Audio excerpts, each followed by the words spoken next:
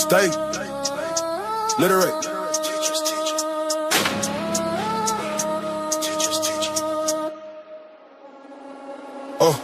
Lack of knowledge, it's a deficit, why don't you get with it? Can you get with it? Monumental task without it, why not get with it? Niggas get having fits, it never a quick fix. Trick doing tricks for preaching in the pulpit. The religious think science be a trick, but it's a religious trick. Pull out the blick, pray to Jesus, but still selling bricks. You still don't get it, you're still with it. Now you're in deficit, so what can science fix? Can't fix your ignorance, your constant belligerence keeps y'all in a trick. In a trick. That shit's continue, stay at cap. You stay at cap. What we do with that, we teach the teachers teach. Call cap on the preacher, if this was knowledge, you're in the bleachers. The pseudo slip could do some magic tricks. Back to not reaching you, we the teachers teach. Calling cap on the preacher, the grifter grifting. Where there's a grift, there's no lifting. The tide is shifting, we practice then we uplift it. It's a polished gift, so what can science fix? Can't fix your ignorance, your constant belligerence keeps y'all in a trick. Still in a trick. Still in a trick. That shit's continue. You stay at cap. You stay at cap. No time for the grift. We kill them pseudo. No, that's lit. Shit stay lit. We never quit. Not one bit. The literacy's lit. Killing them with the science shit.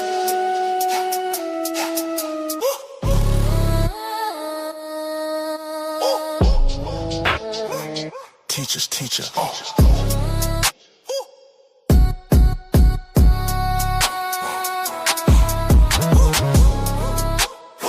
Call cap on the peach. Stay, literate, steam.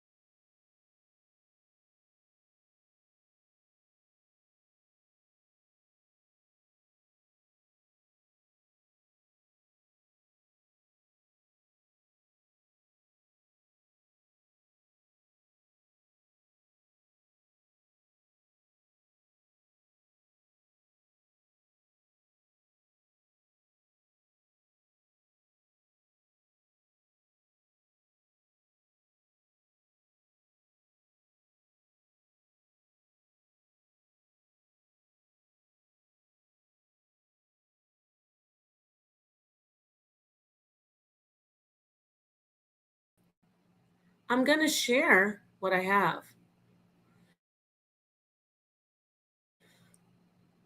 One love, yes. Okay, let's get this done. It's going to be a lot, but remember, I, in a debate, they were like, "Well, where's this? Where's that?" Because they didn't do well. Let me say, when I say they, I mean Ali, because I wasn't debating everybody. At a moment, it did feel like that, but officially, I was debating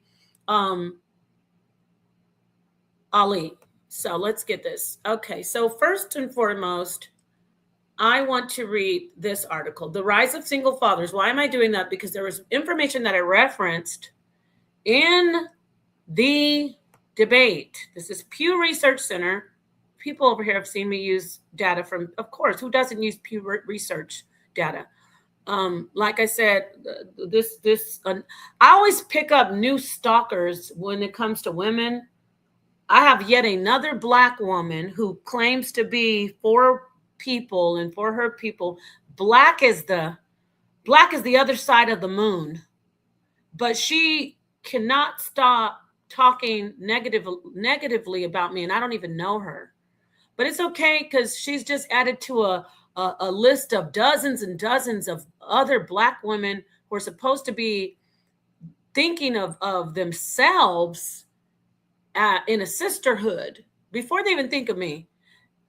That just for no reason, I know what it is. It's jealousy, and it's years and years, decades of being abused by men and women because of who they are, and the girl that looked like me or got attention that they remembered, I remind her of them, so they just have to focus on me. It's gonna be okay. Because she made me giggle. She said, "Oh, I can dox you, baby. It's already been done. Doxing, going over to my mama's house, trying to make her have a heart attack, trying to break in her house, deep fake AI because they want me to look like Medea or like you." They've done it all. So I'm just saying, this one was in the chat talking about, oh, she does this and that. So this is for her too. I know she's gonna get a little tingle in her thighs when she even hears me even take this 30 seconds that I brought her up. It's for everybody over there. Untouchable empire, baby. Met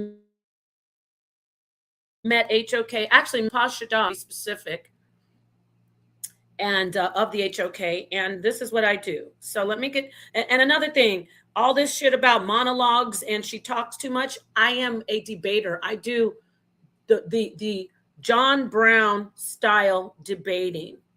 Okay. I know how to do, I guess I know how to get it in these YouTube streets and get down and dirty. But if Fatty didn't seem like he had a problem with it. I'm talking about the chat right now for everybody. All the people are like, she won't answer questions. And all I needed to do is to be directed by the moderator. I'm used to being a debater. If I was doing something off, Fatty would jump in and he'd say, "Oh, okay, don't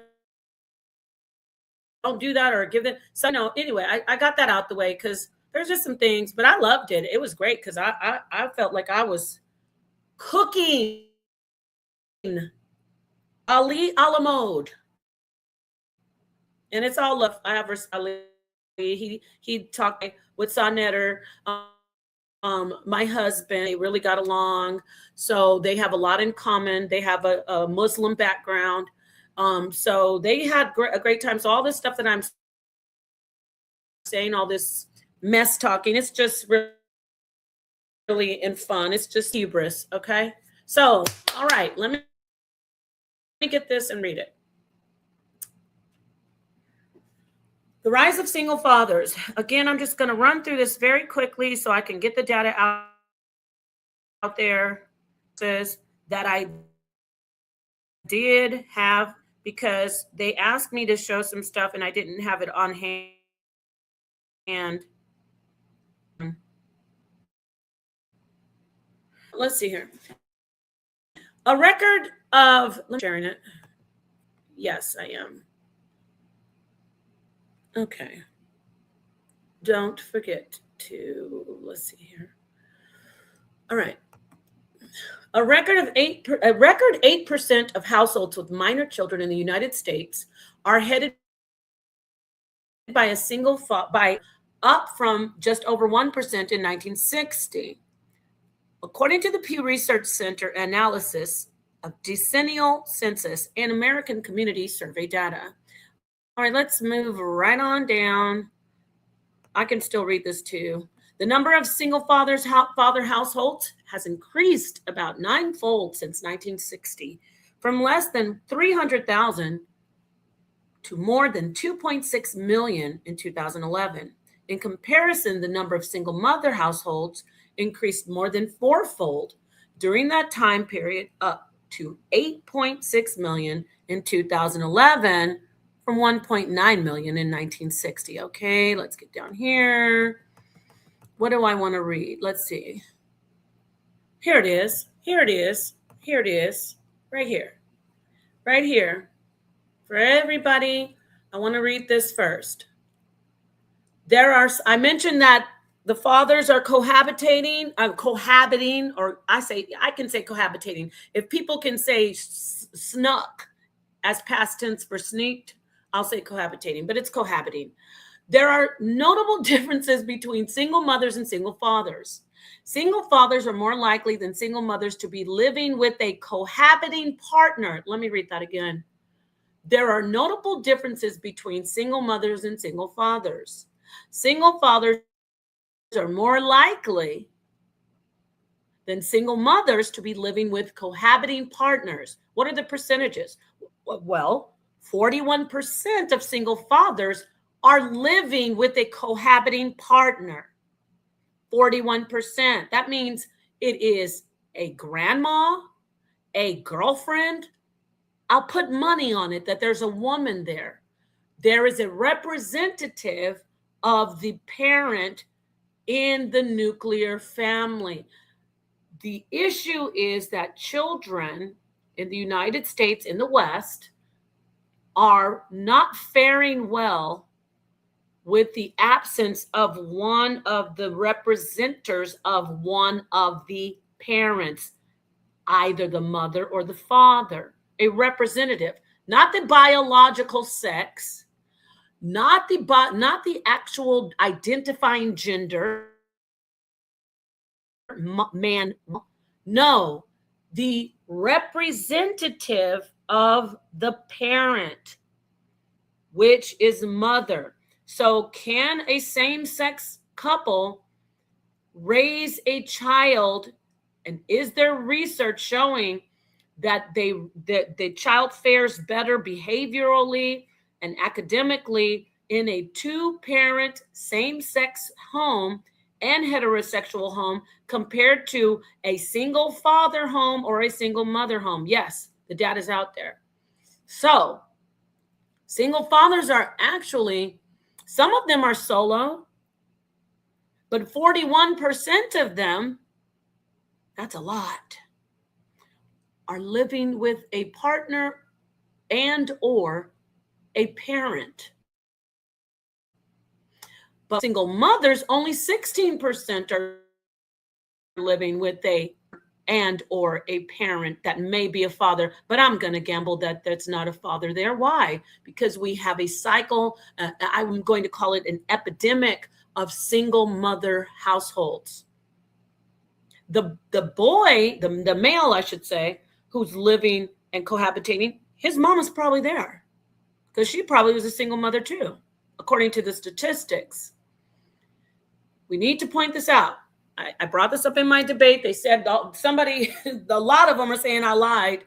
Not Ali, not Fatty, but a lot of people are, well, I deleted some of the comments, but there's one still on my comment board, said I lied about all my data. This is the data I used. Single fathers that you're bragging about, the results are showing that they're equivalent, which they're not equivalent to two-parent households, but the results of the children, it's because they have a mother figure represented in the home raising the child. It's a complete family. And most of the single mother-led homes are not complete families. Only 16% compared to the 41%. Okay, got that out the way, right? We're good? Okay. All right, let's see what else. Oh, here's another little gem that I dropped too. I said, because of poverty, single fathers on average have higher incomes than single mothers, less likely to be living at or below the poverty line. 24% versus 43%. So only 24% of single father households are living below the poverty line. There's a lot of factors in there already. They have somebody helping them pay the bills. Also, and of course, they're making more money. Even though women have white collar, government jobs, which they've been grandfathered in. I guess to say that's not the greatest way to put it. Women, since the 1960s, when women that were in poverty, they wanted to be moved off into the workforce. Who do you think was hiring them? The government. That doesn't mean they're not qualified to do, and they're doing excellent jobs. But the government, they were in government jobs. And why am I saying that? Because even though they have these government jobs and these, they pay for their education, they pay for them to go to school, and a lot of women are, and I think it's beautiful. Yes, it's something that women do well, and it is something that society needs. We can't function without education, right? But even though they have more education, men are still making more money. That's on deck if you need it, but I'm not going to get off track too much. So we got that out of the way. That's one of the articles I used. Moving right along. Let me get to the next article. Actually, that was, I wouldn't say article. I'm calling it an article, but it's research. It's data from Pew Research. But it's okay. Articles are definitely very much helpful in debates, but that isn't an article. So let's stop sharing that. Or it is, whatever you want to say. Potato, potato. Okay. Unmarried parents. I'm just going to try to zoom through these. Unmarried parents terminology. This is, let me tell you what this paper is. This is Pew Research still. And let me go to the top so you can see it. Okay, so this is Pew Research. You see that? It's okay. The changing profile of unmarried parents. This is all the data that I actually researched it. I actually did the research. A growing share are living with partner. Yeah. Okay, so let's move right down to terminology just so I can the meat of the sandwich. Okay. Throughout fathers and mothers refer to people who are living with their children younger than 18 years old, and to people who are their spouses or partners. These include both biological parents and parents who are not biologically linked to the children in their family. That would be step-parents, right? The current population survey, which is CPS, if you ever see it again, it's not Child Protective Services, it's CPS, current population survey, does not explicitly ask about custody arrangements, but any parent whose child lives with them most of the time is counted as living with that child. I'm trying to show you how the data work. Killed my brother Ali in the debate. He didn't look at the data. In cases where custody is split 50-50, the parent is counted as living with their child if the child is you. So even there, the data that we're using, the census taker shows up and the child might happen to be there. We don't know how long that child's with that dad, if the child doesn't live there, if the child is visiting. But anyway, I'm just showing you this is how the data, this is what the data consists of. This is what the data says, that you were all of the Ali and all the manosphere and all these woman hate channels saying single fathers are better than single mothers. They're just like two-parent households. No, they're not. No, they're not. No, they're not. You need two-parent households are the apex. They are the epitome. All cohabiting parents, meaning parents who are living with a partner to whom they are not married, are identified in analyses since 2007. Okay. From 1995 to 2006, the CPS only collected data on cohabitation among unmarried household heads. So only those respondents and their partners are counted as cohabiting. This leads to an undercount of cohabiting parents for those years.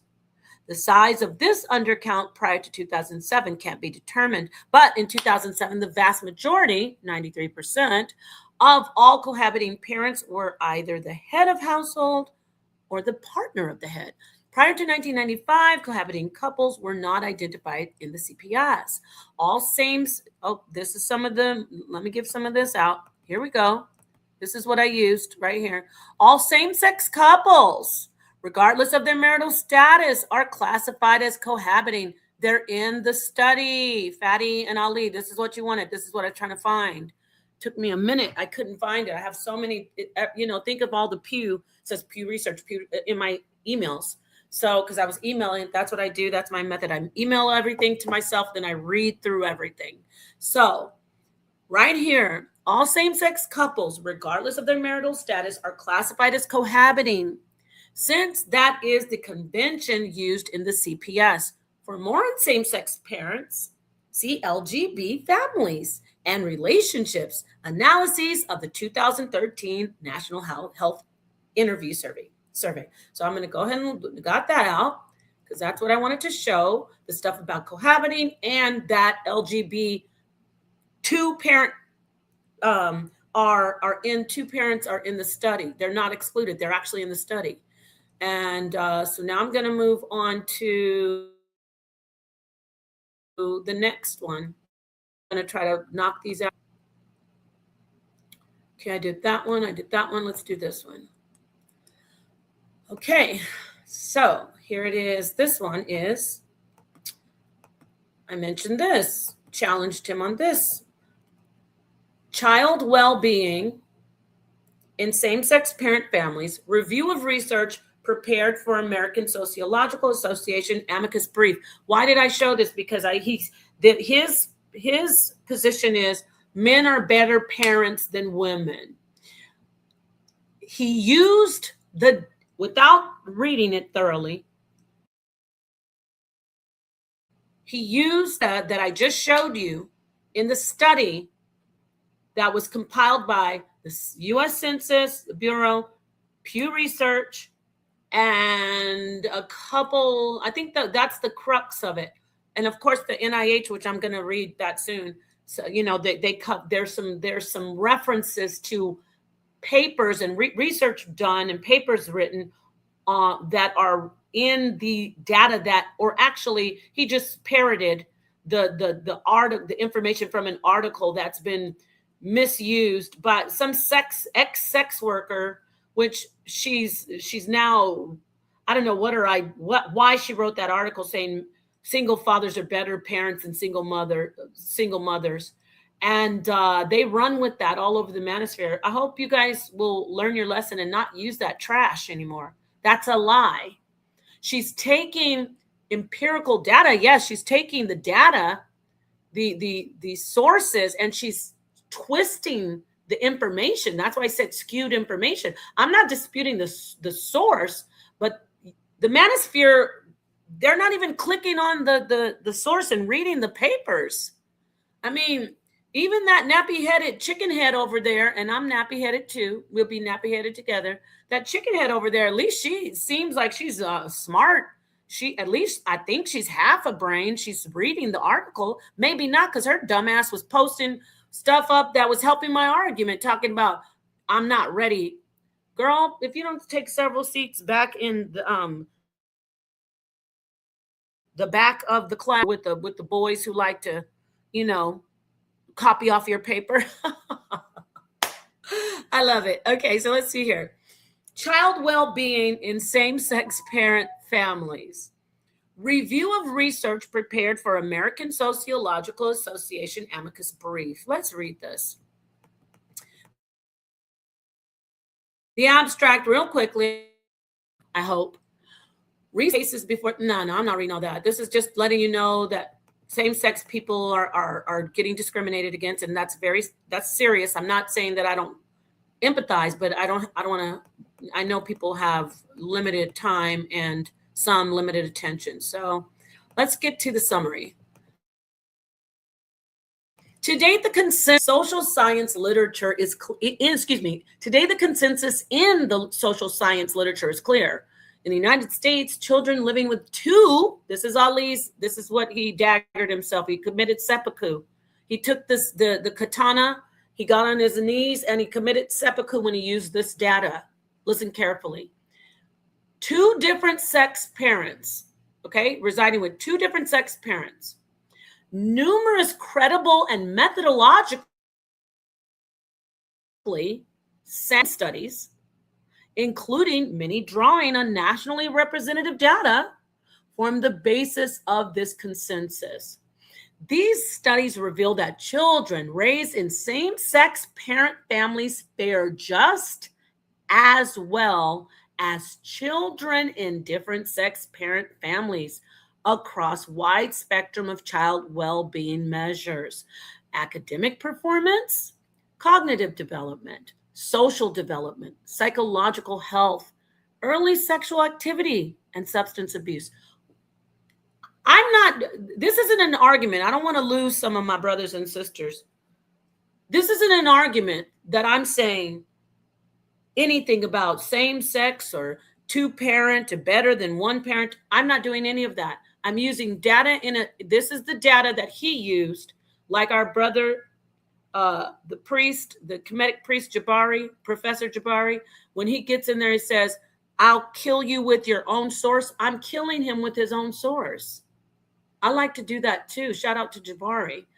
He brought this source out. He actually parroted. He said, 2-parent households, he said single fathers, the children of single father households do just as well as 2-parent households. 2-parent households being the gold standard, being the litmus test of what's going right in life for children. So when he used the data on he committed seppuku, kamikaze style nosedive, because I said, okay, did you know that same-sex parents are included in that study about 2-parent households? He didn't know. And that's when they were going crazy. Their heads were spinning I'm talking about the chat. Oh, she's lying. Source and show it. It's okay. I have not ever seen so many people so upset over information. Okay? Just take the cut, take the beating, and heal from it and learn. Okay? So this is the facts right here. These studies reveal that children raised in same-sex families fare just as well as 2-parent households, right? What does that mean? Across the board. Even some of the studies says they fare better than heterosexual 2-parent households. Yeah, the girls don't become sexually active as early as the same-sex lesbian homes. Now I'm getting real deep. Y'all aren't ready for Napah Shadah. Yes, I'm flexing. This is hubris all the way. This is what you guys do in these streets, these debate YouTube streets. I know how to have a professional debate with with Jabari or let's see, Zion Legs or brother Reggie or Divine Prospect. I don't have to do all of this, or even Captain Tazariak. But with the bottom feeders, I got to start acting a little, talking a little crap. That's what my sister Donquisha told me. She said, you can't just be coming in there doing straight professional debate. You got to get a little gutter. I got you. You're right. Because they have all kinds of chicken heads trying to hit me upside the back of my head with bottles and jumping in and throwing razor blades to the brother while straight clean fight. So I have to take out my piñata bat. So here's this study right here. And what have we determined? That 2-parent households, including lesbian households ranked as, according to the data, not me, they are ranked as better faring than single parent households. That's father single parent households included. Okay. Well, I don't know what to tell you about that, my friend. Just don't shoot the messenger. So I'm just going to go through this again because he brought that information out. That's what they keep using. Listen, I don't think fathers are necessary. Fathers are crucial. That, let me tell you, the reason these children aren't doing well in the single mother households is because their father is not there. Okay, how can, and this is what I say, how can he be a better parent when he's not there? I don't want to even do that, though. It's not the battle of the sexes. We need to get together and parent these children. And if there are same-sex families, man, man, woman, woman, I kiss them to the sky. I don't care. Look, I kiss them to the sky. Everybody all about, oh, you don't know about this. They have a network that we don't. Get ready to get some. Let me take a minute and listen, talk to y'all. Do you know the cold part is? The cool part is they have a community that works together. I'm talking about the LGBT community. I don't want to add the Q on. And I'm just going to say LBG. I'm not even going to put the trans in the I'm not putting the T in the Q. The lesbian and gay community. I'm not even putting the bi. Cuz that's just, I don't know how that even got in there. Okay? You're gay, period. But the lesbian, meaning the women, and the gay men, they have a solid community when it comes to raising children and doing anything. Let's get this food together. We got some food bank. We're gonna do a community outreach. What do you need? You're sick? Okay, let me get you these resources. I could show you where you can go get community health care. Don't worry about it. We're gonna help you fill. You don't know how to fill out the papers? That's what they're doing in their community. The children's. You rarely will see gay people bashing gay people. Not in real life. I don't know. You rarely will, especially not lesbians. Okay, you can say what you want about women. They're always bringing up, oh, lesbians have the most domestic violence. Okay, and heterosexual couples have too much domestic violence. I'm not talking about dysfunction. When they're on their A game, when they're just moving, not even A game, just moving through life, lesbians, gay men, and gay women say, oh, you're one of me? Let's do this. What's up? Hey, your kid needs this. I can show you where to go get that. Oh, let's go have a family get together.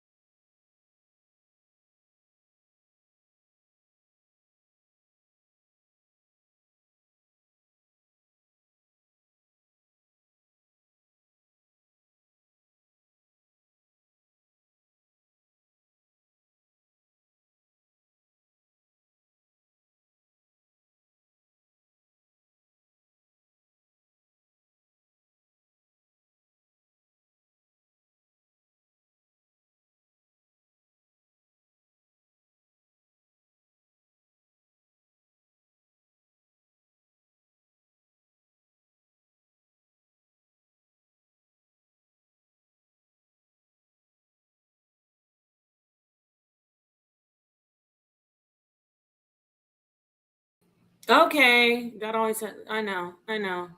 It always happens. Something. Listen, my internet is very supposed to be really good. It's the area I'm in, and yes, I live in the mountainous area of the valley, so I'm always my internet is tripping on me. But anyway, like I was saying, they get together and children witness community. You remember those times when you were younger? I kind of was turned up anyway, so I needed to just relax because I get angry with just like people and I shouldn't do that because I need to take care of myself. But anyway, remember when you were younger and you could go to family reunions and cookouts, and we don't do that anymore, and we definitely don't do that in our in like predominantly heterosexual communities. Am I saying that gay communities are better than heterosexual communities? No, I'm saying stop trying to do gender, man, woman. It's not going to work. There's no data showing that, but there's data showing two parent compared to one parent, and there's data showing that same sex, they're doing more research on same sex, but there's data showing that. So I showed that the well-being. I'm just going to show one more thing. I think there was one more. I think that's all I had to show, to be honest. Oh, cohabiting. I did talk about cohabiting, right? Maybe I didn't. Let me get that. And then I will play the debate. And keep in mind, that was the first time I was over there. But I mean, no, that's not the first time I was over there. What am I talking about? That's the first time I did a debate over there.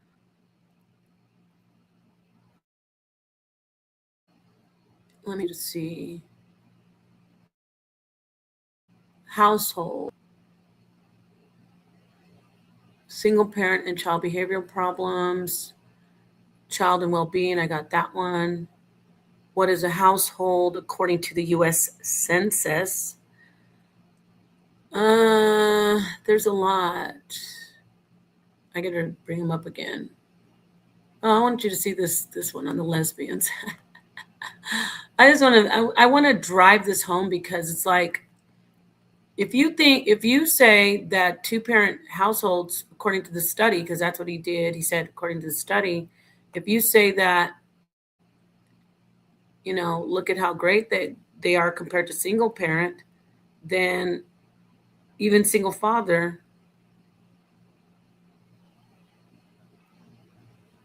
Okay, let me get this. Same sex households. Let me do one more. And it's not just about same sex. This is just the data that I didn't have available at the time. The debate wasn't about same sex households at all. Just want to point that out. I just offered the slam dunk on it, and it was needed. Let me just get one more thing. Thank you for bearing with me. Hit the like button while you wait for me to get this. Released family living arrangements. Okay, let me just leave that one. I think that one's good. This is enough. Mothers maintain single parents. Dang it. Let me do one more. Just a minute. Okay. Let's get. I'm just going through all my tabs because for some reason the connection just dropped. Here it is. Fathers cohabitating. I think I did do cohabiting. I did, right? Oh, I did because I said 41%. Okay, good. I don't have to do that. All right, let me get back to everybody. All right, let me share this study. I think I had, okay, let's see. This is just how many mothers maintain 80% of single parent family groups.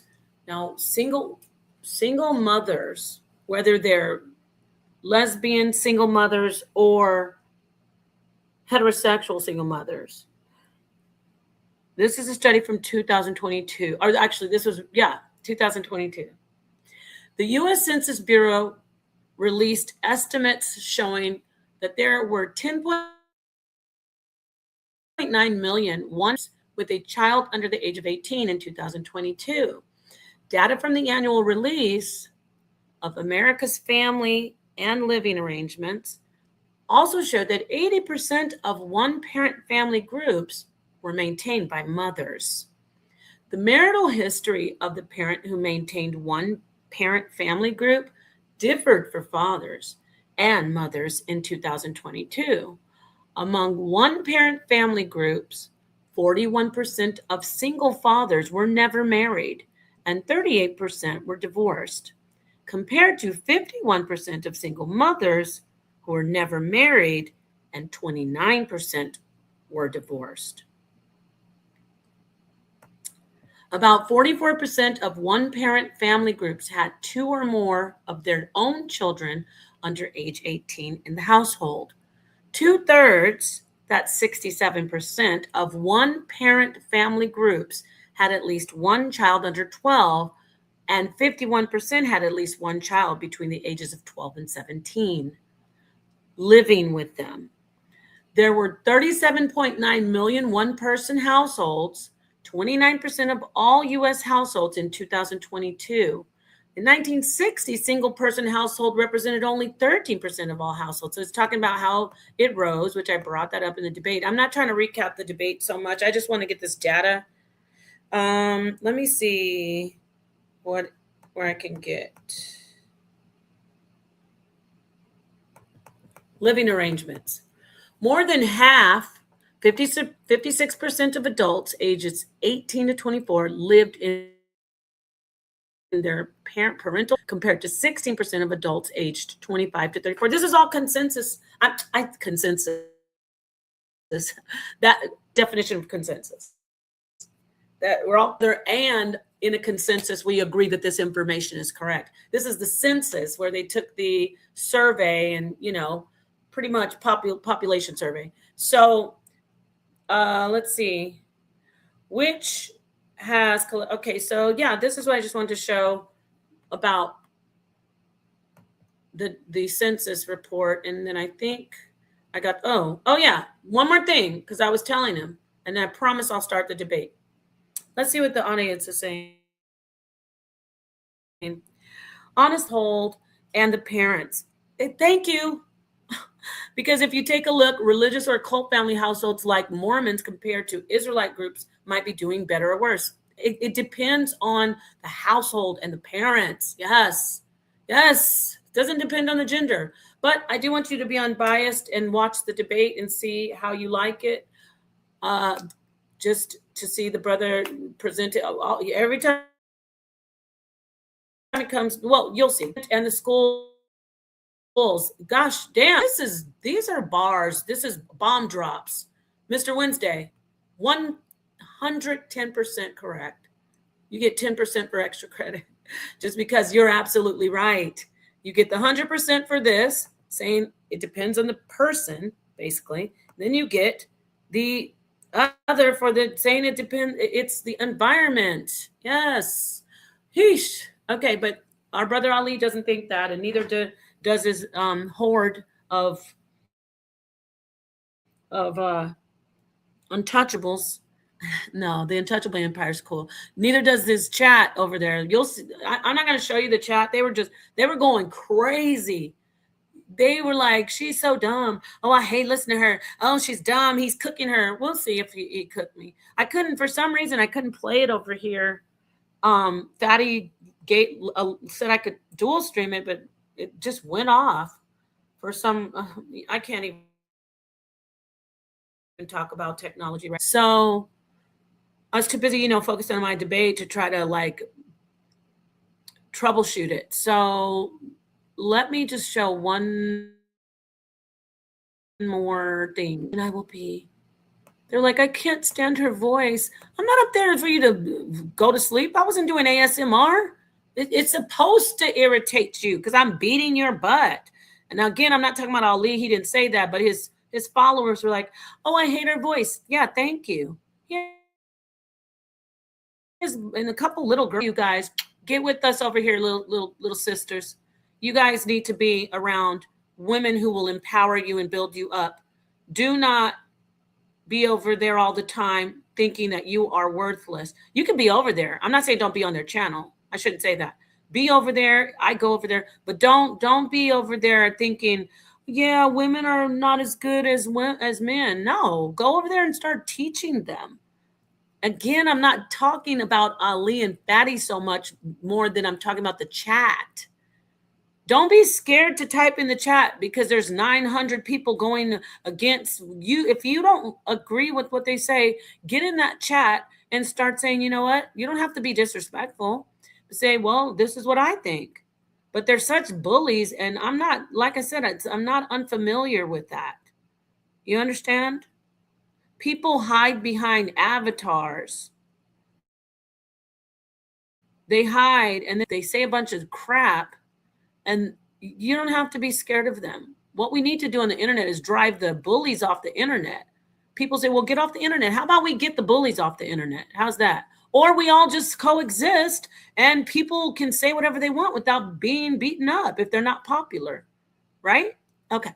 So this is a study, San Diego State University. This is a study, groundbreaking, 38-year study offers rare perspective on children parents. And when I say little girl, I wasn't being disrespectful. I mean, I'm an older woman.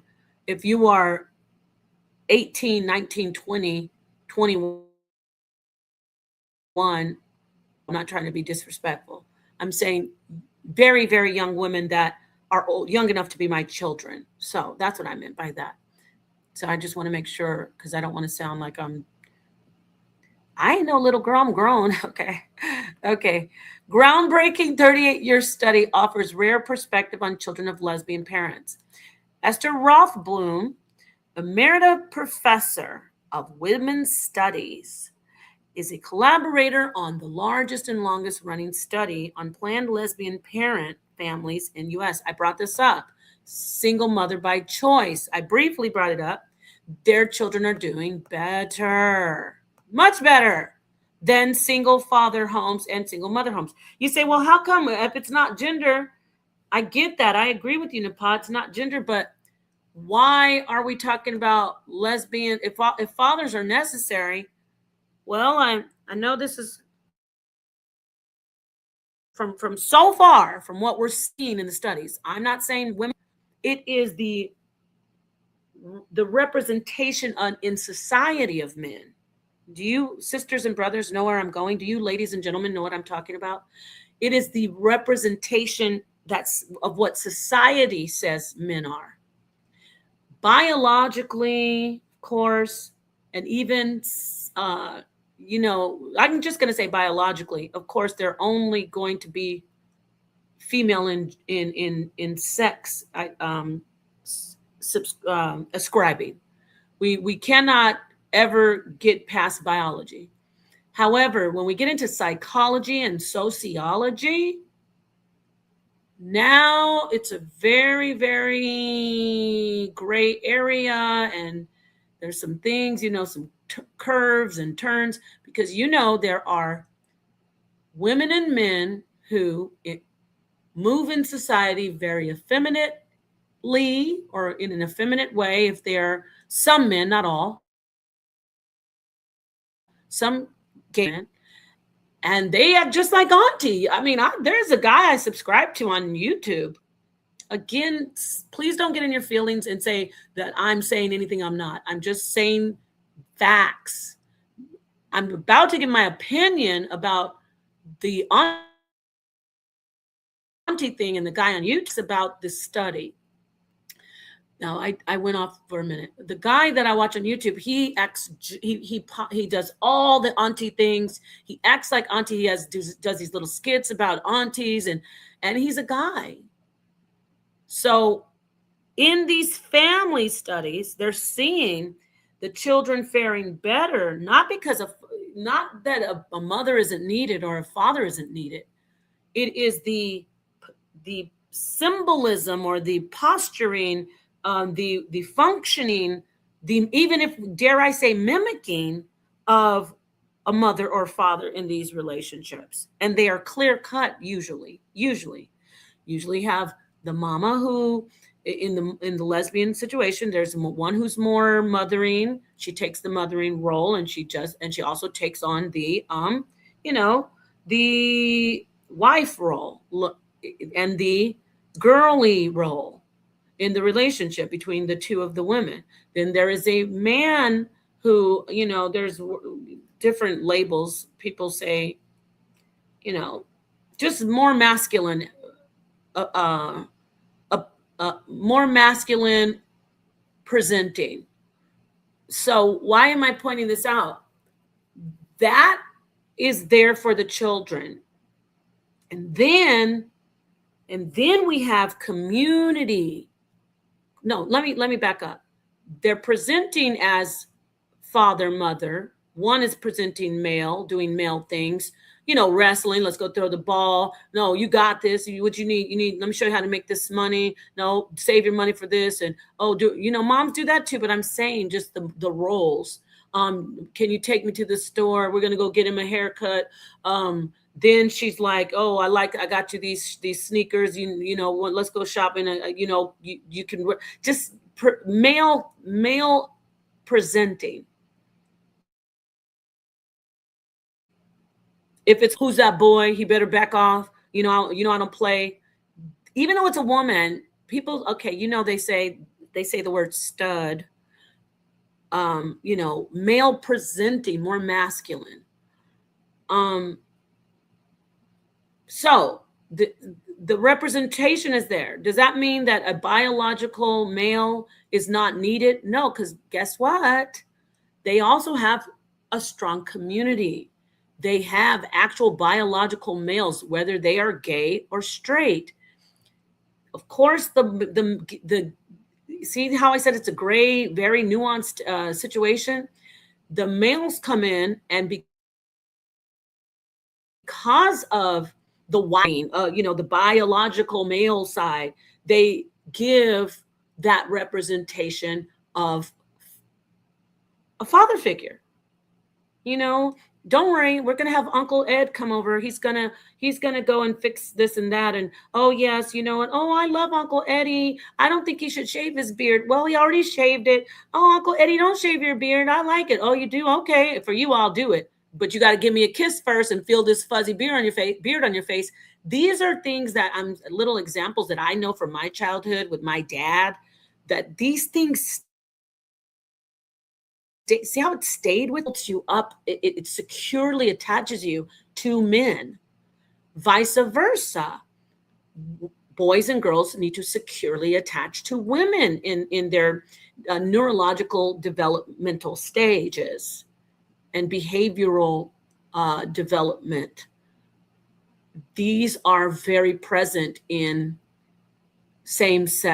usually same-sex families.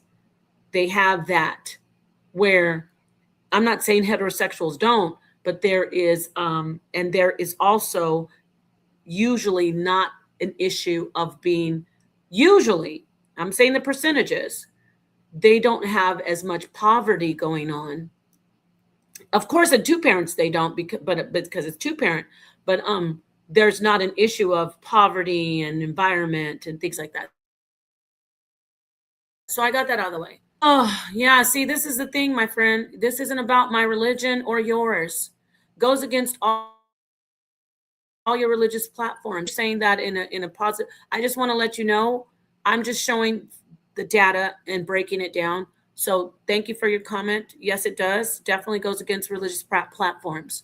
But I'm not advocating for single parents, Michael, and I'm not advocating for homosexual parents. I'm not advocating for heterosexual parents right now. I'm just showing the information and giving you the background of the whys, because we wouldn't want to walk away from here with people saying, oh, see, lesbian families are better than single father families. I don't say that. That's why I killed Ali's argument. There is no gender or sexual preference or orientation that will determine your parenting. You have to go deeper in and look at the whys of why the negative effects are happening with the single parent father and mother homes, not just mother. There's an article I got to find while I play this. I'll play it at the end.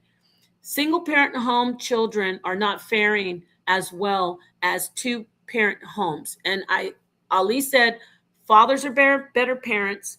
And I presented this information, and it was the coup de it was the coup de grace.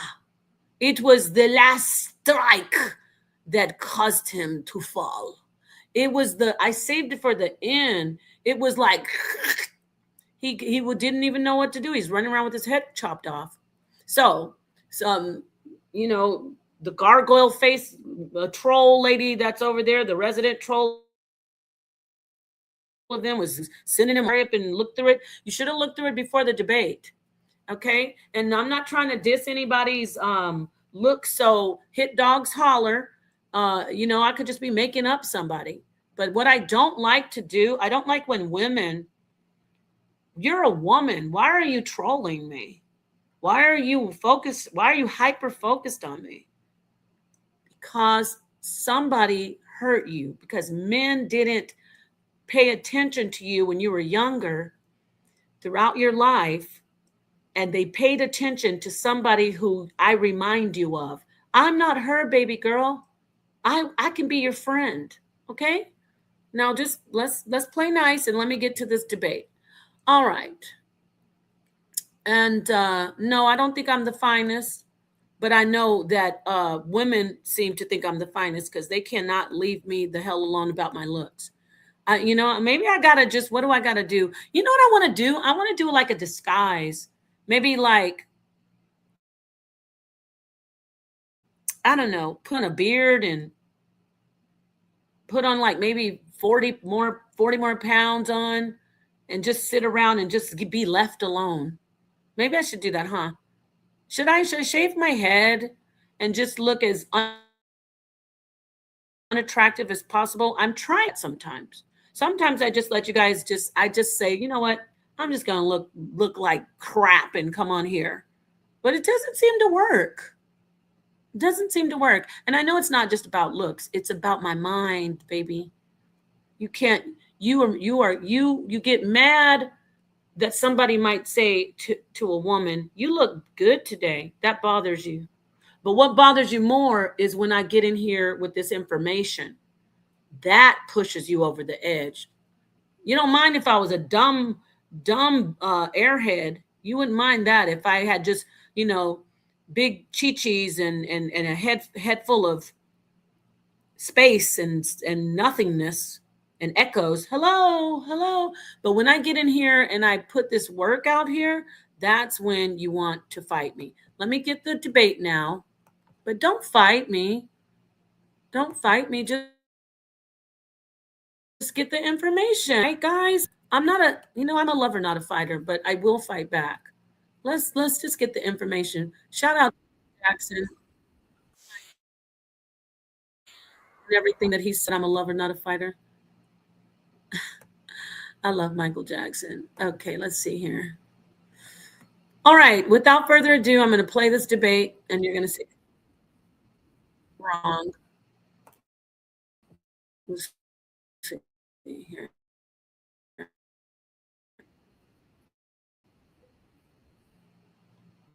You're going to get mad that you said that. You know that, right? But it's okay. All right, here it is.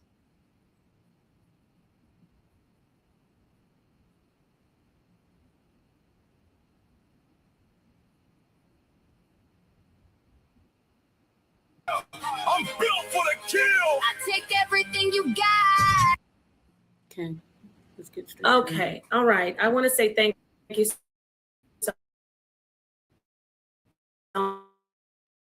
much again to but thank I'm breaking up a lot on here. So let's talk about, let's just get right into it. Single parent households in general are a real issue with our society. It has become an unwanted subculture, or a culture that we don't really want to happen. Let's to the beginning and talk about the topic. Okay, the first prompt, the first title, we're doing two different debate topics, two different debate prompts. The first one is, men and women are equally responsible for single mother-led homes. I say yes. Ali says absolutely no, women are only responsible. The second prompt that you will hear will be, men are better parents than women. Ali thinks that men are better parents because he, bless his heart, he doesn't know any better. And of course, I say they're not. But this is the first one. Who's responsible for single mother-led homes? I mean, no. Men and women are equally responsible for single mother-led homes. Ali says it's only women. Okay, so now you know I'm going to play. That's my first point. We cannot say one is more responsible if two consenting adults come in to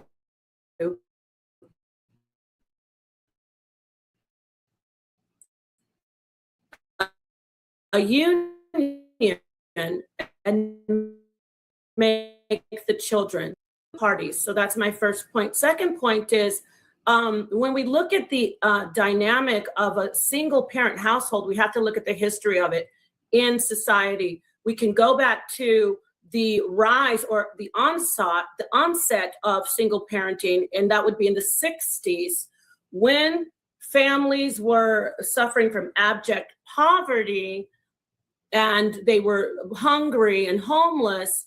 Men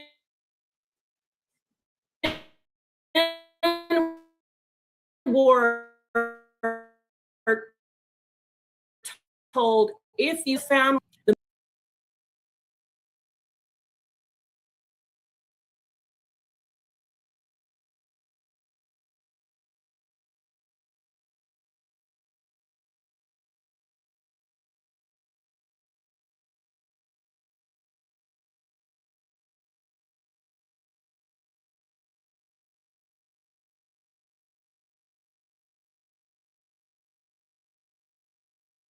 the single parenting rate was very low. I'm going to say Where? I got you for 3 minutes. 3 minutes of heat time. Ah!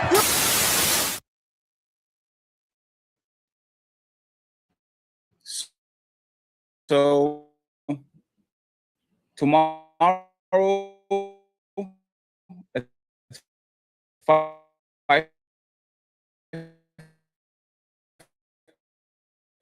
p.m. ladies. Which prom do you want to go first? Napah, men and women are equally responsible. You want that first? yes. Yes. So our first prompt is, men and women are equally responsible for creating single mother-led homes. Friends, our debaters have their cash apps rolling in the bottom and pinned at the top of the chat. Let's make sure they get a little bit of dinner money for today and lunch money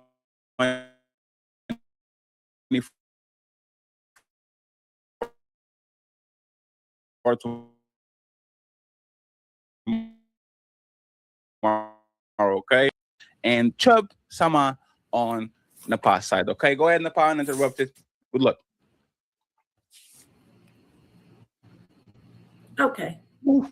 Is it me or is it? No, you're good now. You froze 1 second, but you're good now. You're good now. Okay. All right. I want to say thank you so much again to Fatty for hosting this. And yes, we will be doing this again in some other platforms. But I want to say thank you very much.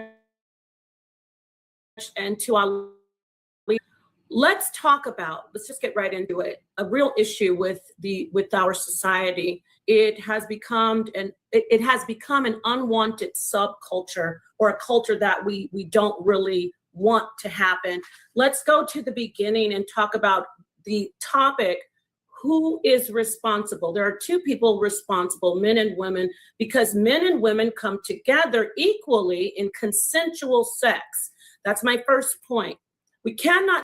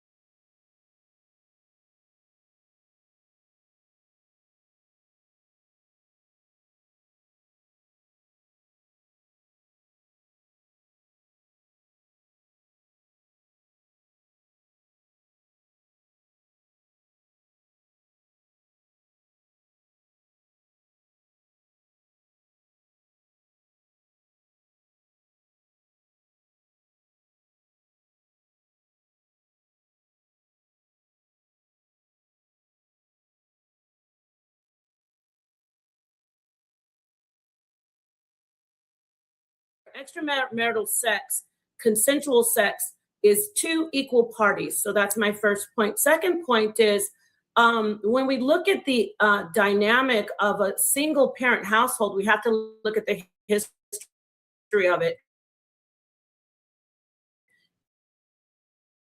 In society, we can go back to the poverty, and they were hungry and homeless. Men were told, if you family, the marriage rate was the single parenting rate was very low. I'm going to say it was around 8% in that time. I can check the stats for you if you'd like, Ali, but they were very low compared to now, which are around in the 30s. So I digress. In the 60s, men were told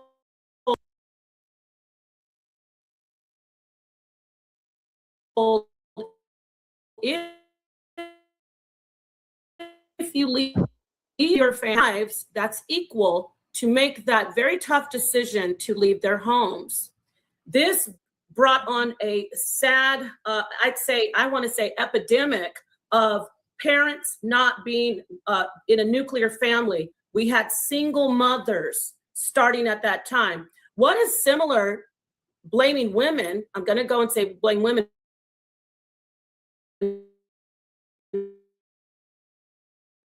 What's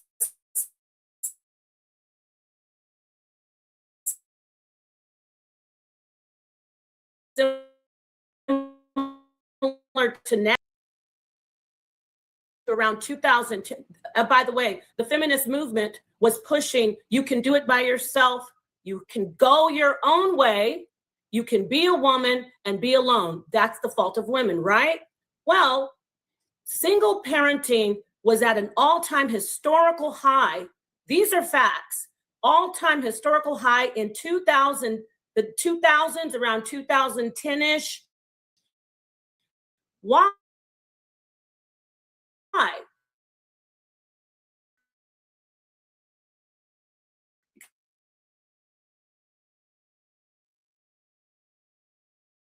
Because we had men saying, yo, you're right, it's called MGTOW, and it's the manosphere. And how interestingly that I'm debating on a platform that still pushes that rhetoric. So we have equally men saying, do not have women in your life, do not totally become avoidant in your relationships, don't get married to any women. And so single parenting has peaked. Was it not rising from the 60s to the 2000s? Of course it was, because going back to the 60s, women were told, you can do it by yourself. Don't you see the government is here for you?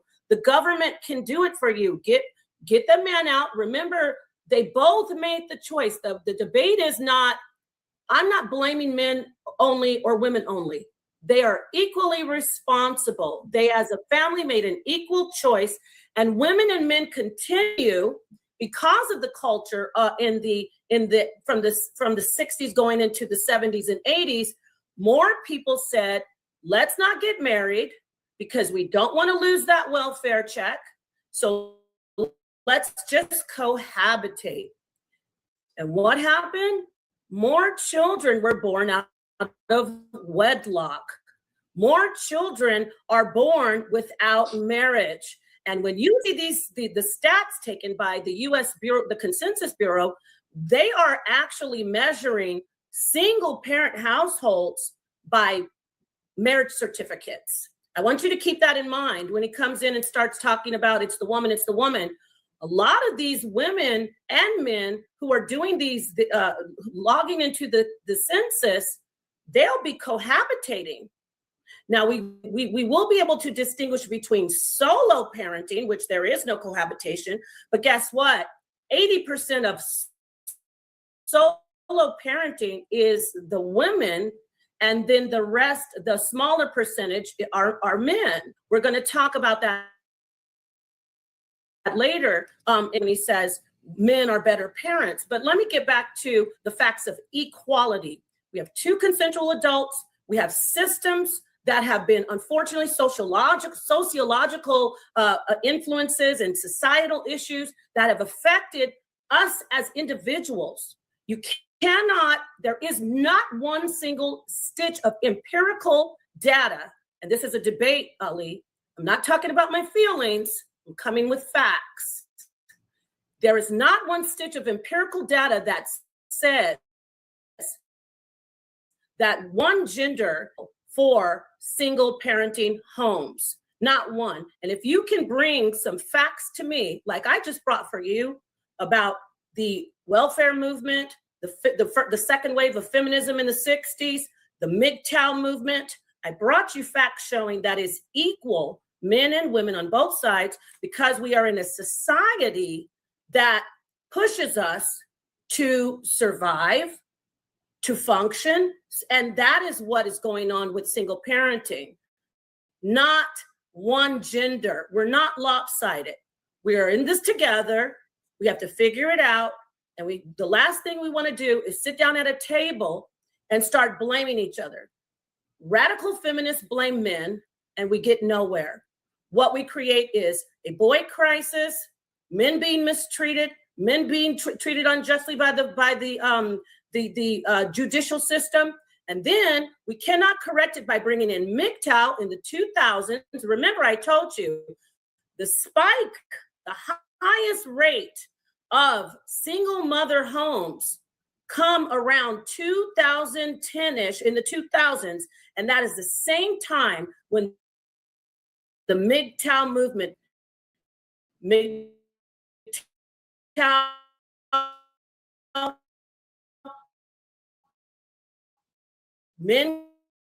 going their own way, leave your families, leave your wife, and minutes.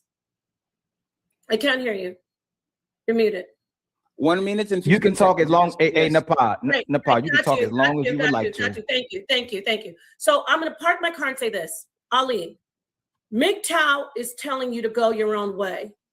You literally have said, if a woman doesn't put you as a priority, not the children, you said, if a woman doesn't put you as a priority, you should leave. You, my friend, are part of the mother, the woman, instead of looking at them and trying to bring back the nuclear family. The nuclear family needs a mother and a father in the household. And we cannot say one is blamed for single parent homes.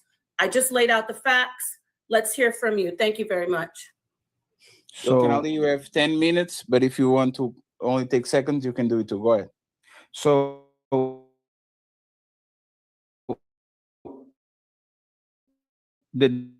she already helped me win the debate. I'm not going to end the debate real fast based on your own statements that the woman picked herself. She picked education. She picked feminism. She picked separate sexual liberation. She picked self-love. She picked happiness. She picked the government. She picked the court system over her man. Men still pick the woman, and the woman still picks herself. So we're not debating, we are debating whether it's equal or not equal, but given the information that you're providing, we're not equal. So let's go even further with women, what women do with sex, right?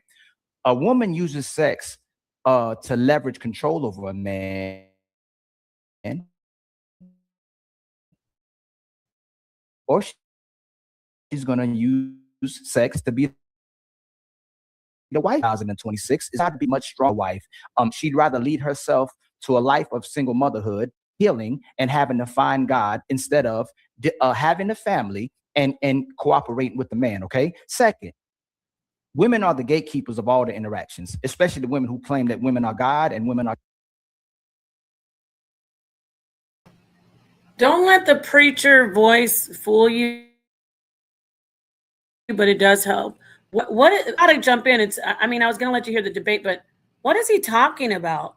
This is, are men and women equally responsible for the man leaving the house, a single mother-led home, for the man not a crisis of fatherless homes. Listen, just remember that. I know you brothers, some of this stuff is going to pull over. We're doing a debate. Is the woman only responsible for single father-led homes, or are men and women both equally responsible? I love Ali, but no, brother. So now you heard me. I'm not going to comment too much. Obviously, I think I did better. But listen to him and remember the debate in at all risk. No, not at all. Let me take that back. Are men and women equally responsible for single-led homes? Let me get back to it. Single mother-led homes. Our queens, right? You control whether we're intimate. You control when we have sex. You control who will be the father. You control if a baby ever comes into this world. So if women marry before they carry, single mothers are impossible unless a man divorces her, cheats, and he leaves or he dies. The only time we're responsible, and I was happy you committed to that, equally so-called responsible, or what we're equally responsible about, is the fact that we're both consenting adults to sex. Everything else, a woman decides. He just agreed with me. I just want to point that out. He said, I agree. He ran it down. So let's keep listening. Responsible for single mothers. Most women who become single mothers, baseline is, I don't need no man. No man can tell me what to do. We're responsible, and I was happy you committed to that. Given the information that you're providing, we're not equal. So let's go even further with women, what women do with sex, right? A woman uses sex to leverage control over a man, or she's going to use sex to be the wife of a man. But a woman's desire, the modern woman's desire in 2026, is her desire to be a hoe is much stronger than her desire to be a wife. She'd rather lead herself to a life of single motherhood, healing, and having to find God instead of having a family and cooperating with the man. Okay. Second, women are the gatekeepers of all the interactions, especially the women who claim that women are God and women are queens, right? You control whether we're intimate. You control when we have sex. You control who will be the father. You control if a baby ever comes into this world. So if women marry before they carry, single mothers are impossible unless a man divorces her, cheats, and he leaves or he dies. The only time we're responsible, and I was happy you committed to that, equally so-called responsible, or what we're equally responsible about, is the fact that we're both consenting adults to sex. Everything else, a woman decides if the man has a say. So we're not equally responsible for single mothers. Most women who become single mothers, baseline is, I don't need no man. No man can tell me what to do. Sex, baby, then demand for marriage be taken care of. You're not even trying to be a wife typically. Instead of, I will be the woman most men want, marry, sex, then have a baby. So you can rebuttal that one. And I want you to answer that. If women married before they carried, is single mothers impossible? You want me to answer now? Mm-hmm. Oh, okay. First off, you never gave me any empirical evidence when I asked you to offer me empirical evidence showing, I mean, experts, sociologists, psychologists, even some data from the judicial system. You gave me zero. But I will answer your question. You give it to me one more time about with women what? If women only carry when they marry, it's impossible for single mothers to, yes or no? If women only married when they carry, you mean if there was, I covered that. Women, because of the onset with the LBJ, with the AFDC saying women cannot get welfare unless the man is gone. I covered that now people are having children out of wedlock and they're just cohabitating, marrying. And yes, the problem is, remember I said they're equally at fault. I'm not like you. I'm not blaming one gender. Women should not have sex before marriage. And if they want to have sex before marriage, because they're going to, obviously, right? You shouldn't have babies. But newsflash, Ali, you even said, we're going to go back to the bare minimum. You said they're both consenting adults. Newsflash, men are having sex before marriage too. They're having sex with women. That's how they're having the babies. So again, there is my point in the argument. Equal. Men and women are having babies out of wedlock, and this is the problem.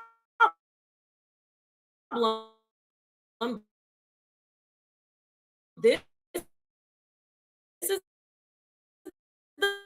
the cause of single cause. Excuse me. Okay, thank you. I was saying, even though you're feeling sometimes, you are okay. So if something happens, I'll tell you. Thank you so much. So the divorce rate, we're going to go back to some facts. I'm not giving my feelings because you said a lot of stuff that's, just feelings, talking about women are gatekeepers of sex.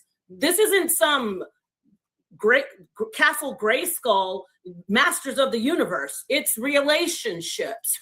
You meet somebody, you both agree to have sex, period. It's not like she's the gatekeeper, may I please enter to the womb. It's sex, it's relationships. So I'm going to get back to the facts. There is the onset of welfare because of the systemic poverty, all of the system of men not being able to get jobs. I'm talking about the 60s. When we then they said, we'll give you welfare. LBJ said the Great Society. These are facts, historical facts. He said, I can fix it. You're going to get welfare from us. If you don't have a man, Ali, that is why having babies without marriage, not because women have, they're keeping the troll under the bridge of sex. You may not pass. It's because people were able to feed their families without doing a marriage contract. Then generationally, unless it'll be the fathers, generationally, children continue to see, oh, mommy and daddy don't get married. Oh, mommy and daddy don't get married. The marriage rate declined. Divorce rate goes up. Single parent households people are still being born. People are still reproducing. So it's not because women are gatekeeping and guarding the vagina. It's because people know if they get married, they will have more financial hardship. They'll have more financial responsibility. And that gets me back to MGTOW. I don't blame men more than women. But in MGTOW, men going their own way / manosphere, it's all one group of one subculture. Okay, they said, look, guys, I'm tired of women, us not having rights. Let's go our own way. Don't marry these women. Ali, don't you hear it? They say, don't marry them. They still want to have them. That's another subculture of the manosphere / MGTOW. They're called pickup artists. They still like sex, but they said, get the sex, but don't have marriage. Okay? It's not because women are gay people who are okay with just living together. And I'm going to put this on the table. Women and men are still living together, and that is being counted as single parent households. You have to specify solo parent households because men are cohabitating with women and they're having babies together. Ali, it's equal, my friend. I'll pass the mic to you. So Ali has 6 minutes to reply. And after his interjection, friends, we're going to start to go on the back and interrupt. So I wanted to point out to my judge, moderator of the conversation, that she's talking about the results of single motherhood. But I want to point out again that women control access to sex, who the father will be if a baby comes into this world, who they choose to marry, and they also will divorce as well too when they marry. But she did not answer my question that I asked her, so I will ask her again. If women married before they carried, would it be impossible? The tactic that the brother keeps on using. You didn't answer my question. He keeps on saying, he'll keep saying, you didn't answer my question. You didn't answer my question. Just because you don't like the answer that a person doesn't mean they're not answering. I just want to point that out. You're going to hear him say that a lot. So don't follow that tactic. Answer every single question that asks. Just doesn't like the answer.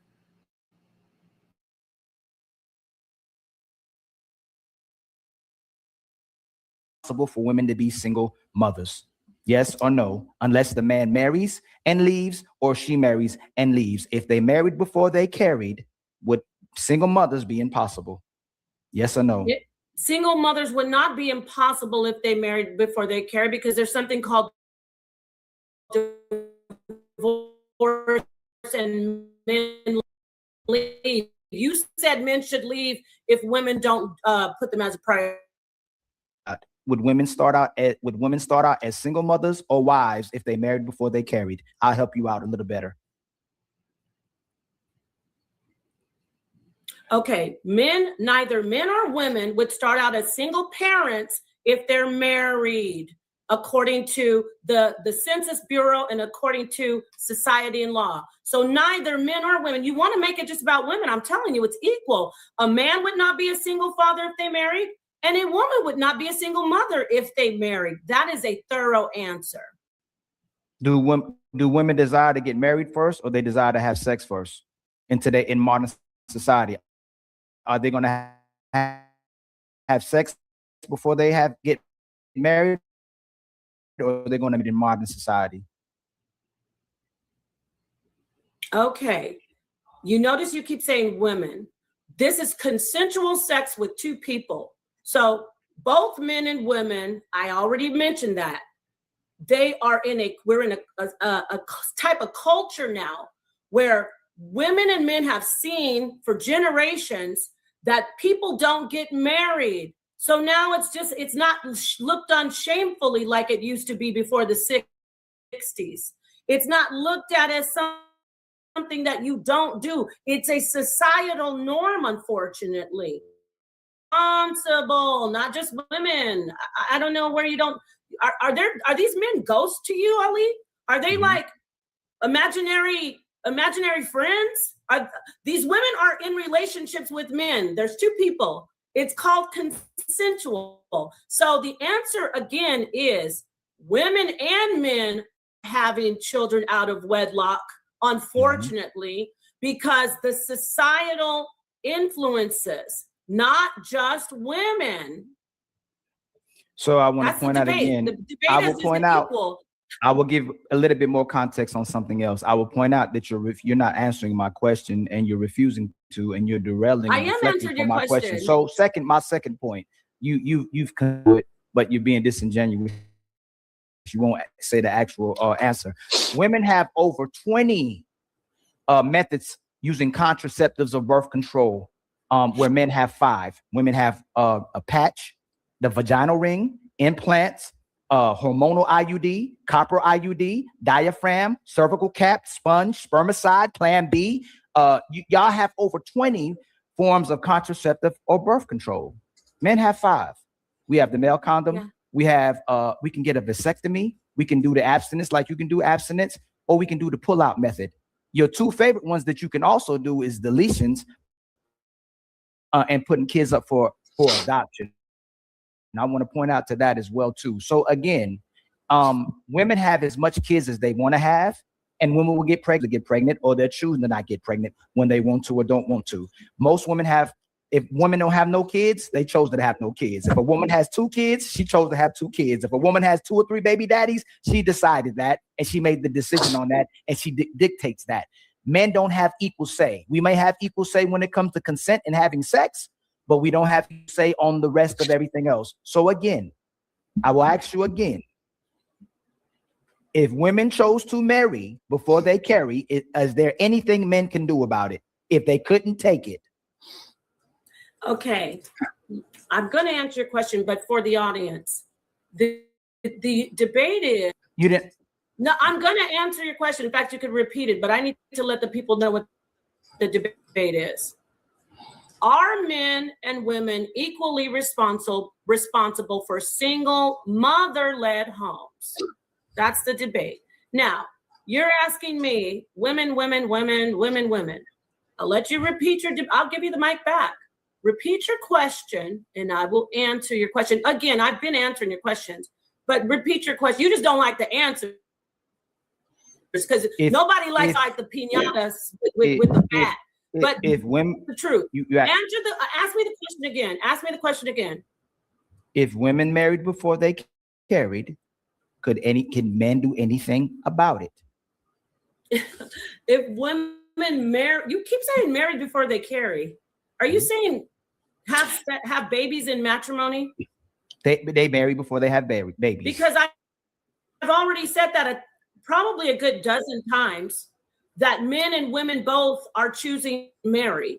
There's statistics on this. This isn't my feelings. So you keep on saying if women marry before they're carried. I don't know. You're trying to put the debate on just women. If you mean if people married before they had sex.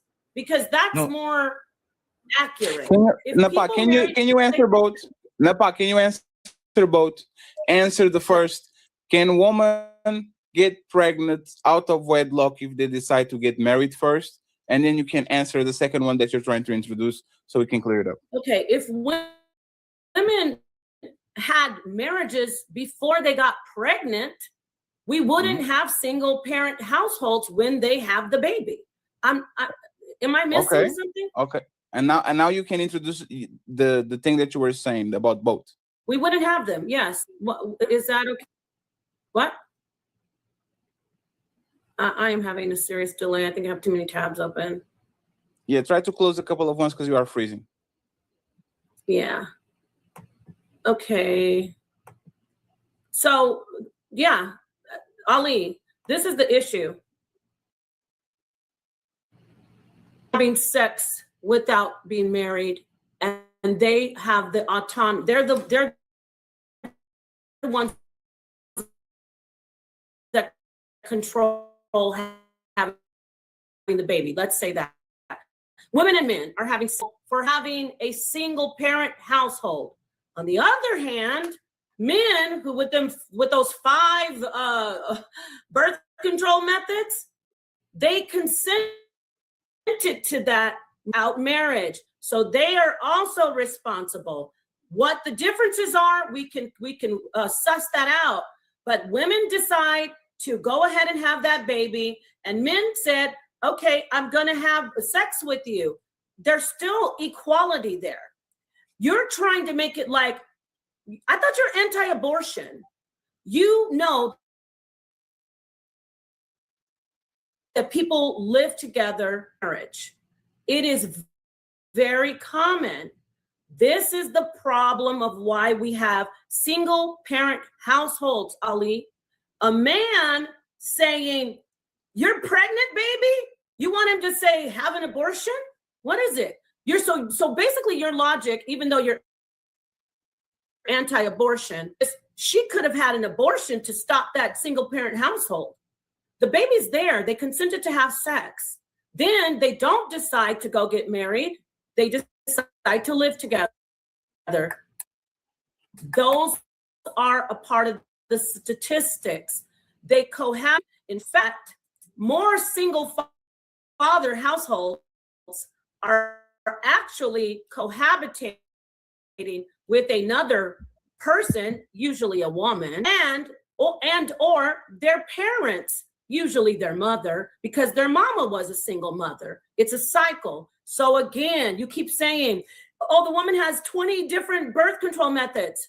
So what? You both decided to have. You didn't Napah, know the breaking when you is went actually down, the breaking starting to become a little bit stronger. Can you refresh real quick? This is a Yeah. refresh. Yeah. So yeah, I'm gonna refresh and let him respond to that. But the Yes. thing that I'm saying is, No, they're Napah, both responsible. is you freezing a lot, Napah? It's not being. I'm gonna go out. I'm gonna go out. Yes. Is it her or me, Ali? Ali, you muted. Is it her or me? It was her. Right? It's her. Yeah. She has the delay. When she's speaking, it's like is delayed. On her side. But hold on. I'll wait. I don't want to speak while she's not here, so she hears it in case she says she missed something for me to rebuttal.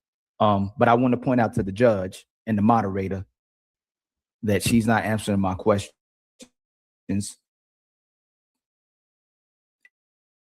And she spends more time on the First off, I was answering his questions. I answered them thoroughly off. And I don't get it. Just because I'm not giving you the answer that you want doesn't mean I'm not answering your question. He literally is complaining about not being able to do the debate well enough. And that will trip me up like I did with you in the debate. Brother, I will introduce the time clock after the first pause. Yes, sir. I think she's gathering her notes right now, trying to figure out the rebuttals. Chat GPT, Gemini. I don't know why it's taking so long to refresh. My sister Napah.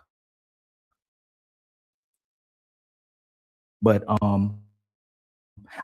I will say nope. I can't. Yes, please stop. We're going to wait for a second. Okay. Hey, shout out to everybody in the building, man. Make sure y'all hit Team Fatty's Cash App. Make sure y'all help Team Fatty reach his goals as well, too, for orchestrating this phenomenal debate, y'all. Shout out to Napah. Make sure y'all go subscribe to Napah. Make sure you subscribe more to my brother, Team Fatty. If you're on my side, her side, his side, if you just tuning in, make sure y'all subscribe. Make sure y'all follow.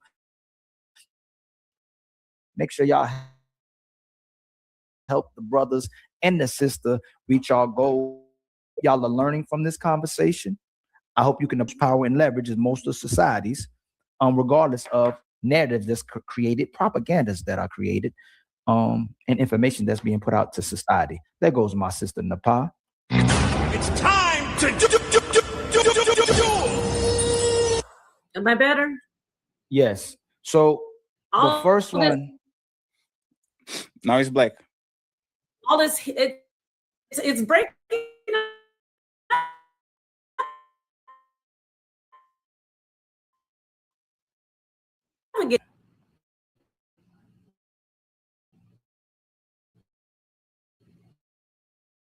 Mm-hmm. Are you good now? The fact that you're answering my questions, right? Mm-hmm.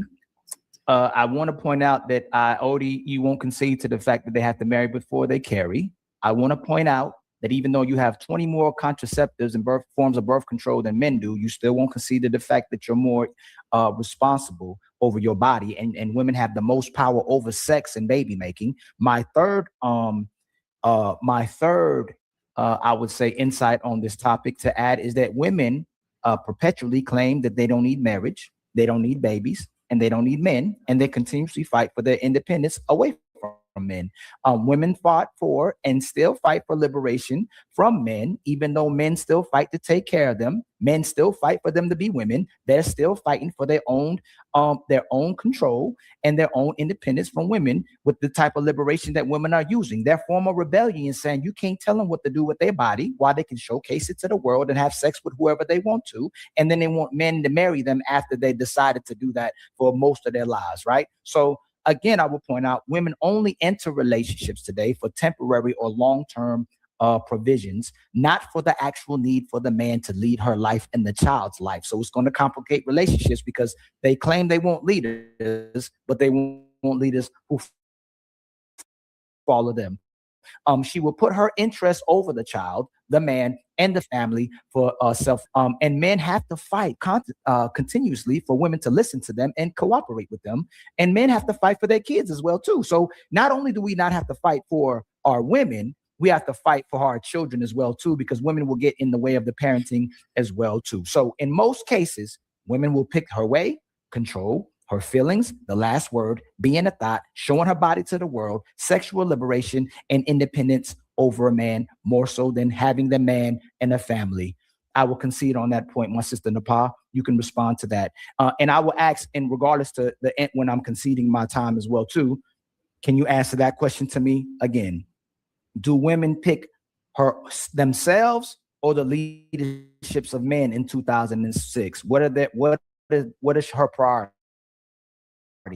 Do most women pick the leadership of men, or do they pick to lead themselves in today's society? Okay, the debate is who are they equally responsible? You're not. I'm a seasoned debater. Are you? The debate is, are they equally responsible for single? The facts that what women and men do in relation. I mean, the idea of what men and women do in relationships isn't going to say that women homes. I'm really breaking up probably because I can see it on my end. But if you can still hear me, that's all that matters. If you can't, if I freeze and you can still hear me talking, that's okay, Fatty. Just let me know when you can't hear me. Let me say this. Men are leaving households. Women are responsible. I'm going to say this through the debate, and men are responsible equally. You said just women. Men are responsible adults, and they are leaving the household. Now they're already not married. So we already have them equal people equally deciding not to have marriage. I've pointed out that in this particular subculture called Manosphere and MGTOW, you, Ali, say, if she doesn't listen to you, leave. That's you. You tell men, if she does not prioritize you, leave your family. That is your, since you want to make this about I'm not into Texas. I like to get things done. I like for us to, it's not going to work. Blame women. That's just play. News telling men you can leave and do it. You're on your way because they're just thoughts and hoes. I'm talking about facts. So if you want to do this, let's do this. You say, leave your house. You're responsible for the child having no father. You say, men, if you don't like what a woman does, leave, responsible for the child having a single mother-led home. Now, she's responsible for opening up her womb, and you're responsible for leaving. The debate is it equal? And I just proved it again. You could keep saying I'm not answering your questions. They're both equally responsible, sir. Now you can have the mic. You didn't answer my question again. And the reason why I spoke about leadership and decision making is the fact that most women submit to themselves and cooperate with themselves, so it would add to the fact of why most women are single mothers, because they choose themselves over them. Choosing You ask me, yourself? Are you choosing yourself when you tell men, if women don't prioritize you, leave? Now you answer my question. If you tell a man, if she doesn't prioritize you, leave. Are you choosing the children? Or are you choosing yourself? Let's see if you answer question. So that's never been Ali's talking point. You must be talking about Muhammad Ali. You're not talking about this Ali. When in relationships, I would advise a man to leave, but Ali doesn't tell men to leave their relationships. You said if she doesn't prioritize you, leave. That's the second interruption. I'm sorry, I'm freezing a lot. My mouth was running during that delay, but I've never tell men do the format like we do over. I've watched some of the debates over there. It's like he's like second interruption and talk while each other's talking. In fact, I thought we weren't going to listen to monologues. The minute I just jumped and tried to do the format like they do, he makes it like, oh, you cut me off. It's not, and I'm not angry. I'm just pointing that out. Like I was thinking, why are you trying to make it like I'm cutting you off in the debate? It's weird. But I just want to say that's usually they just go back and forth. And I appreciate that he was doing it this format because I'm used to this, you know, but yeah. Men to leave their households with children. I would tell a man to leave his relationships, but I don't really be pushing men to leave their relationships most of the part. Most people don't hear me telling me to leave the mother of their children if they have a marriage or if they're with their children. I tell men to do the best they can to work it out, and a lot of times to remain in those relationships as long as the woman isn't too detrimental or cheating on the man. So that I don't know who talking point that is, like I said, I might be Muhammad Ali's point, but even I gotta wait till she comes. I have it. I don't know if you deleted the video, but I didn't want to be messy and bring up the actual video. You literally have a video where you're saying you're not glad that they left, but you're not mad. If she doesn't want to put you as you leave. That's what you said. So you do say that, my friend. And this is just a recap. I didn't want to do a recap, but when he says stuff like that, I want to jump in. I wouldn't accuse this brother. He's not a bad person. He's a family man, by the way. He doesn't leave, but his rhetoric is if she doesn't prioritize you and submit to you, leave.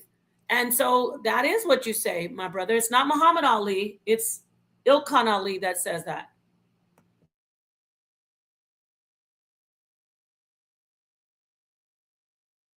The fact that most women submit to themselves and cooperate with themselves, so it would add to the fact of why most women are single mothers, because they choose themselves over the man.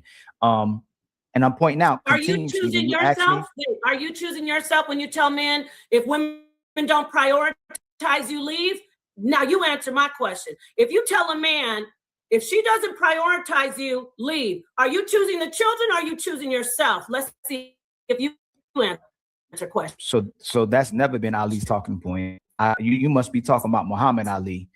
You're not talking about this Ali. When in relationships, I would advise a man to leave, but Ali doesn't tell men to leave their relationships. You said if she doesn't prioritize you, leave.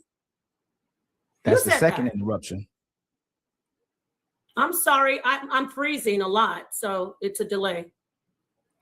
Oh, I'm sure my mouth was running during that delay, but I've never tell men to leave their households with children. I would tell a man to leave his relationships, but I don't really be pushing men to leave their relationships most of the part. Most people don't hear me telling me to leave the mother of their children if they have a marriage or if they're with their children. I tell men to do the best they can to work it out, and a lot of times to remain in those relationships as long as the woman isn't too detrimental or cheating on the man. So that I don't know who talking point that is, like I said, I might be Muhammad Ali's point, but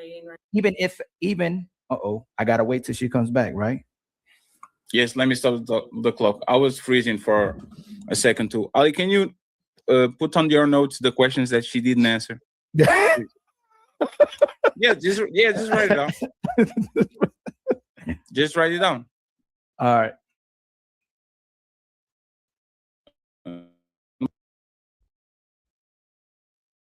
By the way, shout out to Red Lipstick Vibes. Thank you for the The membership. untouchable empire. Thank you so much. Appreciate you. Player one saying, I don't donate to clothes. Damn, that's crazy. Friends, $10 and up. You can ask questions. They're going to be read at the 30-minute mark on the last 30 minutes of the show. We still have one more hour of open debate because there's no more winners and losers. I'm kind of letting Napah talk a little bit more, but I will make sure and ensure that questions are answered when it's time for me to ask questions.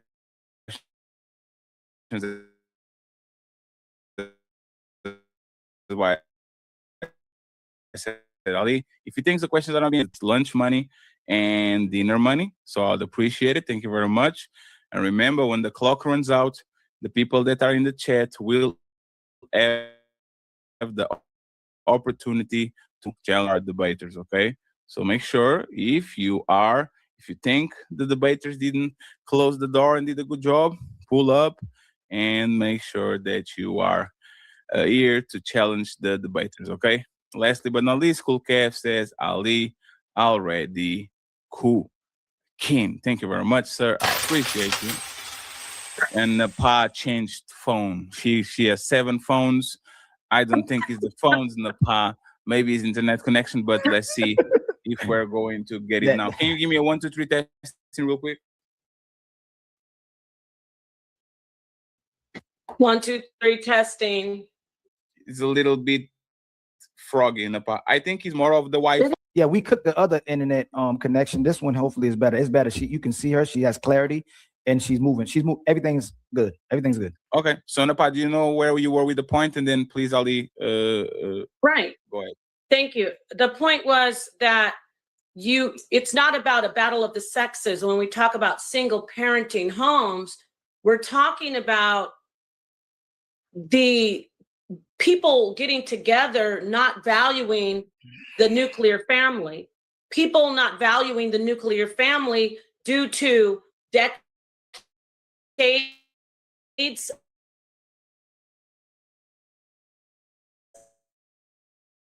of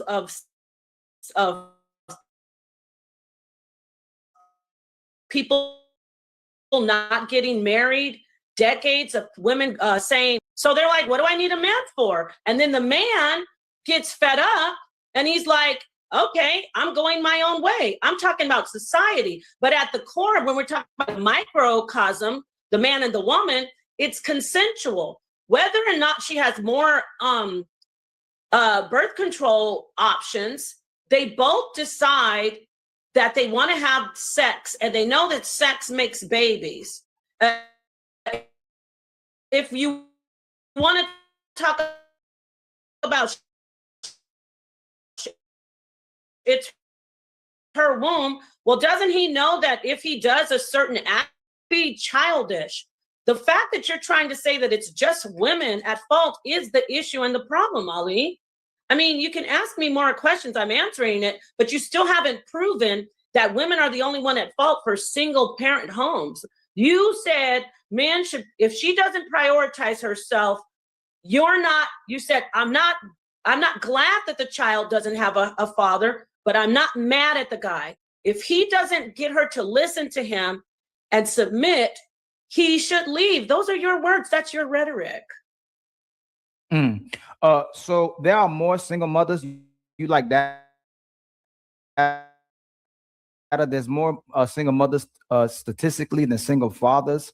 Women much earlier than men do in general. And also, when you said that we equally leave, or you didn't say equally leave anymore, you're saying men are leaving. Napah, if you know data, 70 to 80% of divorces initiated by women, not men. Women are typically leaving relationships that they signed up for. So we can't be equally responsible for leaving as well, too. You choose when we have sex. You choose when the baby comes into this world. You choose who will be the father. You would choose if someone will be a father. You choose if you go sexless. You choose if you will have no babies. You make majority of the decisions. We have rebuttal even the fact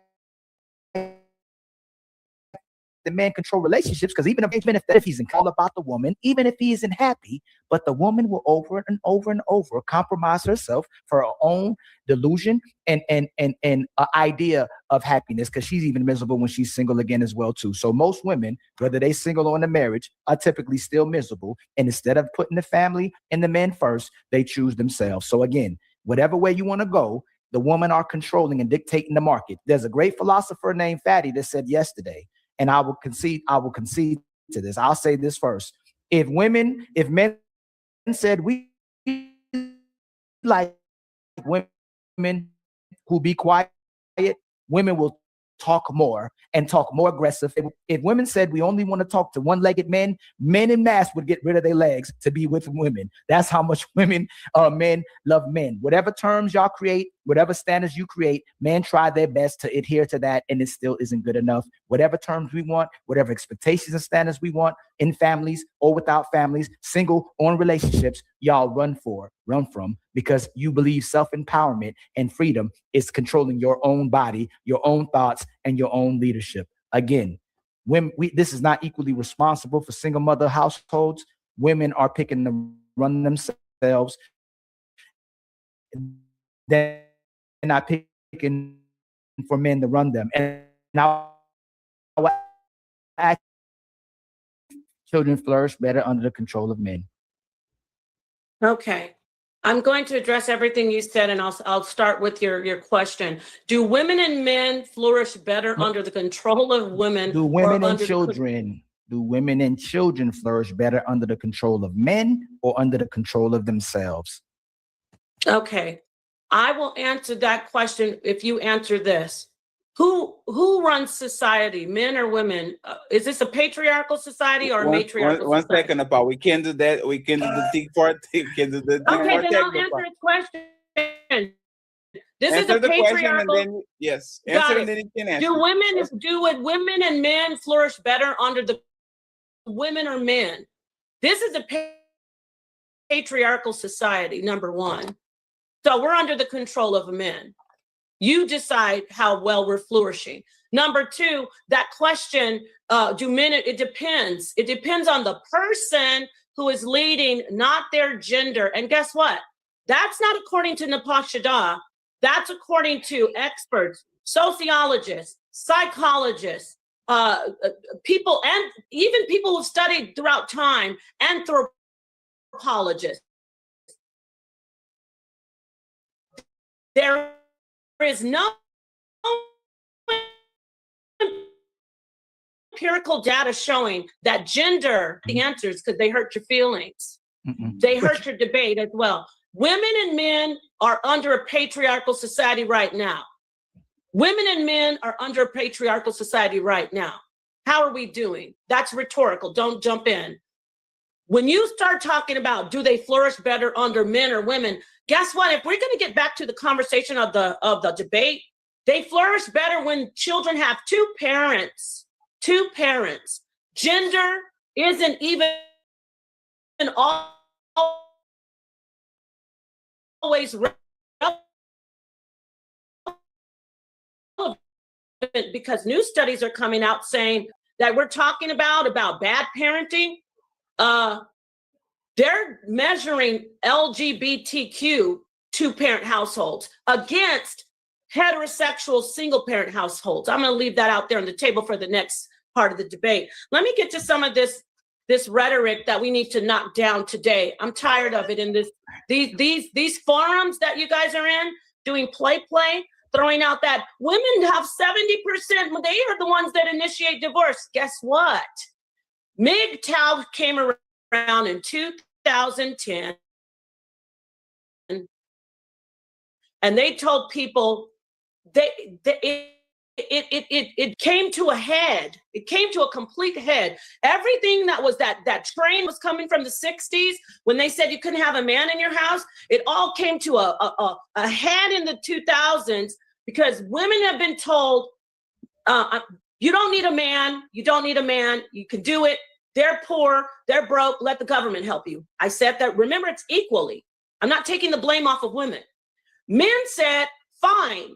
You don't care about me. I'm not going to be worrying about you. I'm not going to worry about those kids either. Bye-bye. Men left, still equal. Men said in the 2000s, don't marry these women. Do not maybe this is not for slow gases. This is for people who have some sense. You got to look at the complexity.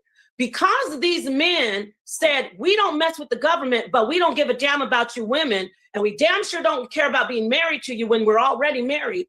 The women went and they got divorces. If you look at the reasons for divorce, it'll be adultery, not communicating, men going their own way, not wanting to be involved with you. The movement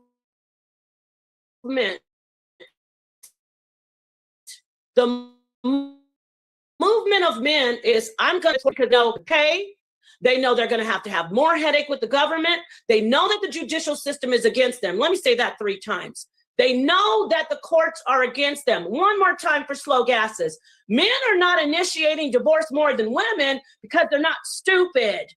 They know that they are going to get the short end of the stick. So all that, ladies and gentlemen, next time you hear them bring up that 70% of divorce, he's already checked out anyway. He's probably not even living home with those kids. He's probably still married on paper, but he's left the household. Remember that the stats are coming on parent, single mother households, Ali. We're not talking about she gave it to me and now she won't let me do it. She won't do what I say. So I'm hurt. We're talking about who's responsible. Both people are responsible because they don't value marriage like they used to before the 60s. I can't say this enough to you. You're saying I'm not answering your questions. I am answering your questions. You don't like the answers. Men and women are both responsible for single parenting. Women are having sex with men consensually.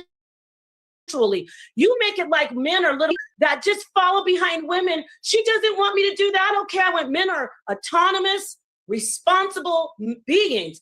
We have a boy crisis and we have men being mistreated in society and overlooked. And that is why we have radicalized subculture groups that are pushing men to make bad choices and say all women this and all women that, which are MGTOW and manosphere.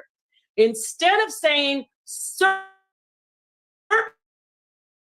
women are toxic, I'm going to avoid them and build with good women. And then women should say, sir, that's your question. Thank you for letting me pound it in that men and women are both responsible adults when it comes to parenting. If we had values like we used to, men and women both, if we didn't say, because I don't like that he's not talking to me, I'm going to go down and get a divorce. So see, I'm still blaming the women. But all this stuff about initiating divorce, they know they're going to win in court. But they shouldn't go get divorces. They should stick it out. You should only get divorces if you are harmed or in danger. But men are withdrawing. Men are saying, I will not get married. And that is the reason for single parent households. Women and men both. Goodness gracious, I can't say it enough. I feel bad. All of us now, I feel like I'm just beating you up. It's not even fair. It's not even fair anymore. Go ahead, brother. So just because you say it's not fair doesn't mean it's not fair. You're actually cooking yourself. Okay, it is fair. And you that's the 3rd time you interrupted me. I'm not interrupting you. That's the 4th time. And you're contradicting me. Contradicting this isn't yourself. That type of debate. But I mean, he keeps saying I'm interrupting him and I'm not answering. Those are just tactics. Like, brother, you guys go back in the panels all the time. I doing it. He wasn't even, I mean, it's okay. I like that they were accommodating me. I want to make this clear. I appreciate that they were accommodating me. Perfect. Being patient and listening and let me talk. They weren't doing, they kind of, because they knew I was new at it and they know my style. So but when I say just a couple of things like he's used to, which they do, I mean, maybe I'm just not knowing, but from what I've seen with Dunquisha and when people debate, like when I saw Melanin debate, it's not, can't say anything while someone's talking. I didn't want to talk over him, but I just said a couple comments and he says, I'm talking over him. I'm not talking over you. I'm not really trying to do commentary on it, but little things like that, it's not tactic. Why aren't we getting what? But why aren't getting is the question. Yeah, I don't know. I'm just saying it was a great debate though, but I just want to point that out, like that he was doing great moderation. Like it wasn't unruly, but he's like, you keep talking over me. No, I wasn't talking over you. I said a couple of, and that is how your debates usually go. Again, thank you for accommodating, letting me do, where I talk and you talk. So if I say a couple things, don't blow it up like you're not answering my questions. You're talking over me. It's just because he just wasn't prepared, and he will be prepared. I think he's a great sport, by the way. I don't think I'm just kind of like making a comment. It went great, unruly, but I just want to say, like, come on, I As well too. wasn't talking over You'll you, say brother. that kids need two-parent households, but then you say women can lead families just as well as men. You'll say you're against single mother households, but then you say women can do again what men can do. On top of that, you say they're equally responsible for single mother households, but you said men are mistreated by women in society. You said women will leave men. You said women will use the court system against men. But you say that men are equally I never responsible. said anything like that. This isn't the type of debate where I have to wait till you stop talking. I never said that, but keep on lying because you're hurt. I'm sorry. Let me mute out. So you admit men are not equally responsible, but just like a woman, you want men to take equal blame for your failures, and you want to take make us equal when we are successful. You don't want to take blame for the failures, and you don't want to hold yourself accountable for how you affect relationships in today's day and time. If you believe yourself, which you say all the time, that men are leaders, you can't contradict yourself and then say men and women can do the same thing, especially when women don't at least listen. So if we're the leader, her, or listens to a man she has baby with, we're not equally responsible. If she chooses herself, if she chooses the government over the man, even though she has a kid with him, we're not equally responsible. Napah.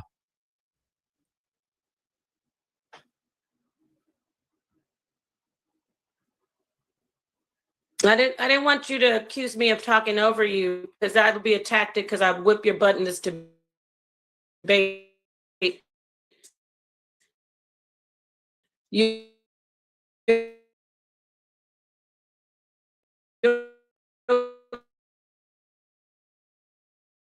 okay? Can I talk? You're good.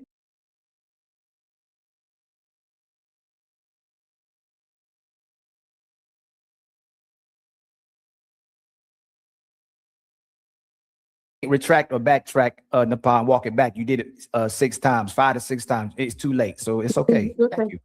What did I backtrack on, Ali? You I'm can't. listening. You can't go. You're not trying to interrupt me and make it seem like I'm just talking about it when you've interrupted me 5 or 6 times, Napah. You can't do that now. It's Ali,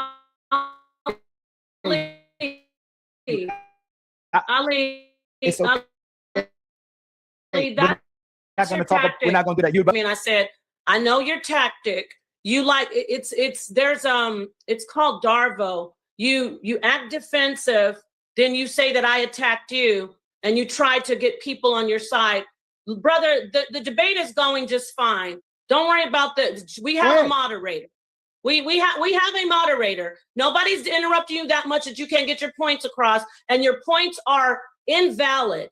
I offered historical data, historical events as far as the the welfare program. The second wave, masters of the universe, gatekeeping, sex gatekeeper named woman, and men are at her mercy. You paint men to look like little minions at the feet of this goddess on a throne that says you may have sex. You know, it's like men and women are both equally responsible for creating families. Let's get back to some of the statistics and facts. When we look at single parent homes, I want to get back to that. I keep saying single parent homes and the equality of responsibility between man and woman. Women and men both decide not to get married. You know, the welfare, they say, why should we get married? Let's just live together. I don't know if you're aware of the fact that the statistics that you're reading are measuring single parent households by people who cohabitate and don't marry. That means that we have a lot of people, what they used to say in the good old days, shacking up and just, you know, having babies. That's what we have. Are you aware of that? Are you aware of the statistics that you're reading are based on certain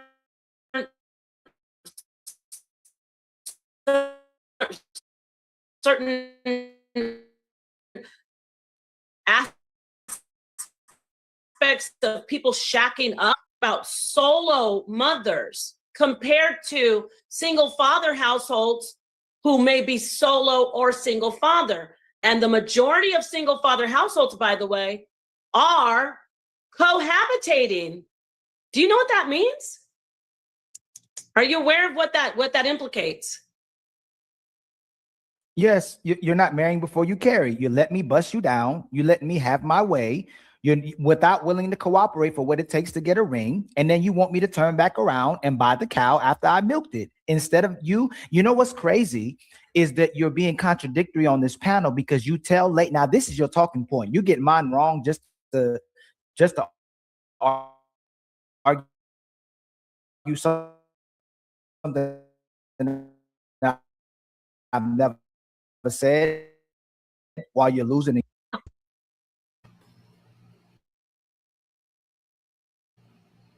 I said that. He has said that a woman, he had a show. I don't know if he took it down. I didn't even go really through it. I don't see it. He had a show. He played a clip of telling her mom, why don't you have a boyfriend? And it was very sad. It was a sad, and he felt like it was sad too. Very emotional. The little baby girl, she might have been 6 or 7. She said, Mommy, why don't you have a boyfriend? Remember I said that most single moms do not cohabit, do not do cohabiting. Most of them. Not all, most. And she said, what do you mean? She goes, why don't I have a dad? Can you? And then she said, because your daddy come see you. And then she said, well, can you go get me a daddy? It was sad. It was so sad. And even Ali said it was heartbreaking. But then he said, he said, it's her fault because, and he said, if a woman prioritize you, then leave her. He said, I'm not glad that he left his kids, but I'm not mad at him. That's exactly the video. I didn't save it. I don't know. I'm not like that. Like if I really had to, now I wish I would have clipped it up. But he's saying he didn't say it. I just described the video. I think he took it down because I went and kind of skimmed through it to find it just now. So yeah, you do say that. Stop being up there being disingenuous. You do teach that. And then you're going to say that I tell women don't have sex before marriage so you won't be a single mother. I don't say that. I say don't have sex, make sure that he's going to want to marry you and stay with you. Keep listening. Have sex until the man marries you. That's what you say. So they don't end up what? A single mother, which means I don't say that. Who? Yes, you do. You tell I women to don't get say so you don't. you I tell, don't say so you don't end up a single mother. You lied on that part, but I do say so if you're like, so why do you tell them to get married before you have sex with a man? because you should, if you want to keep a man in your life, women want to get married. Sorry.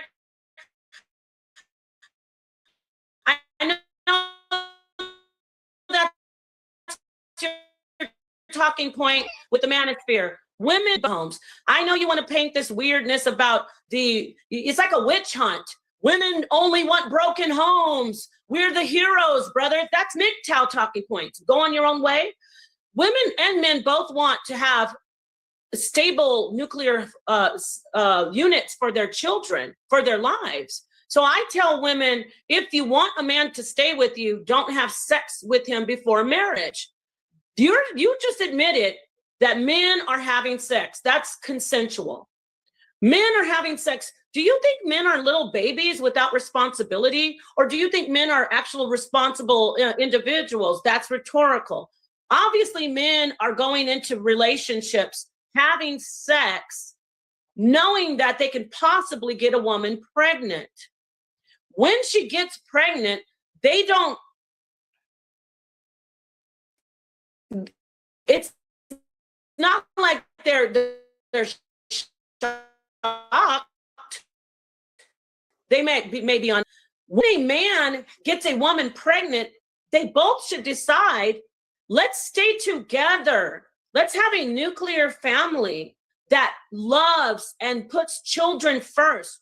We have to make sacrifices. Marriage is about making sacrifices. We have to be able to put our differences aside, not break up a house. First off, we should get a marriage contract to make these children legitimate. Once we do that, let's go ahead and not leave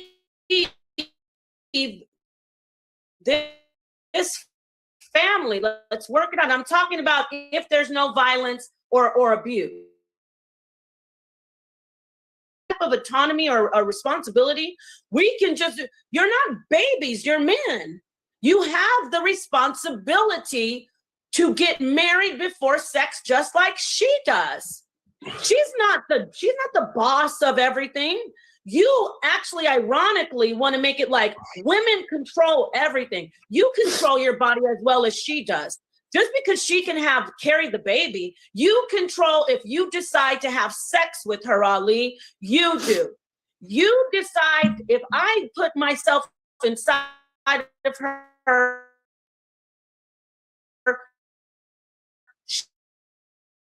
she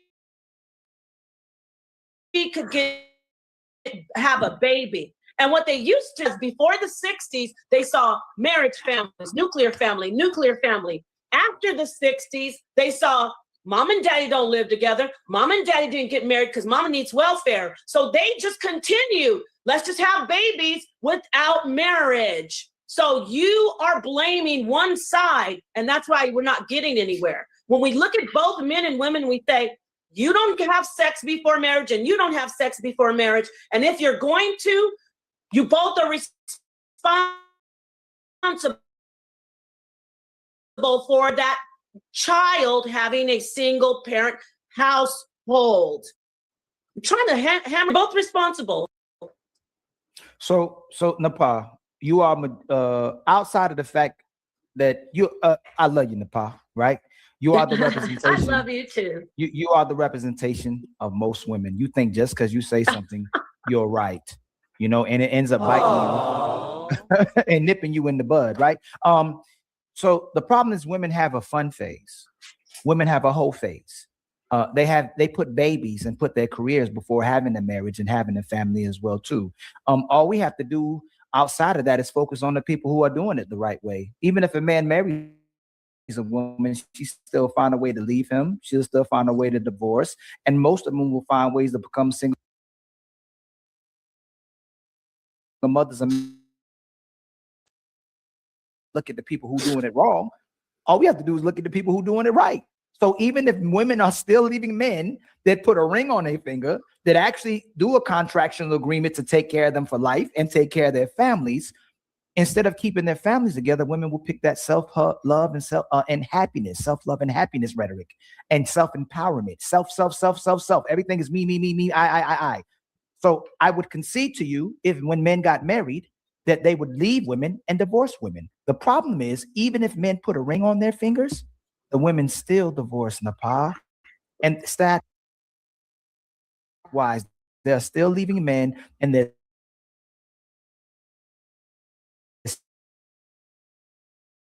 still making themselves single mothers, notch on the belt that they became a wife, and they'll brag about it. I used to be a wife, instead of I am a wife.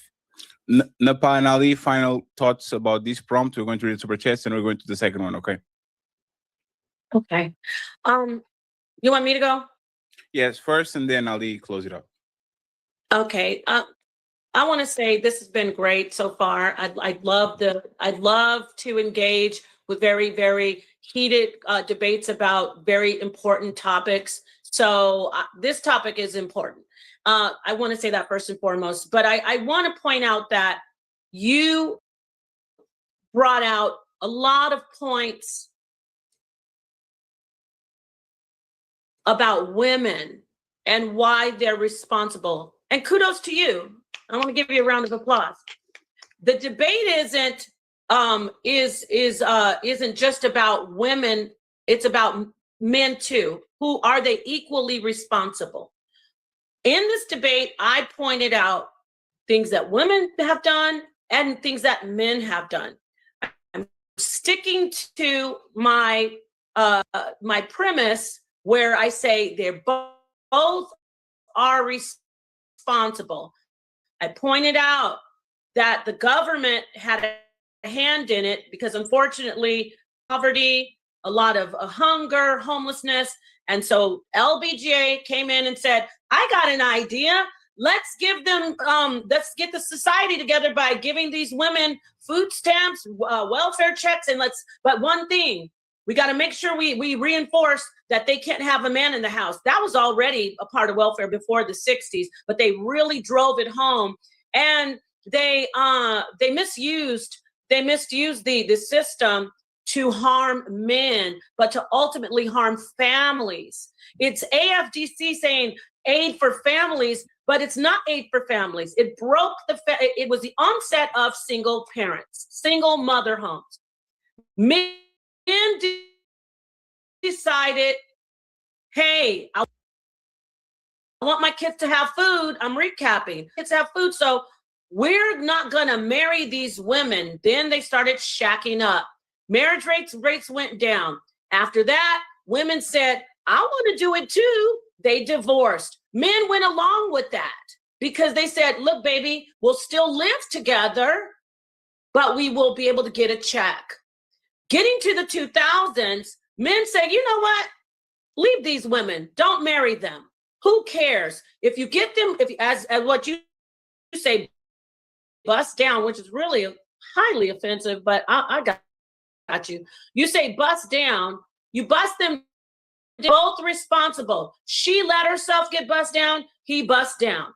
A baby came, nobody ever thought about marriage. To this day, we have the highest rate. Actually, I take that back. In 2010, we have the highest rate of single mother-led homes and single parent homes because men were going their own way.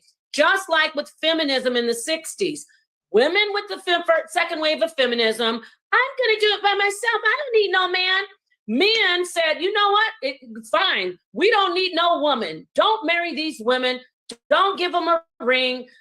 Just have sex with them. You guys say pump and dump. And if the baby comes, let's just blame her. We're not getting anywhere. If we continue to just blame one side, we're going to keep this cycle going. We need to see that men and women need to get together. They need to be able to put family first, which starts with marriage. You need to get the nuclear family back together. It starts with marriage. And guess what, Ali? Marriage isn't one-sided. It's equal. And so is parenting, and so is single parenting. That is my point. And I think you see what I'm saying. It's equal. They're equally responsible. Thank you. So the bad thing about you is you can't do what most of the time women do. Y'all like to push that feminism in your own way, and the man has to keep bailing you out every time you fail, drop dead in your face. So even though you came here to debate most of these things that you're saying that's not facts, but you'll always be able to find a nice man to rest on, a nice husband to go to who'll still take care of you, even if you make horrible decisions. You can't do this in this debate. I didn't come here to debate you on if men are equally responsible. I came to debate you on who's the most responsible. You already said that the only part, and I conceded to, that we're equally responsible is if we have sex or if men have sex. That's where we both consent. That's where we equal. But if you control when we can have sex, who's the father, when the baby comes, when you marry, when you divorce, if you control over 20 forms of contraceptives and birth control, if you can delete the kids when I want it or keep it if I don't, if you can put it up for adoption, we're not equally responsible for sex. We're not equally responsible for the babies, and we're not equally responsible for you becoming a single mother.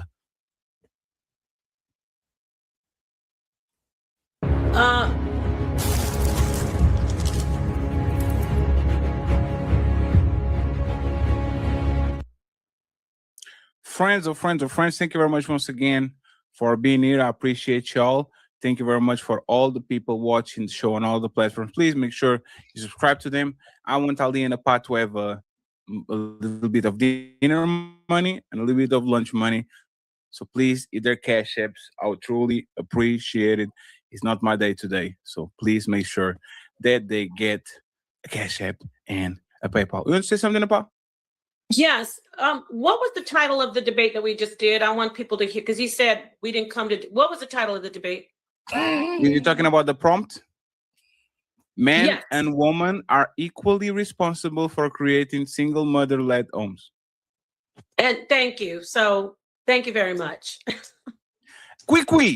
Don't quit. She's in the building saying the pie is a real debater. Ali's just talking crap. Napah 3-0.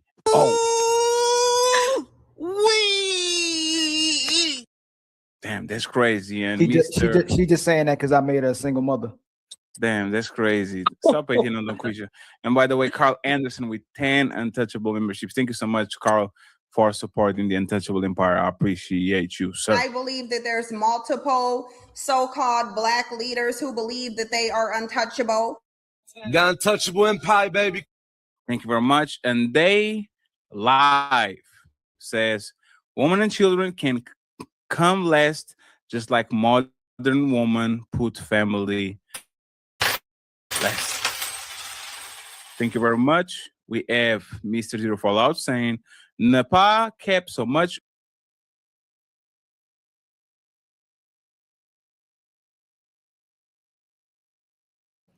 I had to come back in here. I want to go past those so you can see the second part. Okay, as a parent. Yeah, so he's gonna go in. Let's get to the first of it.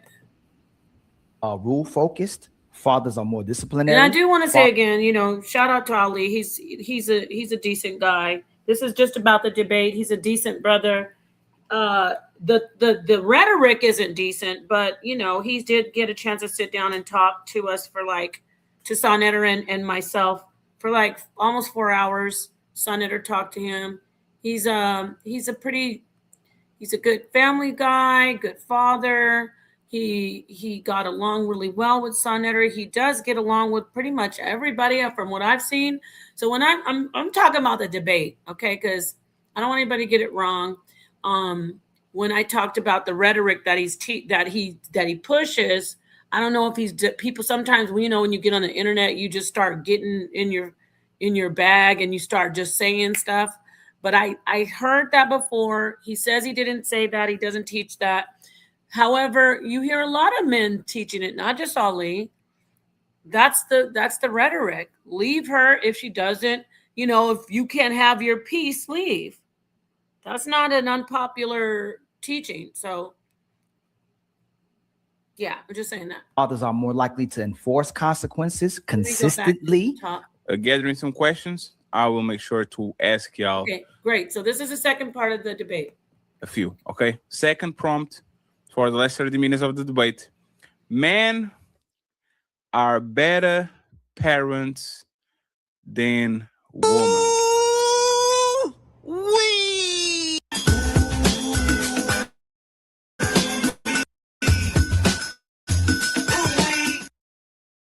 Men are better parents than women. I want Ali to start since Napah started the first one. I'm just going to wait for her to come back, and then we go from there. Once again, friends, please like the videos. The likes are for free. You can Ali go ahead. Men are better parents than women. This is the prompt. Let's go ahead. Tell me why. Got untouchable. It's time to do. So before I go more deeper into this, right? I just want to give a little context about how fathers are just at parenting. Okay. And this is stat wise, and I'm not even gonna get the stats yet. I get the stats to you, Napah. Fathers are more rule focused. Fathers are more disciplinary. Fathers are more likely to enforce consequences consistently, and less emotionally swayed than mothers are. Mothers tend to negotiate with their children. Mothers tend to comfort their kids, avoid emotionally distress, and they tend to bend the rules so their kids get their way, so they don't have to enforce it the way a man would have to enforce it. So she looks like a good mother. A lot of women tend to compromise the order of the household to comfort herself and make herself feel better, depending on what she's going through in the household, where a lot of fathers typically implement order and, again, the consistency of the household. I will get the data. I'm going to give you some more data as well too, when it comes to why fathers are better parents than mothers. But fathers will prioritize right and wrong over what's in the best interest of the mother solely as a parent. You got it, Okay. All right. Thank you so much.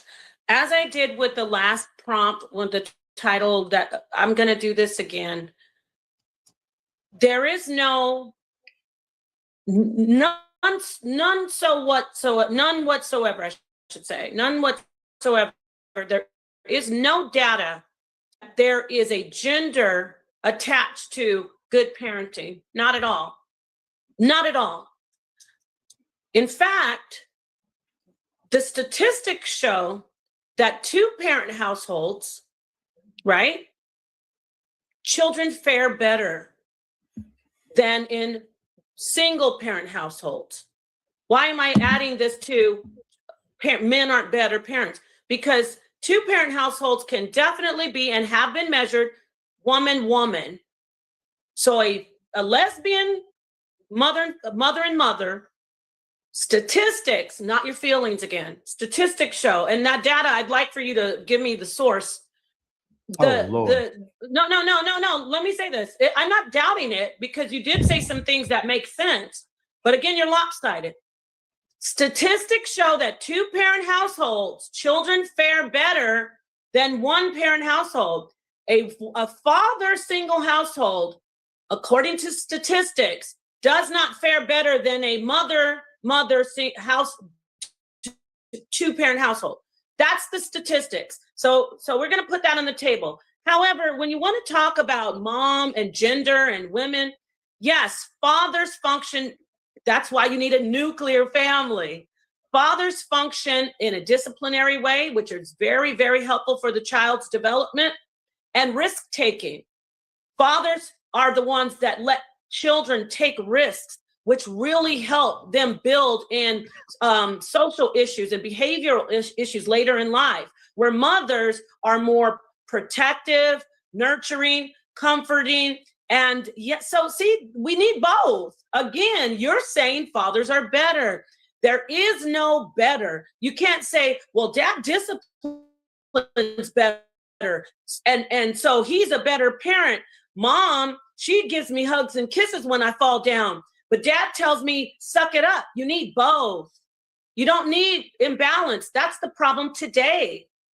That's why we have so many mentally dysfunctional people today, because there is an imbalance. Now, for my information about parenting, I want to bring forth secure attachment.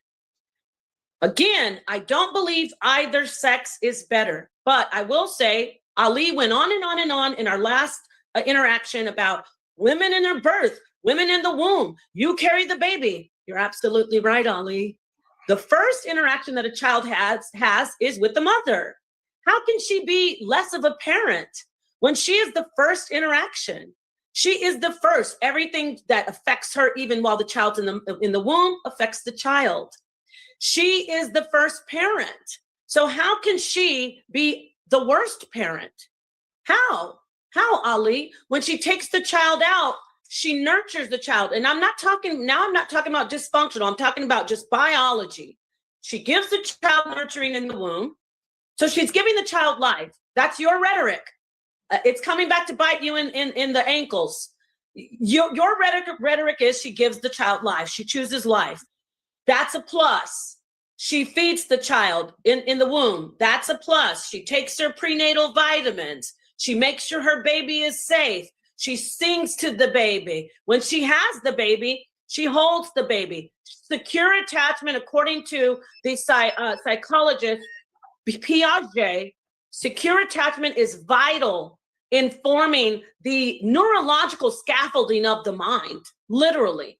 So neurologically, the mother is the first contact, which lasts the child until the tomb, from the womb to the tomb. So the mother is giving. The father is also giving. See, I'm not saying if men or women are better. I'm saying it's both.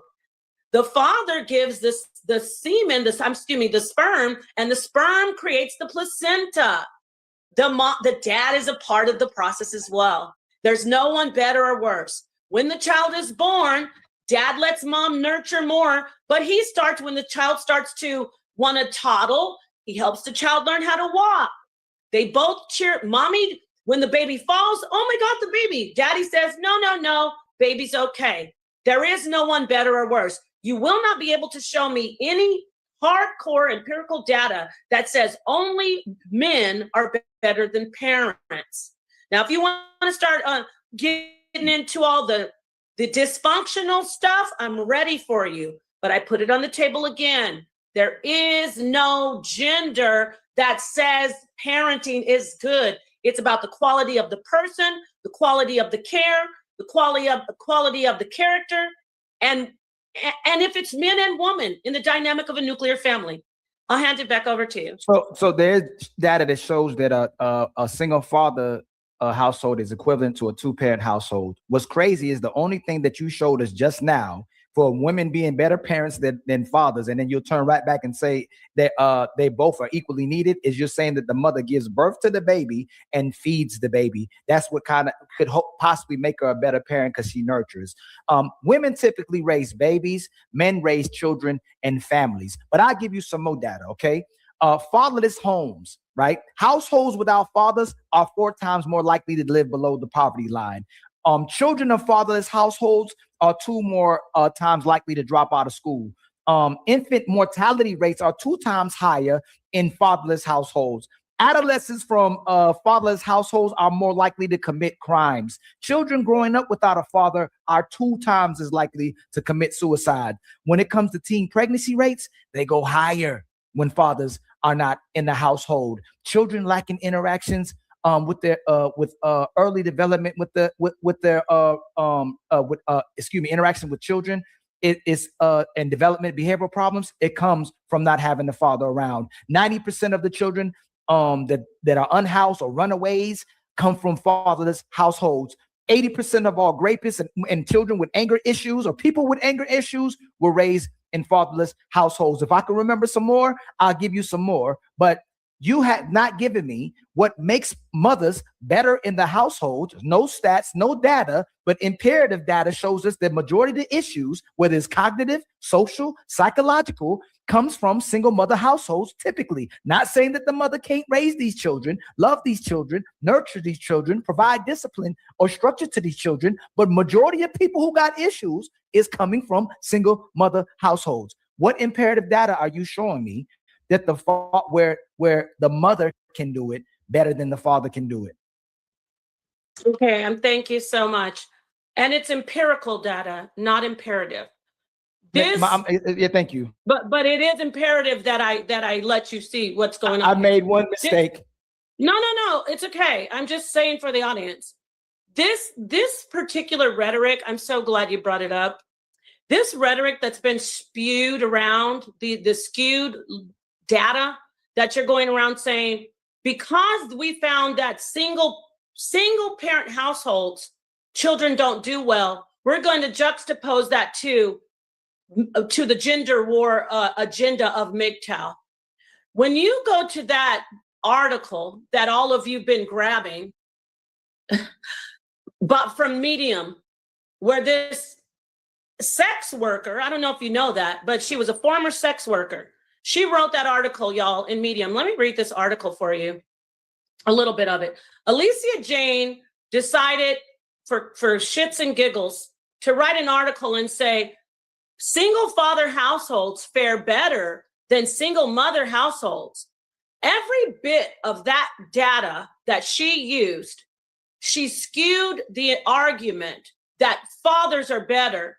When you look at the actual data in it from Pew Research and the Census Bureau, it is a shame, the lie that has been told. And the way the manosphere has taken that information and run with it is even more shameful. This ex-sex worker said that mothers are not as good parents as fathers when they're single. When you came in and you told that you repeated that lie that she tells in that article, that a single father household is equivalent to a two-parent household, that's not the data. And you know what's embarrassing? Y'all didn't even click on the damn links when she put the sources in the paper. It's sad. All of these people saying they are, you know, the pioneers of information and debating, not one of you, or maybe you did and you just are deliberately lying to the public.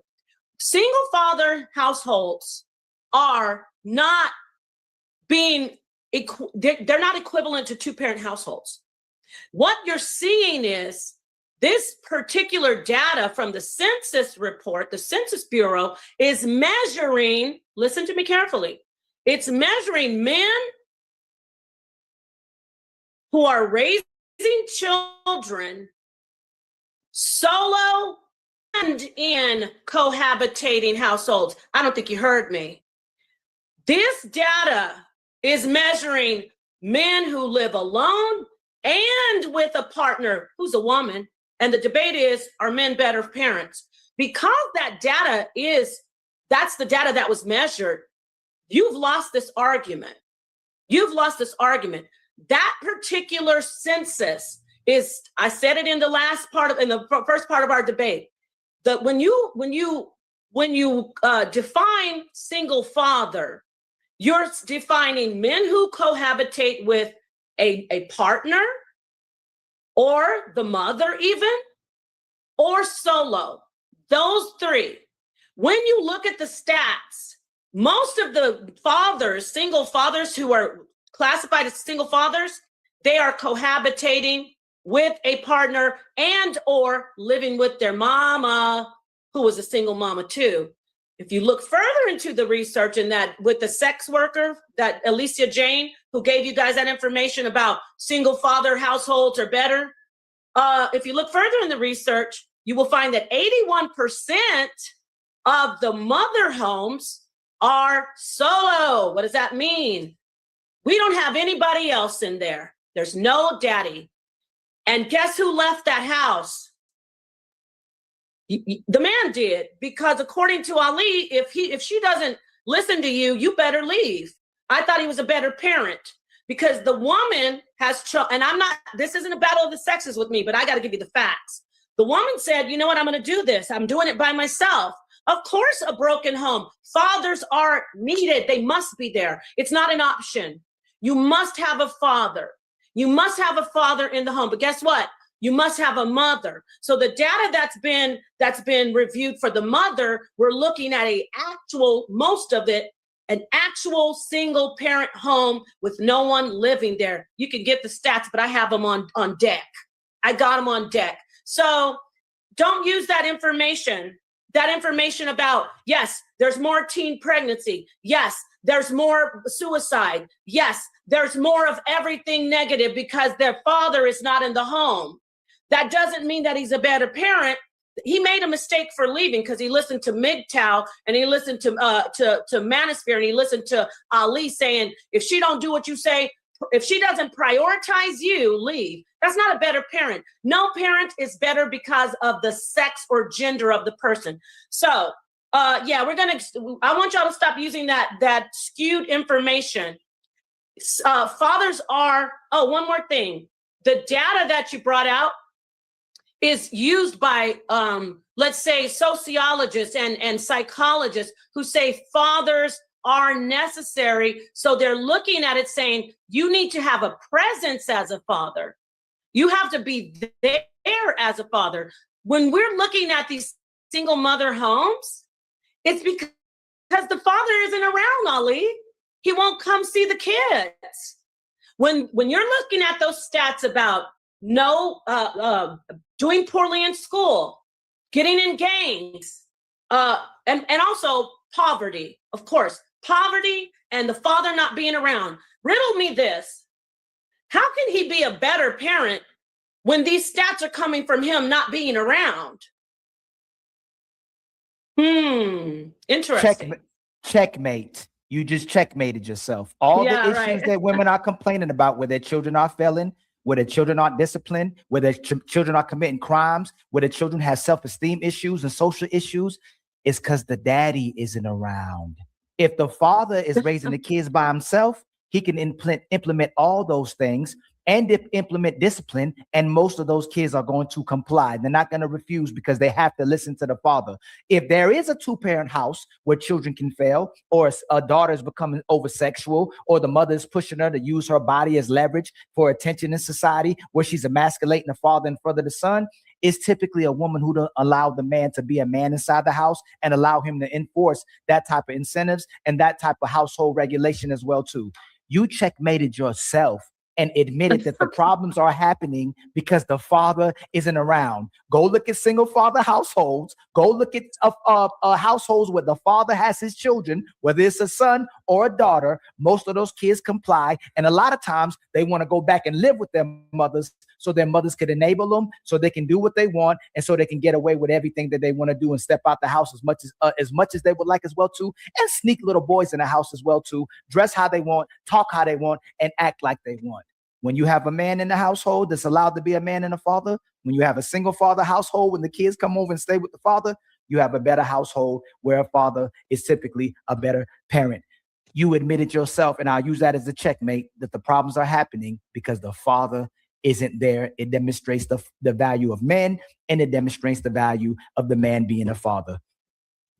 I never said that a father is, I don't know, maybe you are putting in earplugs when I speak. I said a father is crucial, but the father has left the home because he took your advice. You said, if she doesn't prioritize you, leave. That, for me, is ridiculous advice. Because if you leave a household because you're not getting prioritized, what does that say about you and what you think about children? That's rhetorical. Let's get back in single father households, this and that. I don't think you heard me say the thing about cohabitation. I think it's hard for you to really take that in because it's going to kill your argument. So everyone knows, especially in this environment, that men are told, don't go be with single mothers. You're told, avoid her like the plague if she has kids. You all teach that. You say, don't be stepdads. You teach that. You teach men not to be with women if they have children. You say, avoid women if they have children. You also say, leave your own children if she won't do what you say. Now, when a woman goes out after a man left because he listened to Ali, Ali said, if she doesn't prioritize, you leave. So she goes out to find another man, and every man is saying, no, I'm not being with no single mama. So now there are no men at all leading the household. Yes, you're right. There's problems. I mentioned that children need fathers. Children need mothers equally. There's no better or worse parent. It goes by, according to gender, it goes by character and values and a lot of other things. Let's get back to the part where you said single fathers do better. I don't think you heard me say that a lot of them are cohabitating with women. Yeah, women, it's more accepted in our society. And women are like, I don't mind helping you with your kids. Ooh, you're such a great dad. It's honorable. And I think so too. In society, when you see a man raising his kids by himself, so he has a woman living with him. You said men are better parents. He has a woman living with him. He's classified on paper with the census that he's a single father, because he is, but he's cohabitating with a woman. Your argument is that men are better parents. So we've got the nuclear family in the single father households, but in the single mother households, we have nothing. We have desperate despair and dysfunction, because you are telling women, you deserve it. You do it on your own. Men don't marry them. Men don't be stepfathers to those kids. Let those women get what they deserve. There's poverty. There's dysfunction because there's no father there to watch over, to discipline, to say, let's take this risk. You can do it, son. You can do it, daughter. Don't do it, son. Don't do it, daughter. That's what you say. You say that. So all this stuff about, oh, and then the single father's got a girlfriend helping him. He's got his mama. This is the facts. I know it hurts some of your audience when they hear the facts. A lot of these younger single fathers are living with their mama, who is a single mom. Guess who's taking care of the baby with him? Grandma. When the single woman gets pregnant and she's young, she'll stay with mom for about a while, and then she's like, I can't do this, because it's a cycle of dysfunction. She moves out on welfare, and then the government helps her. She gets the welfare unit to live in, and she starts living by herself, and nobody wants her because Ali and all the manosphere said, don't be with her. So we've got two different households. We literally can look deeper into the data and see that single parent fathers are not solo, most of them, not all. There are some solo, but it's a small percentage. Most of them are actually nuclear families with a mother, a representative of a woman at least, and a representative of a father. Where with the single mother households that you're comparing, skewing the data, she's alone. And you push that. You tell men in this forum, don't be with her, don't be a stepdad, don't give these kids a father. And you're telling me that men are, last time I checked, men are better parents. Last time I checked, step parents are parents. Right. But you so tell men he even don't be admits that they step-parents. tell men not to be parents. So this is what I want to say beyond the debate. These men are so hateful and resentful of women that they can encourage men. I showed you about MGTOW. They say, leave your wives. They tell you, he says it. He says, she doesn't want to listen to you, so you should go get a woman who does listen. So they tell you, leave your families, leave your children, leave your wife, your girlfriend, whatever, your baby mama, go find somebody better. And then while they already left their babies, they encourage men not to be fathers in these households. How are men better parents? Again, there is no better parent as a man or woman. It's not about gender, but he says it is. How are men better parents when you encourage men not to be parents? Riddle me that. How are men better parents when you as a man, Ali, I'm talking to you, brother, you're on there saying you're calling stepfathers crash dummies. You call men who step up and father. You know the ramifications of fatherless homes, but you shame men who step up and say, I'll be your daddy. I know you don't have one. How are you better fathers? That burns me up. This kind of stuff right here, the thing about blaming single moms for households falling apart when they're the ones leaving. And then not only do you leave, you tell men not to go step in and take your place to raise those children. You are not better. And it's not about your sex. It's about your character. And the character of the manosphere and the MGTOW is despicable, disgusting. You hate children. You hate children. If you leave, you already left. And then you're going to say, don't go and raise those children. So who's going to raise the children? That is the problem. It's not about gender.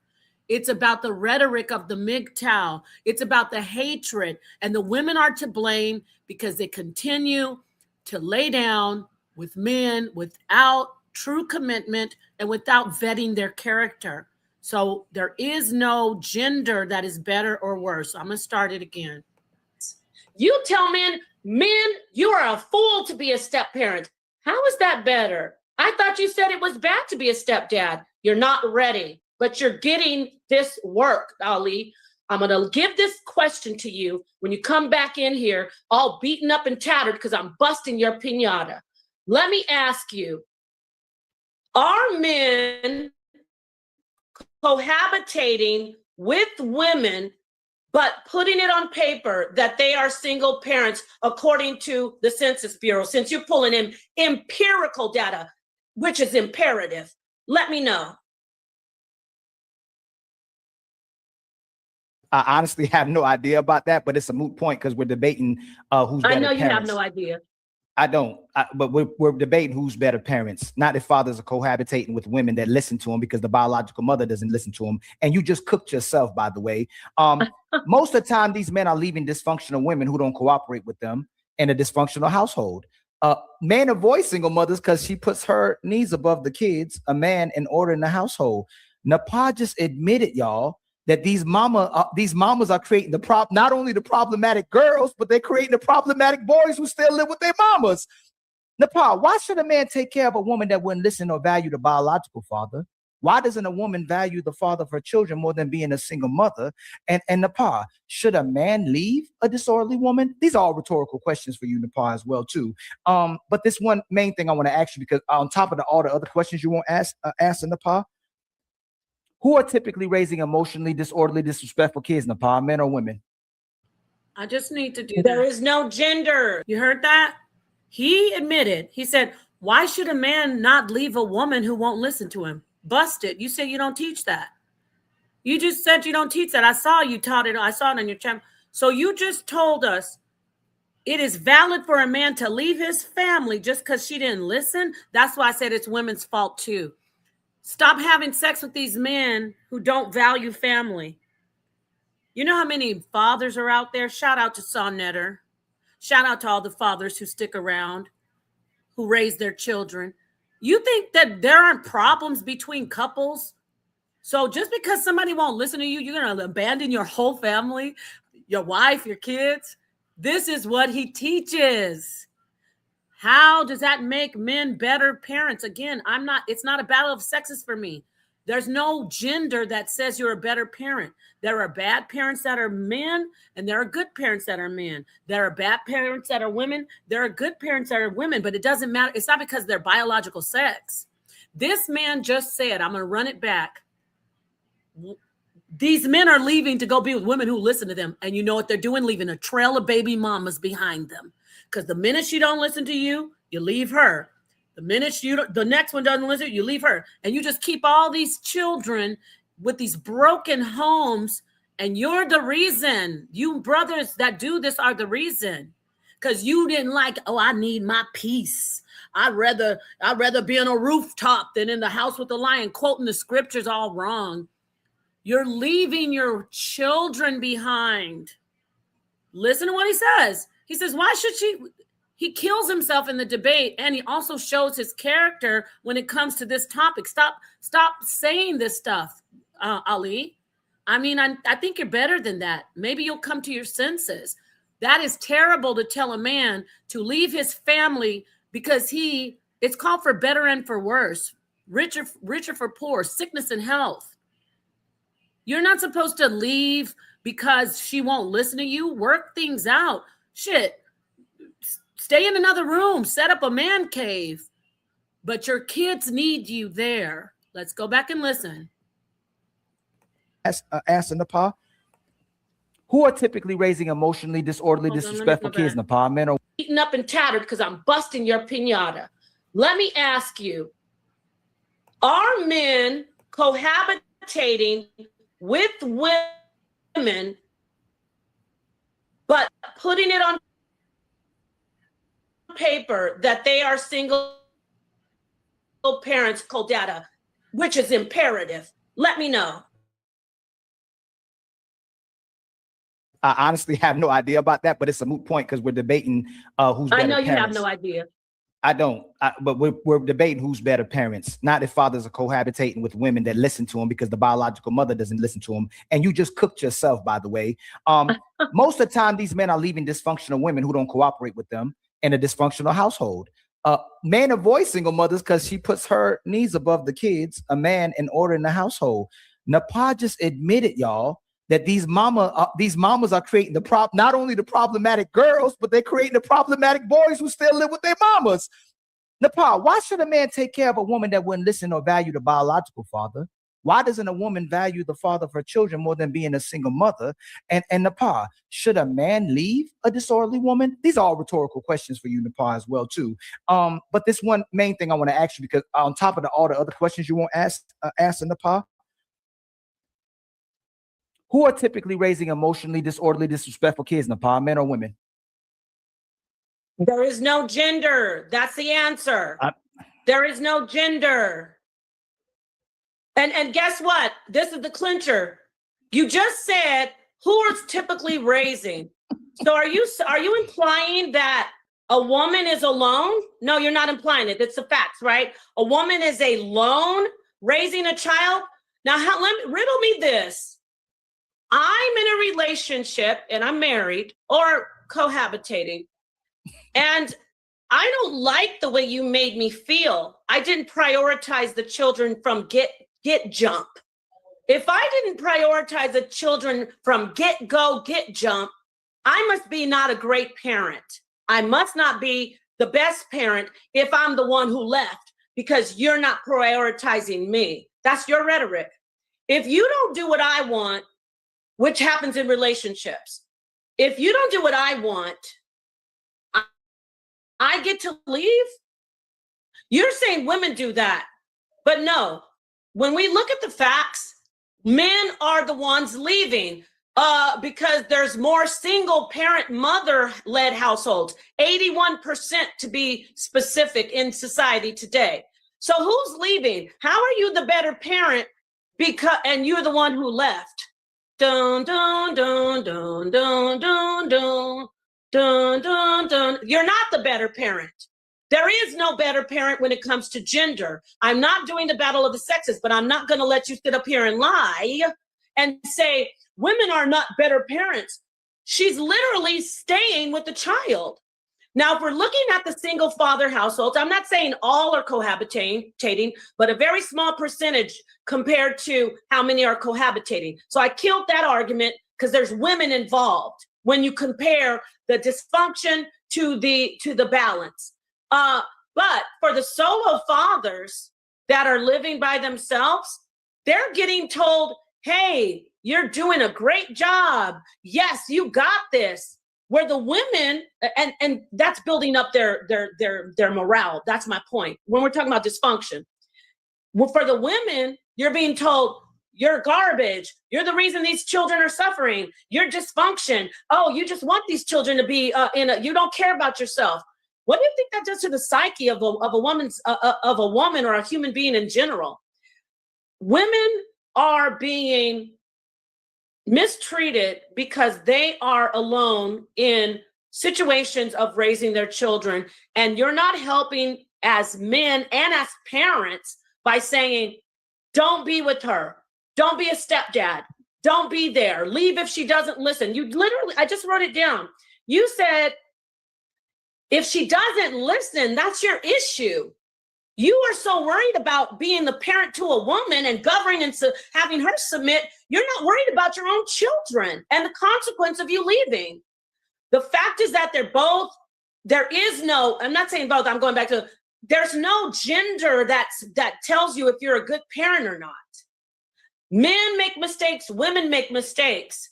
Parenting and emotion does not say, oh, it's because of your sex.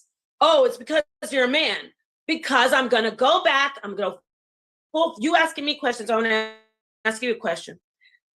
If men are better at listen, if men are better at being parents, then why is a two-parent lesbian household bringing out better results for their children than a one-parent single father? I'll say it again. If with your stance that gender matters, that men are better parents, then why in the single-parent household statistics, talking about fathers, single-parent household, father, why is that data showing that children do not fare as well in a single parent father home compared to a two-parent lesbian led home? Those are women. Why? Two parents compared to single parents. So I have heard of gay men raising kids better than the lesbian women or a single parent household. Show me the data. I'd have to go look for it, but I've never heard data where lesbians raise better than single fathers. I'd have to look into that. So you're asking me. You're not listening. You said lesbian. You said a lesbian. You quoted the data. There's data showing that a child from a two-parent household fares better than a child from a one-parent household. It doesn't matter. See, they're not using gender like you, but the data. We're talking about empirical evidence. We're not talking about our feelings right now. The data shows two. Okay, first off, he did not see anything like that when it comes to data. Maybe he saw a stream of some guy saying two gay men raise children better than two lesbian women. There is nothing. I showed it at the beginning of the stream. Scroll back and read it. I can get it again. According to the Pew Research and the National Institute of Health, same-sex parents are two-parent households, and it says they fare the same as heterosexual parents. Stay with me. In the beginning of this debate, he brought that out, saying a single father raises children and has the results the same as a two-parent household. First off, that wasn't true, and that's not in the data.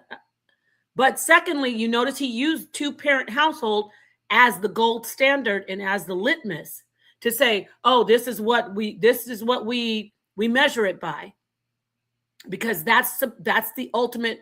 Those are the best results, right? So now I come in and say, well, then why does the data say that two lesbians? Because remember, I showed it at the beginning. If you can scroll back and look, the paper says same-sex two-parent households have the same results with children as far as behavior, academics, social adjustments. They have the same positive results as heterosexual. So that means that even two women, he wasn't ready for me to debate him. Two women, because that's a two-parent household, raise children, according to the data, raise children better than a one single father and a one single mother, because I'm not doing the gender thing. He is. And he comes up here and saying, I have heard. No, you haven't. Because I'm once this is all over, I'll bring up the paper again. The data and the research show that it doesn't depend on your sex or your sexual orientation. It depends on the environment, like the brother said in the comments, the money, the finance, the poverty, or the level of the housing, the neighborhood. It depends on things like the character of the person, not your sex. So let's go back and listen to him fumble, because he wasn't ready. He didn't even read the research. My brother, do better. I can help you. I can make you I already made you a better debater. That's what we do over here in the HOK. I mean, shout out to the Untouchables. This is what we do over here. We actually research, we read books and articles, and we actually figure out what's going on so we can tear the information of our opponent apart and tear them a new one too. So let's listen to this again. I feel bad because this is the part where it's over. two-parent households, I don't feel bad, but I just look at his face like, look at him confused. Shout out to Ali. He's confused. Fare better than one-parent household. A one-parent household. It doesn't matter. See, they're not using gender like you, but the data, we're talking about empirical evidence. We're not talking about our feelings right now. The data shows two-parent households fare better than one-parent households. That could be a single father and two lesbians. Tell me why, if men are better parents. So I don't know where you're getting your information from, Napah. Nobody would ever concede to the fact that two lesbians raise children better than a single father. You're not. I don't know where I know I am listening. And Napah herself would never let her kids be raised from us two lesbians more so than. So hold on. So that everybody's watching, 320 people, because I'm gonna put you on trial. And we're gonna get you would rather if your children. If you had to give someone to watch your children, take care of your children, I want you to concede to this, that you rather have two lesbians raise your children if something would have, God forbid, happened to you and your family than a father, single father. No, yeah. Can you answer one of my questions? That's my sixth. That's the sixth question you're about to answer. Would you rather? No. I'm going to answer your question as always. No, you haven't answered one. You haven't answered none of my questions. Mine. You didn't answer mine. I just said no. I didn't concede. I'm not conceding. Ali, let her try to answer, and if she doesn't, write it down, and you're going to point out the question that she didn't answer. Yes. Go ahead. Yes. So let me get this right here. This is quick overview. On average, children in two-parent households fare better across the board in behavioral metrics. Okay. So, do you know that in the study by the National Institute of Health and other studies, that two-parent households are taking into consideration LGBT. Let me do this. I gotta do it. I'm gonna show you real quick the paper. Let's get the paper right here. It won't be long. Right here. Okay, here it is. All right. This is, of course, good old National Library of Medicine, right? And this is Child Well-Being and Same-Sex Parent Families Review of Research prepared for American Sociological Association amicus brief. So let's get down to where it says the nitty-gritty. Okay. Okay. Summary. To date, the consensus in the social science literature is clear. In the United States, children living with two same-sex parents fare as well as children residing with two different sex parents. Numerous credible, methodologically sound social science studies, including many drawing on nationally representative data, form the basis of this consensus. That means everybody agrees. These studies reveal that children raised in same-sex parent families fare just as well as children raised in different sex parent families across a wide spectrum of child well-being measures, which are academic, performance, cognitive development, social development, psychological health, early sexual activity, and substance abuse. And that's talking about two-parent, as you see, two-parent, two. That's the key. If he wants to come away with anything, don't leave with sex or gender, or leave with the two, the number. One person cannot raise a child better than two people, two or more. So take that down and let's get back. And that's the science, not me. The science says that, meaning the data. All right, let's get back to that, to the debate. It's almost done.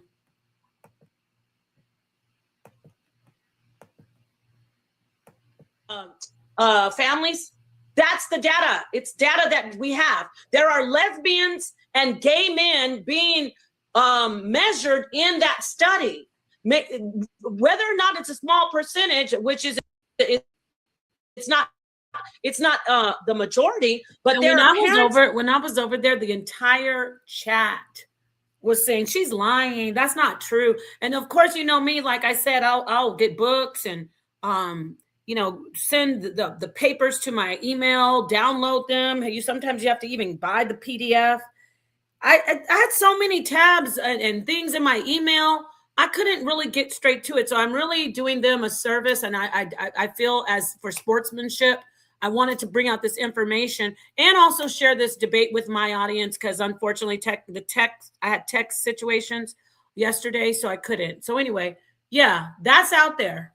That's the facts. So let's get it.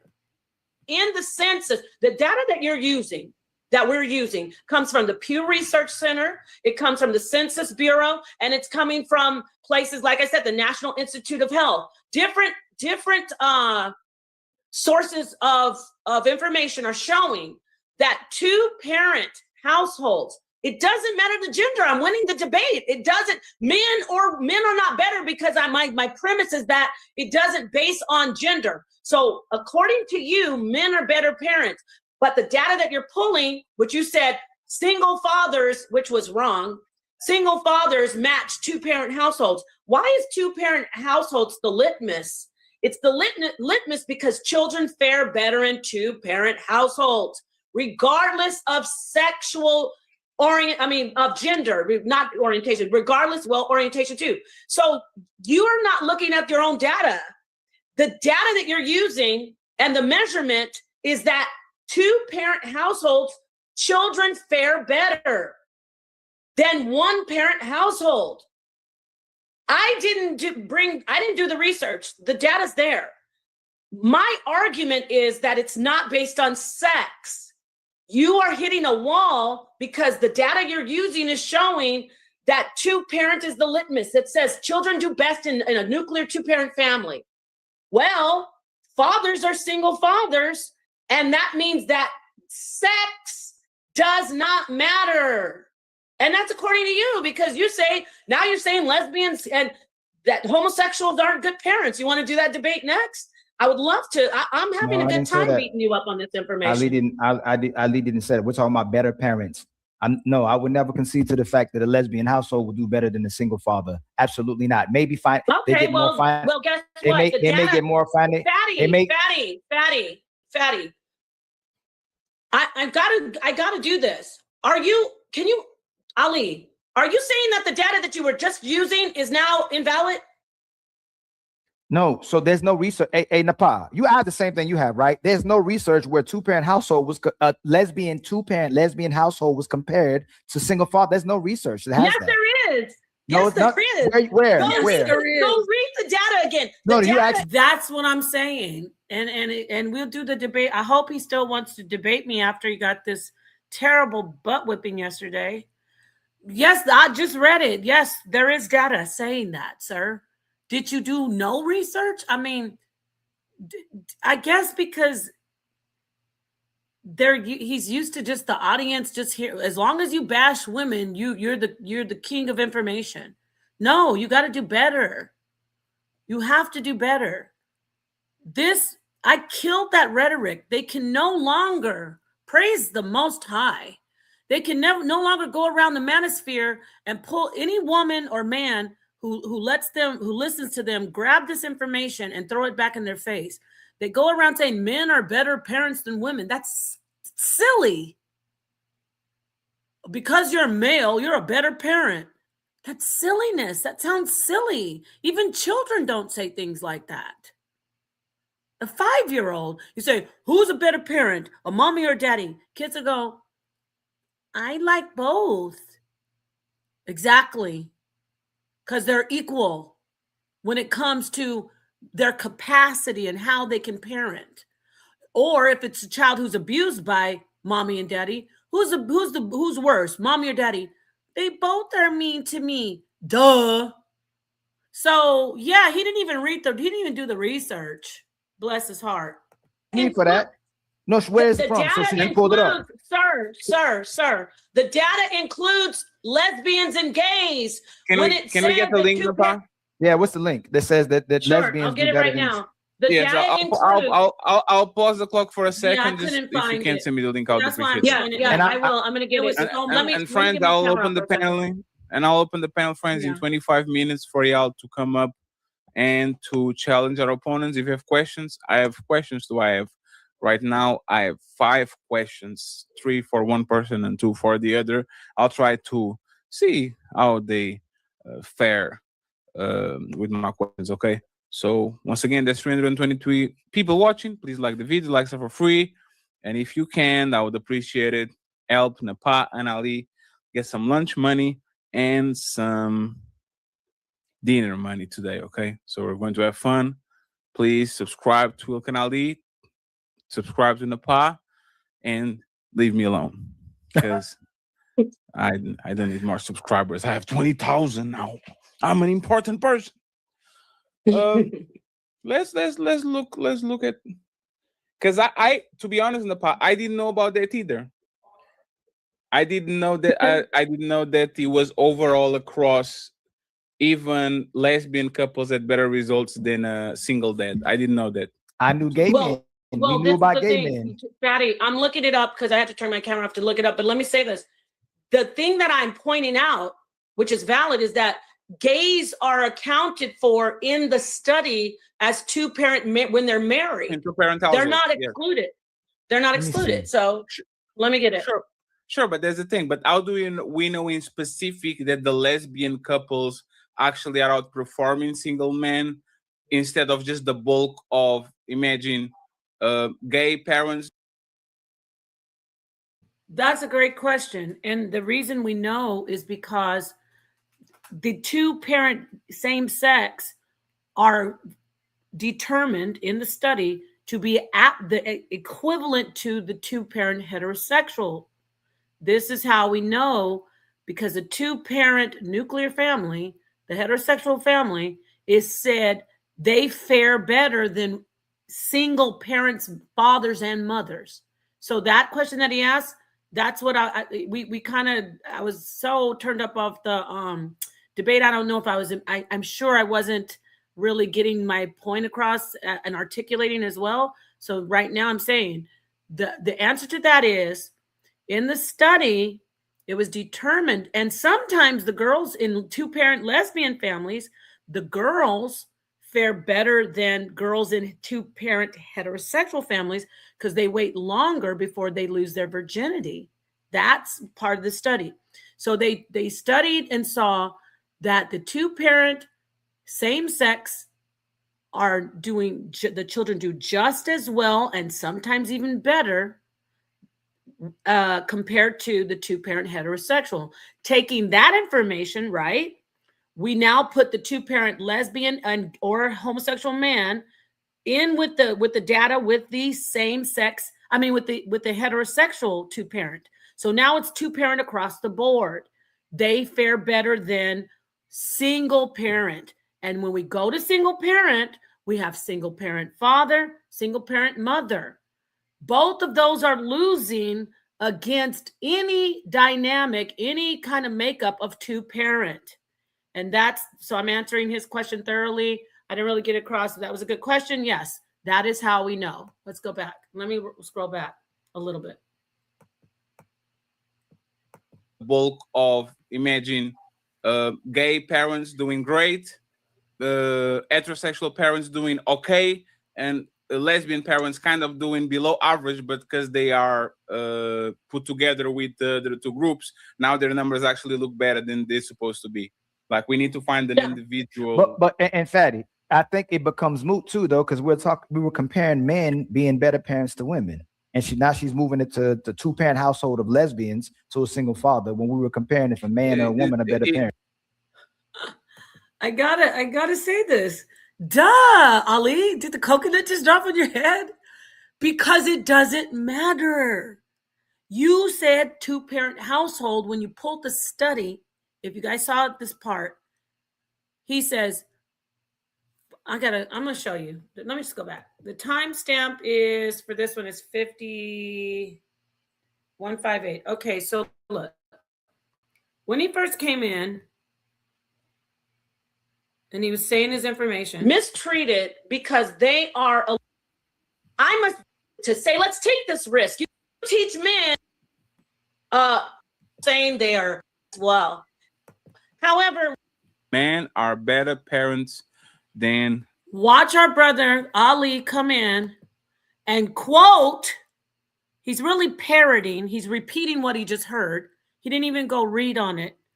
They've been passing this article around of this ex-sex worker who said men are better parents than women, and they won't stop repeating it.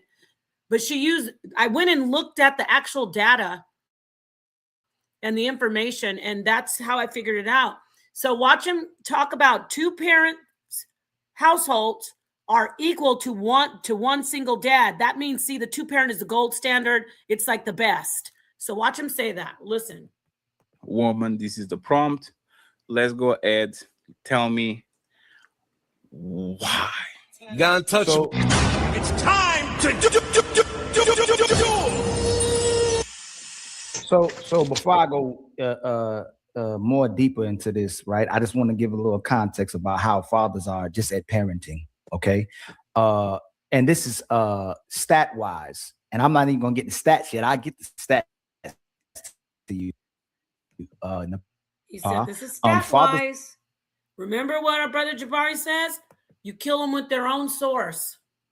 And shout out to the pseudo killers. They say a pseudo dies at their own source or with their own source. Listen. I'm more rule focused. Fathers are more disciplinary. Fathers are more likely to enforce consequences consistently, and less emotionally swayed than mothers are. Mothers tend to negotiate with their children. Mothers tend to comfort their kids, avoid emotionally distress, and they tend to bend the rules so their kids get their way, so they don't have to enforce it the way a man would have to enforce it. So she looks like a good mother.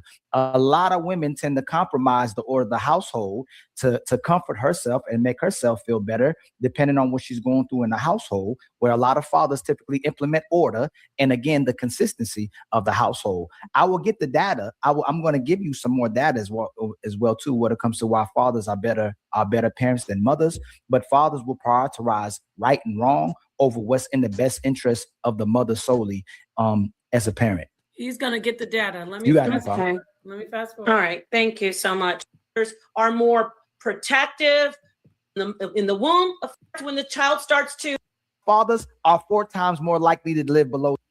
There is no gender that says parenting is good. It's about the quality of the person, the quality of the care, the quality of the character, and if it's in the dynamic of a nuclear family. I'll hand it back over to you. So there's data that shows that a single father household is equivalent to a 2-parent household. What's crazy is boom. Y'all heard it. You want me to drag it back a little bit one more time? Okay, let's do it one more. Let's see. And feeds the baby. There is no gender that says parenting is good. It's about the quality of the person, the quality of the care, the quality of the character, and if it's men and women in the dynamic of a nuclear family. I'll hand it back over to you. So there's data that shows that a single father household is equivalent to a 2-parent household. What's crazy is the only thing that you showed us just now for women being better parents than fathers, and then you'll turn right back and say that they both are equally needed, is you're saying that the mother gives birth to the baby. All right, so let's get back to the 58 mark or wherever I was. I think it was 158. Yeah. That was it. Y'all heard it. That's what he messed up on.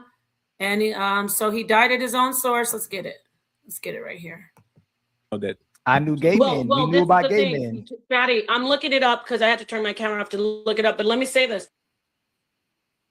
And then he's going to try to do the buck dance and say, oh, she's changing the top. No, brother, you brought that source in and you said that's the thing that I'm pointing out, which is valid, is that gays are accounted for in the study as 2-parent when they're married. They're not excluded. They're not excluded. So let me get it. Sure, but there's a thing. But how do we know in specific that the lesbian couples actually are outperforming single men instead of just the bulk of, imagine, gay parents doing great, heterosexual parents doing okay, and lesbian parents kind of doing below average, but because they are put together with the 2 groups, now their numbers actually look better than they're supposed to be. Like, we need to find an individual. But Fatty, I think it becomes moot too, though, because we were comparing men being better parents to women, and she's moving it to the two-parent household of lesbians to a single father. When we were comparing if a man or a woman are better parents, you are actually right.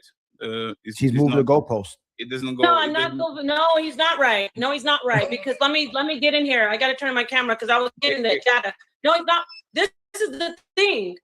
There's still studies being done on the effects of same parenting or the results same parenting. However, the data that is being I want to listen. The data that's being used saying that two-parent households fare better than one single includes gays and lesbians. Therefore, you can't put it on gender. Not with this data, maybe with your feelings. The data you're using says that a single parent, whether mother or father, does not fare as well as a two-parent. In that data that when they did all the studies and the census, the research, there are homosexual married couples included in the two-parent household.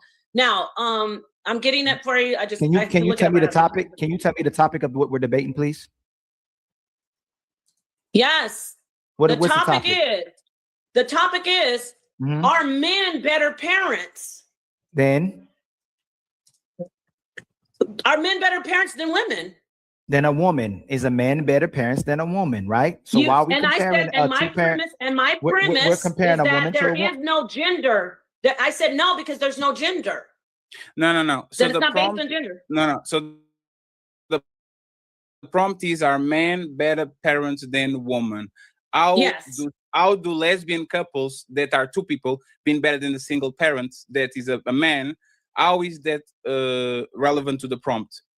Because if you Google I have about 50 articles I have to go through to get this, and I have this information about who was involved in the census. Even you can do it now. If you Google two-parent households consensus bureau, gays, they are included in the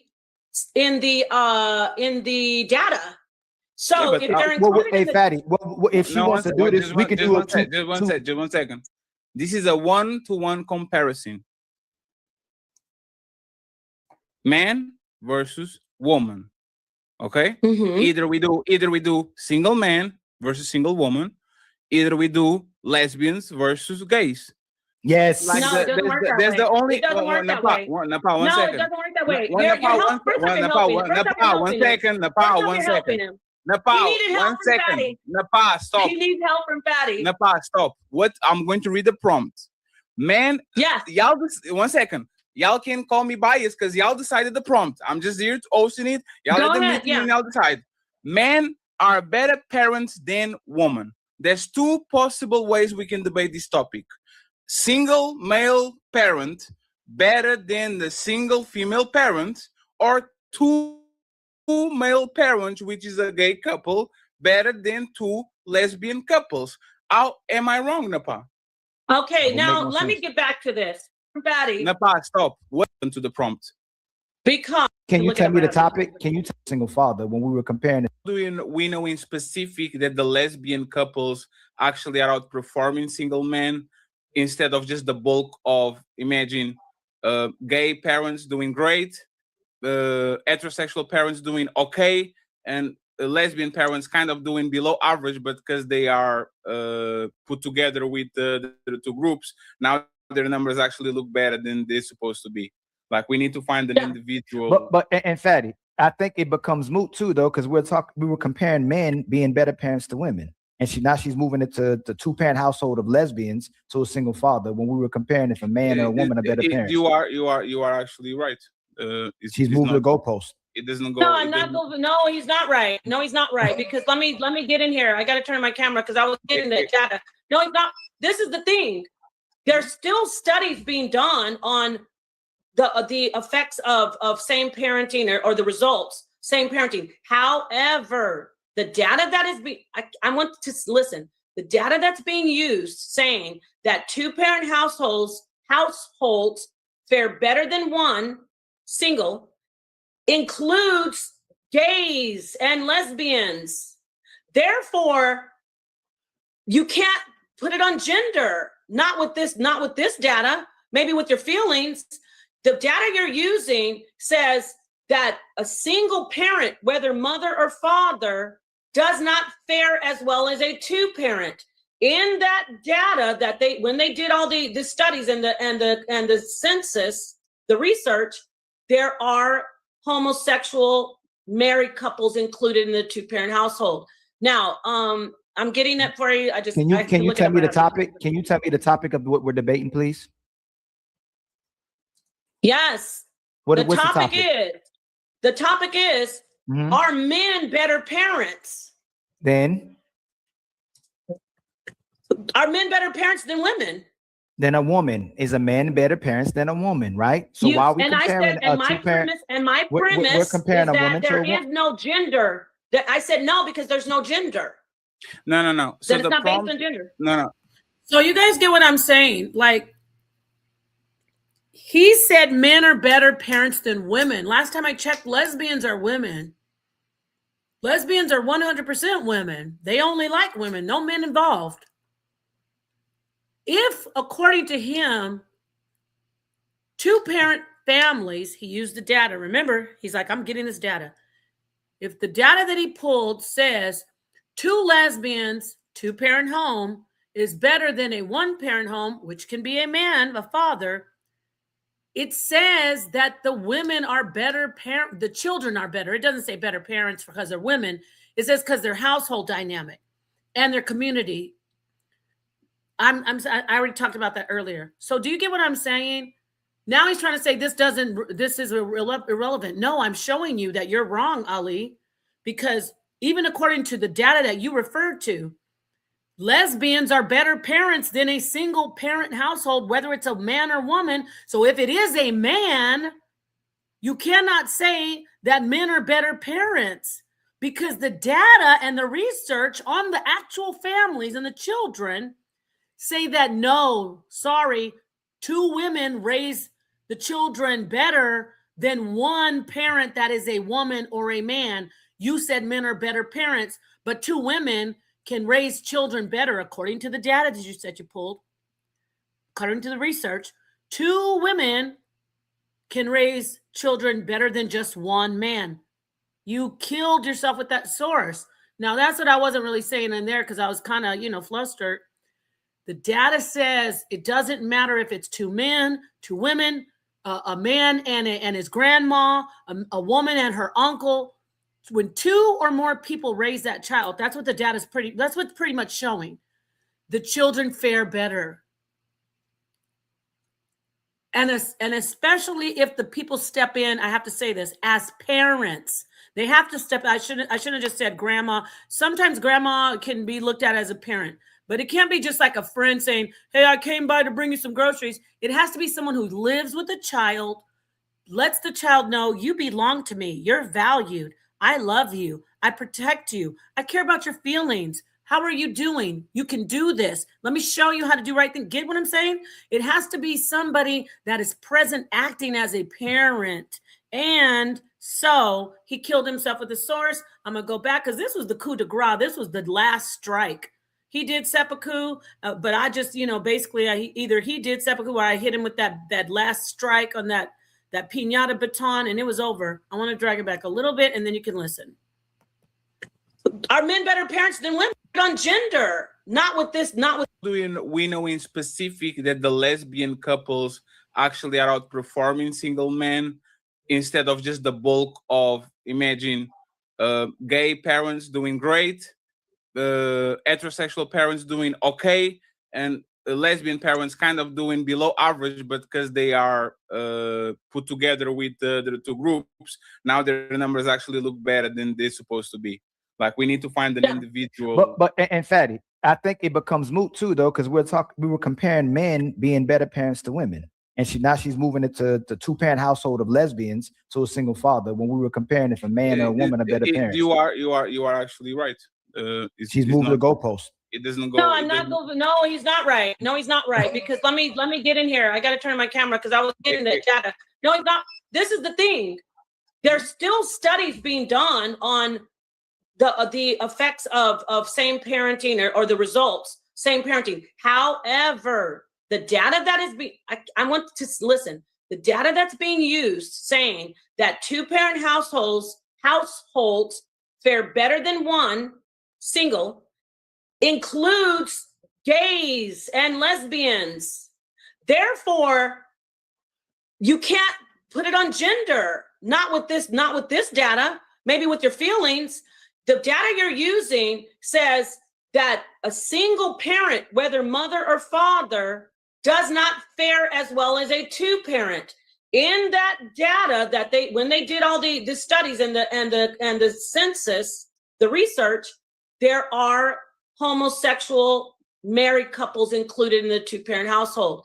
Now, I'm getting that for you. Can you tell me the topic? Can you tell me the topic of what we're debating, please? Yes. What's the topic is are men better parents? Then are men better parents than women? Then a woman. Is a man better parents than a woman, right? So while we comparing my premise we're comparing is a woman that there to a is no gender. I said no because there's no gender. No. So it's not based on gender. No. So the prompt is: are men better parents than women? How do lesbian couples that are 2 people being better than the single parent that is a man? How is that relevant to the prompt? Because if you Google I have about 50 articles I have to go through to get this, and I have it. This information about who was involved in the census. Even you could do it now. If you Google 2-parent households consensus bureau, gays, they are included in the data. So if they're included, Fatty, if she wants to do this, we can do it. Just one second. This is a 1-to-1 comparison. Man versus woman. Okay. Either we do single man versus single woman. Either we do lesbians versus gays. Yes. Like no, it doesn't work that way. The only. It doesn't work that way. Napah, one no, second. it doesn't work that way. Napah, 1 second. Napah, 1 second. Napah, stop. He needs help from Fatty. Napah, stop. What? I'm going to read the prompt. Man, yes. Y'all, 1 second. Y'all can call me biased because y'all decided the prompt. I'm just here to hosting it. Y'all let the meeting and y'all decide.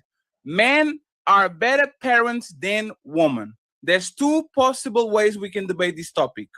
Single male parent better than the single female parent, or 2 male parents, which is a gay couple, better than 2 lesbian couples. How am I wrong, Napah? Okay, now let me get back to this.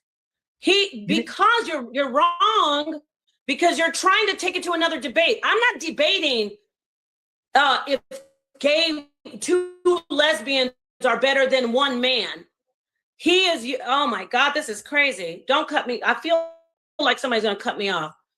2 households on paper say that children do better. Doesn't matter if they're 2 men, 2 women, man, woman. Facts say, statistics say, 2-parent households, children do better.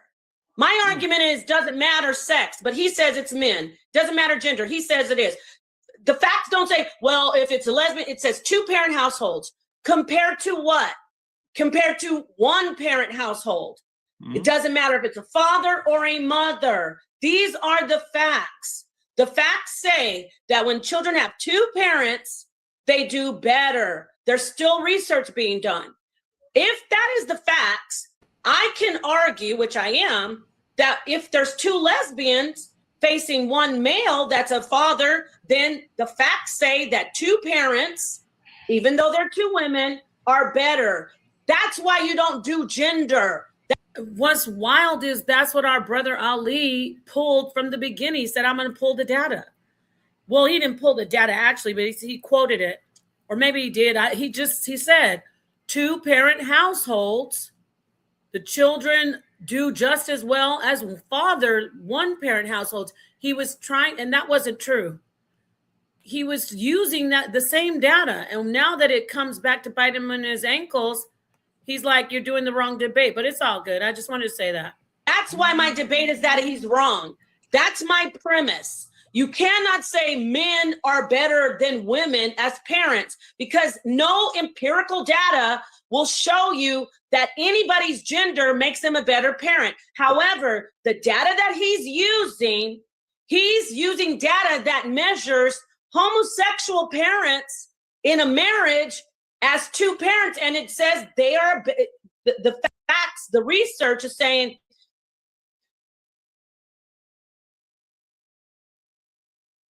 and shout out to you raising your daughter. There has to be someone there who also represents the mother and someone who represents the father. So thank you for that comment. Exactly. So let's get back to this. two-parent household children do better. Am I saying that lesbians are better than one man? No, but his argument is saying that gender matters, and so I'm saying no, it's not. So this is why let's assume that I actually give you your argument. That argument will be redundant because two men raise kids better than one woman. You see what I'm saying? Even if I consider your argument, which I won't, because if we are doing man and woman, I can say 7 men raise kids better than 3 women. 10,000 women can raise kids better than 2 men. Now I'm debating you. Napah, 1 second, because this is my time. Remember, 30 minutes. Okay, the Q&A, go ahead. Right? Go ahead. If I would granted that 2 lesbians are better parents than a single dad, I can flip it and say 2 men are better parents than a single woman, which will be a stalemate. So the argument is irrelevant. So why are we discussing this? Do you see how you said the argument is irrelevant? So it's gender. A bomb drop. Gender is irrelevant. No, listen, gender is irrelevant. Now 1 second, Napah. We are saying we are doing numbers. Is 10 bigger than 1? No, 10 is. I mean, yes, 10 is bigger than 1. It's just numbers. If I have 2 arms and 2 legs, and I get another person, now we have 4 arms and 4 legs. And if I get another person, we have 3 brains, 6 arms and 6 legs. It's just a numbers game. Why are you bringing that up? Because the way I'm going to answer you thoroughly. The research that's showing who does better in parenting is not based on sex. It never has been.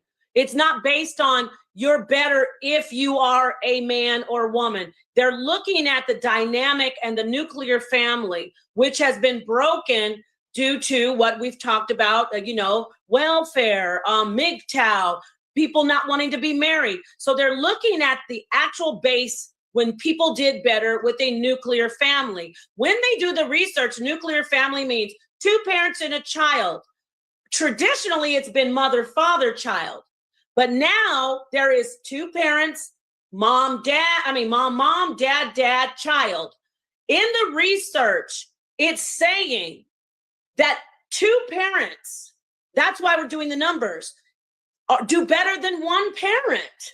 How is that relevant to the prompt? How is that relevant to I want to get our men? I want to finish this off, please. Yes, I did. How is that relevant to men are better parents than women? It's relevant because he is comparing. He came out and said a single father does just as well as a 2-parent household. He brought it out. I said, wait, but that's not the prompt. No, that's not the prompt. The prompt is, are men better parents than women? My premise is no, because there is no gender ascribed to your good parenting. It depends on the person. However, when we look at parenting now we're going into parenting. We're moving away from that silliness of gender. What? That's just a MGTOW manosphere cult tactic. There is no sex, and this is and sociologists and psychologists back me on this. There's no sex ascribed to good parenting. But he used data to try to say, look at how many bad moms, that there's bad moms households, but look at these 2-parent. He said single father households should be compared to 2-parent households. I brought out that the data is showing that lesbians and gay men are being studied in that parenting information. So it's not irrelevant. That's perfect. Napah, and that's perfect. So gay parents gay parents that are male and lesbian parents that are male are doing a good Female. job, right? Female. Yeah, they're doing a great job. It's So, two-parent households. Yeah. so if gay parents are doing a good job, I'm giving everything you said face value, and lesbian women are doing their job too. How is it relevant? Both of those groups are doing a good job. The relevancy is we're talking about parenting, and data shows who's better parents, two parents or single parents. That's the data that's crucial. Okay, let me ask you this question, Napah. And this is now I'm going to start to answer questions. I'll open the panel in 10 minutes. Napah, are gay parents better? Do gay parents have better results than lesbian parents? If they are married and they are raising the child. 1 second. No. I'm the moderator, and why would I say something that's silly? One second, Why would I say something that's silly? Napah, I'm a moderator, and I'm going to close the question, so there's no running from you and Ali. Okay? Yeah. Go ahead. We're talking about two-parent household. I don't care if these people are married, as long as they're living together and the kid wake up They to have two to be parents in the married. house. Yeah. Yes, are gay male parents have better results than lesbian parents? Gay male parents that are married, men, and gay women parents. I will repeat it again. I'll repeat it again. No, because I'll repeat. By the way, Napah, I'm talking about data. I'm talking about data. Napah, can you stop doing that? Listen to what I'm saying. Don't rephrase. I am listening to you. It's a ridiculous question. So Napah, don't rephrase my questions. It's not about marriage. Go ahead. Two-parent households, meaning these kids are waking up and they have two parents in their house under the same roof. Yeah. Okay, that's not marriage. Mm-hmm. Yeah. My question is, who is having better results? These kids are having better results raised by who? Gay parents or lesbian parents? It's exactly the same according to the data. According to the data. I'll because I can debate.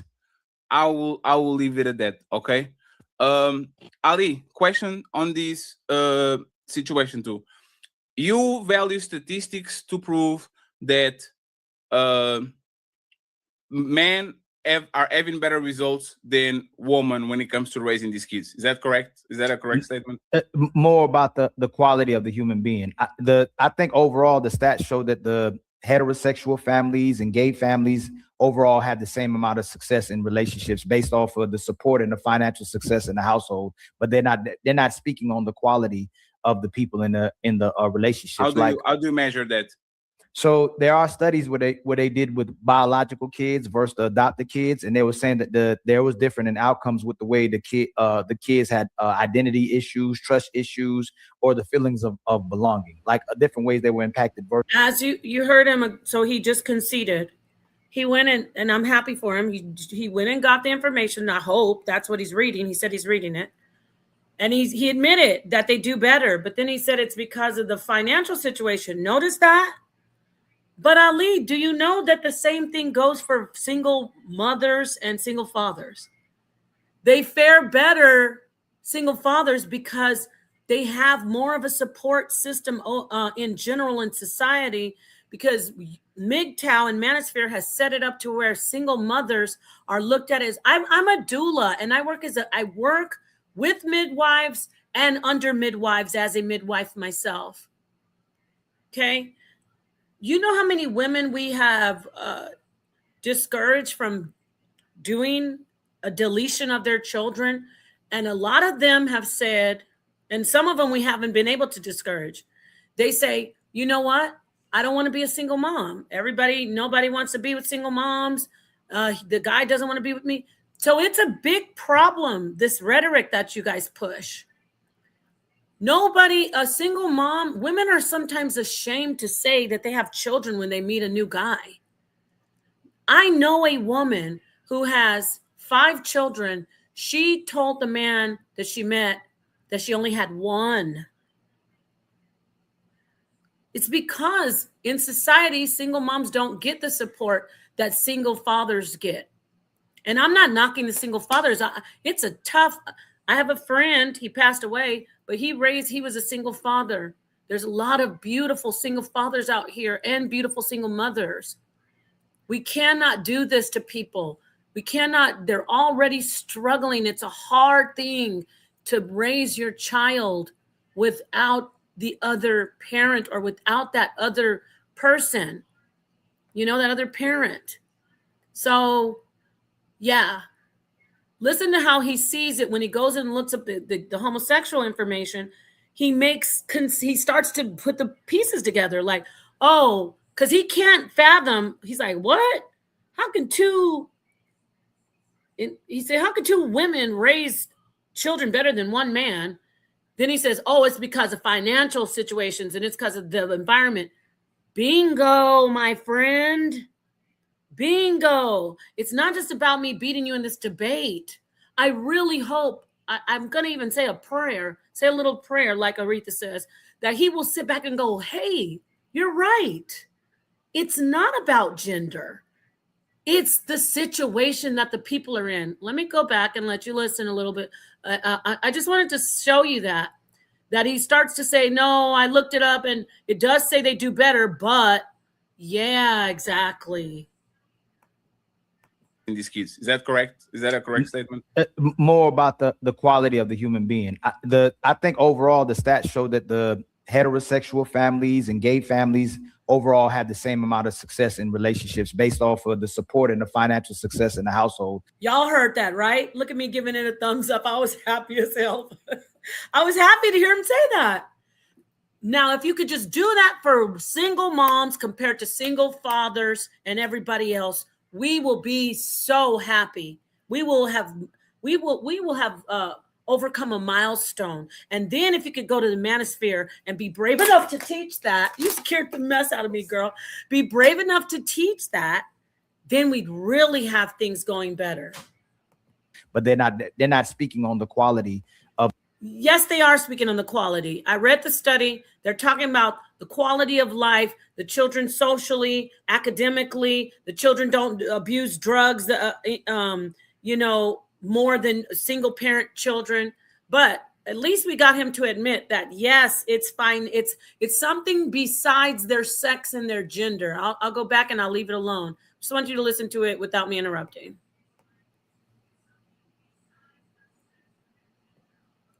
That men are having better results than women when it comes to raising these kids. Is that correct? Is that a correct statement? More about the quality of the human being. I think overall the stats show that the heterosexual families and gay families overall have the same amount of success in relationships based off of the support and the financial success in the household. But they're not speaking on the quality of the people in the relationships. How do you measure that? So there are studies where they did with biological kids versus the adopted kids, and they were saying that there was different in outcomes with the way the kids had identity issues, trust issues, or the feelings of belonging, like different ways they were impacted versus the How do you financial. measure the quality of the kid thing?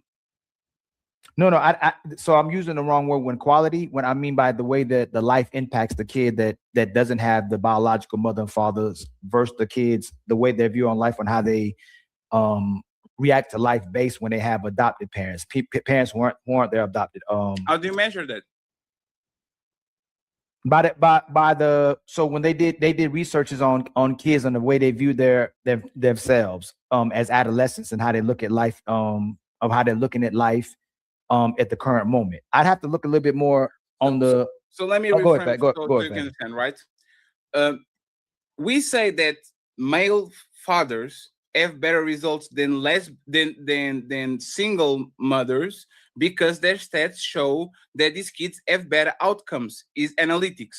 These kids go less to jail. These kids get they get better grades in school. These kids, we have all these stats, right? Right. My question will be, if you agree, if you're using these as your statement, if this is a definitive statement, this is look at how these kids are doing and all these metrics compare with how they've been. All the metrics that they've been raised by. Okay, is that fair assessment then, right? Yes, but what I'm saying is that it seems like the stats are biased. Like they don't want to give, when you told me some of this information are good, giving politically correct answers. It's like they're saying that the heterosexuals and gay parents and lesbian parents outcome is typically similar. That's what they're saying. Thank you. But we know we know when you look at the way fathers raise children, when mothers raise children, when parents would admit that the quality of the kid's life is impacted by fatherless homes more so than fatherless homes more so that it is almost equivalent to the two-parent household, because the way father acts with his children when he's a single father versus the way mother behaves with her children when she's a single mother. So they'll show how impactful or detrimental can be when the father is there or away, but they won't be honest about what happens whether the kid's raised in a two-parent household with heterosexual parents or gay and lesbian parents. My second question would be, who would you rather have raising a young child? Two gay parents or a single mother? Who would I rather have? Yes, and we're talking about the kids, about the you and the kid. Who would you rather have raising the kids? A single mother or two gay parents? A single mother, the biological mother. Y'all heard that, right? You guys heard that, right? The brother said he would rather have the single mother, remember the villain of all villains, according to him, raising a child instead of two men in the homosexual marriage. Now, don't lose focus and say he's right. I wouldn't either. It's not about you. No. He's asserting with all his might, all his intellect. That's what I mean. Not his physical might. That men are better parents. He even said at the beginning of this particular part of the debate when I brought this out, he said, I've heard that two gay men are better parents than two lesbians. I've heard that. Remember he said that, right? But you just heard him say he would rather a woman who is a single mother raise a child instead of two men. The debate is, are men better parents? And you can say, well, it's because it doesn't matter if they're gay. He said men are better parents. He said men are better parents. You see why I'm driving it home that it doesn't matter. He's saying that because then if he thinks he doesn't want gay men to raise them, then look at what I'm trying to say. Then it doesn't matter if they're men, does it? It matters what they're doing. It matters their behavior to you. Bomb drop. I'm going to drop a bomb for myself. Hold on, y'all. I haven't done this for a minute. You get what I'm saying? You said men are better parents. But then you say, no, you don't want two men to parent a child. You'd rather have one woman. The worst family of all that you say. And the worst person, a woman. You'd rather the lesser parent, according to your debate and your rhetoric, you'd rather the lesser parent raise that child. You say, oh, no, it's not that she's less. I'd rather be with the biological mother, blah, blah, blah. But your whole argument is that men, because of their sex and gender, are better parents. So you just showed us that is not true, even in your mind. It's not because they're men. It's because of who they are and what they do and how they live and how you think they will handle the children. You lost the debate.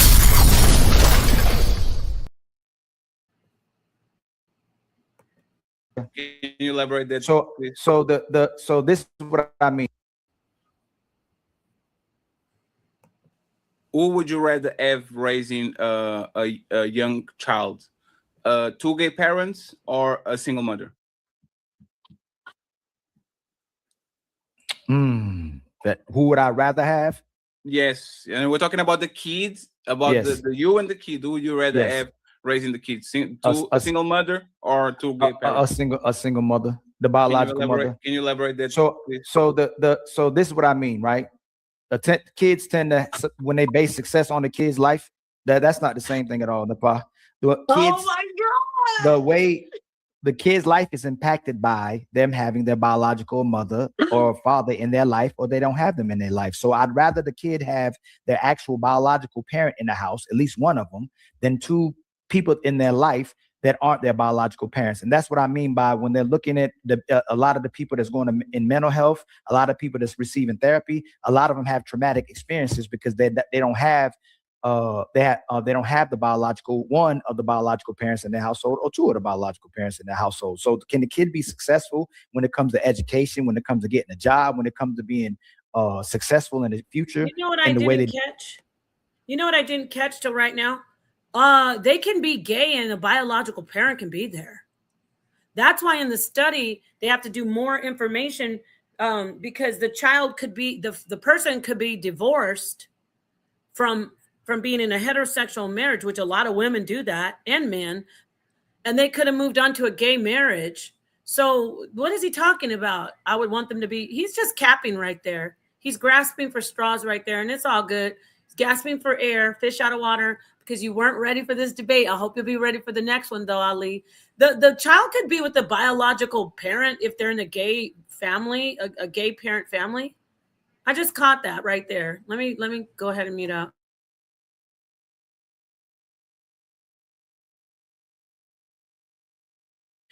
Successful in the future in the way they develop in life.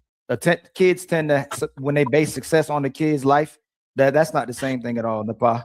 Oh my God. The way the kid's life is impacted by them having their biological mother or father in their life, or they don't have them in their life. So I'd rather the kid have their actual biological parent in the house, at least one of them, than two people in their life that aren't their biological parents. And that's what I mean by when they're looking at a lot of the people that's going in mental health, a lot of people that's receiving therapy, a lot of them have traumatic experiences because they don't have they don't have the biological one of the biological parents in their household or two of the biological parents in their household. So can the kid be successful when it comes to education, when it comes to getting a job, when it comes to being successful in the future in the way they develop in life? Yes, but they have traumatic experiences, and a lot of these kids have mental issues because they don't have the biological parents in their household. So if I had to pick who should be in their lives, I would pick one of the parents that's their biological parent over a gay parent, two gay parents. Can I say something? You're on mute, Patty. You're on mute. No, 1 second, Napah, I have questions for you. You guys can interview each other. You have 2 hours to do that. I do want to comment, though. Can I not comment on that?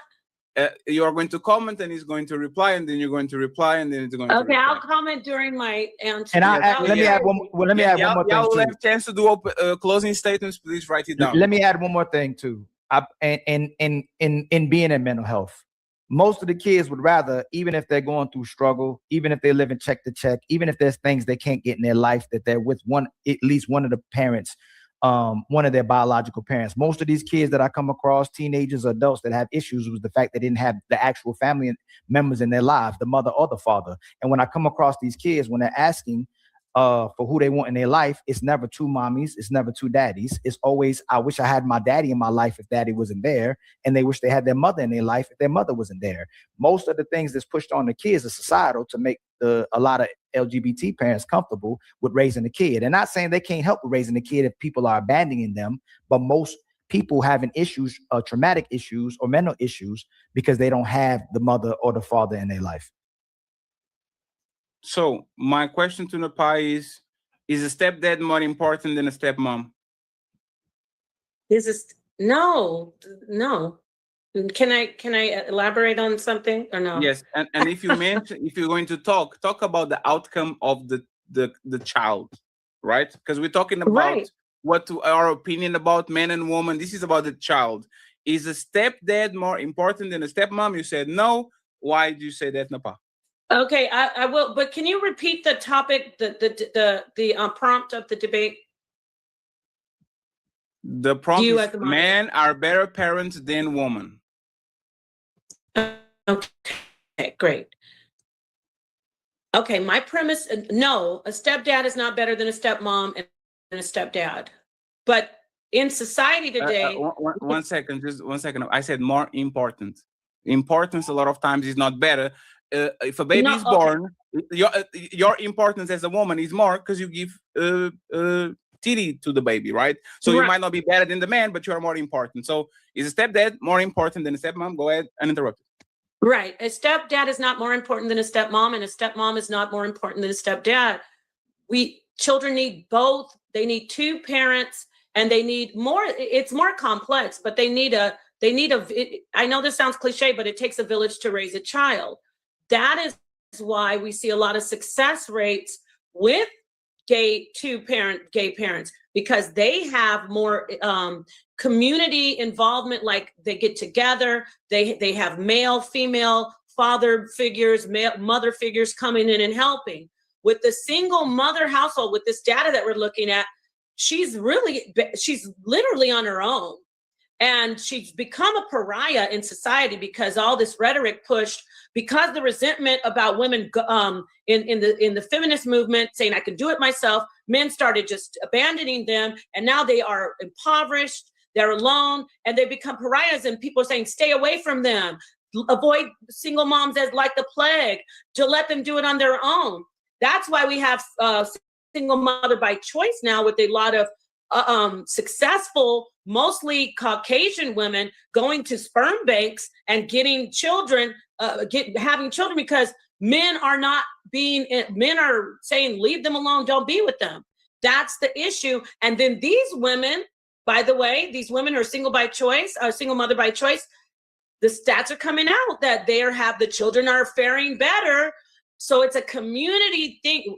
Even though they're raising them single, they're doing better because it's a poverty thing, it's a finance thing, and it is a community thing. We need to look at that and get away. So my point is, my premise was that men are not better parents than women because there is no gender attached to better parenting. And I want to point out that Ali actually gave me the debate. He conceded. He said, I would not have two men raise one child. I would choose a single mom. He literally said that. So he's saying that men are better parents, but you want the child to be with the woman who's a single mom. I just wanted to point that out. So go ahead. That's the answer to my question. No, there's no more important, and there's no, when it comes to gender, it's who the parent is. It doesn't matter about the child. Can I answer that question too? Can I answer that question too? A quick reply, please. Yes. So you're absolutely wrong. Most of us push two-parent household, and I also push the biological parents to be in their life. Why would I push for two gay men or lesbians to be in this kid's life that's not their biological parents over the single mother who's their biological parent? I want the parent that men were better parents. No, let me. Are men? Wait, Ali, are men better parents? Well, are we talking about because you moved the goalpost to non-biological? Because you didn't answer the question. Was are stepdads more important than stepmoms? No, they're not. I said it. I said it, and I elaborated. She won't answer. I'll answer it though. The stepdaddy is better. I said no, they're not. You said no. You said they're equal still. You keep saying that the gender doesn't matter and they're equal. So I'm answering that the stepdaddy is better. Yeah. Can I answer? It's my turn. You answer. Be precise with what my question is. Not better, more important. The stepdad is usually is more important and better because he's there to take care of the mother and the kids, and usually without any benefits. So that's why we call them step crash dummies a lot of times, because they have absolutely no benefit but to take care of the parent. The single mother is usually there for herself, just like the single mother who lost the father of the kids because she keeps putting herself first. A lot of women will tell you now, especially today's modern women, they don't want to date a single father because the single father won't make them number one, and they don't like the fact that the kids have to come before she does. Stepdads don't mind being number three, where women, whether they're single mothers or stepmamas, still want to be number one over the man or over the kids. So I'll put the stepdaddy over the stepmama too. I'm going to Napah for 2 questions and Ali for 2 questions. Okay, the panel opens in 5 minutes. If you don't have nobody, we're about to go to Napah, eat some burgers. Napah, on the man and woman are equally responsible for creating single mother-led homes. You keep talking about MGTOW, men going their own way. What is the percentage of men that you think are actually going their own way and not dealing with women whatsoever? Just a guess. You don't have to give me statistically. Just a guess. I couldn't say. I will say that social media has a great impact on everyone's lives universally. So I don't know. I couldn't put a number on that. I don't Can really you give like me giving like a that. ballpark, like less than 10%, less than 20%, less than 50%, Going their own less than way? 70%? Oh, yeah. Well, according to the research showing about single father homes, I'd say right now about 20% we have single father homes. So that's the only way I could base it. 20%. Yes. I just want to make sure that MGTOW is not about single fathers. MGTOW a lot of times is about not even entertaining women, don't cohabitate, don't make babies, all of that. Wouldn't that be MGTOW, single father though? no, because Don't live with her. Don't be around her. Napah, don't tell that to nobody, but I'm technically MGTOW. I don't have no kids. I knew I it. don't live I with a knew woman. it. And I'm not married with a woman. I actually am helping not creating single mother households by actually getting off the game. You see what I'm saying? So Yeah. the MGTOW is not I left my family. The MGTOW a lot of times is I went my way and I didn't establish no paternity, For you, no kids, sir. no nothing. Fatty, for you. But there, MGTOW started. A lot of men were married when MGTOW really took place, like in the 2000s, the early 2000s. Men were married and saying, "Don't engage with these women," and they start teaching men like you, younger men, "Hey, don't make my mistake. Don't even get married." But at first, they were married. They were married. Fatty, can I make just 1 second? Those are not single mothers. Single mothers are women that got kids out of wedlock. You are a divorcee or a widow. Is not a single mother. We don't count No, single actually, mother. no. You got to do You the are a research. divorcee. Nobody's going to call you single mother if you are not a single mother. You are a single mother if you have a kid outside of wedlock. No, my friend. According to that's why I said, did y'all look at this stuff the research out there?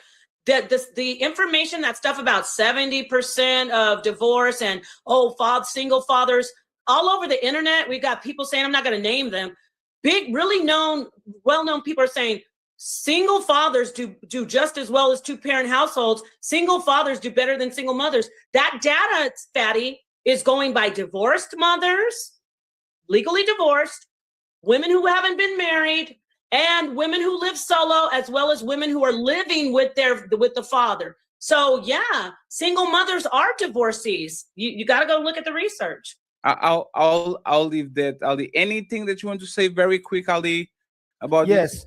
She's making it seem like men with that movement in response to women who no longer need the man and pick their independence over the man, and they were in fear of losing their assets and losing their marriages and their families. That's why they started going their own way. It was in response to women going their own way.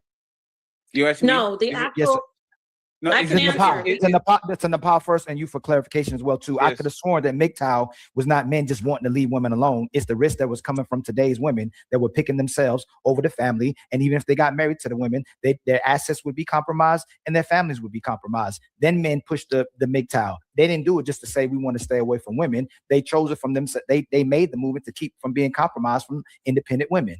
Go ahead, Napah, very quick, and then I'll have to keep going. Go ahead, Napah. Yeah, feminism movement with the manosphere. You asked me a question. The manosphere came out of men's equal rights movement as a response to the second wave of feminism. MGTOW came out of the men's equal right movement. So no, it wasn't just women leaving them first. They responded to men not having equal rights. Feminism, second wave of feminism was going radical crazy, just like MGTOW now, and manosphere is going crazy. It's not about people's sex and gender. It's about sociological issues. So no, MGTOW came out of manosphere, men's equal rights, but they were radical. They were radical. But by the way, Napah, do you think the Black Panthers was a terrorist organization? I'm not answering. Why? That was a good question. I want to show you guys something really quickly. That was pretty much the end of the debate. I'm gonna stop sharing that. Let me share this. Okay. So Here's the paper that I was referring to about MGTOW. All right, MGTOW. Let's go to the top. This is the paper, Anti-Feminism Online, MGTOW, Men Going Their Own Way, Ethnographic Perspectives Across Global Online and Offline Spaces. ResearchGate, okay, this is by Jie Liang Lin, or Lin. Reactionary politics encompass various ideological strands within the online anti-feminist community. In the mass media, events such as the 2014 Isla Vista killings of Gamergate, it was remember the guy just started offing all those gamers at that event? They brought more visibility to the phenomenon. Okay, although anti-feminism online is most commonly associated with middle-class white males, the community extends as far as female students and professionals. And of course, now became Black MGTOW, and of course the Black Manosphere and everything like that. It is associated with terms such as men's rights movement, Meninism, the red pill, and the pickup artist, men going their own way, the group on which I focused my studies. So that's the person who wrote the paper. Let's get down here.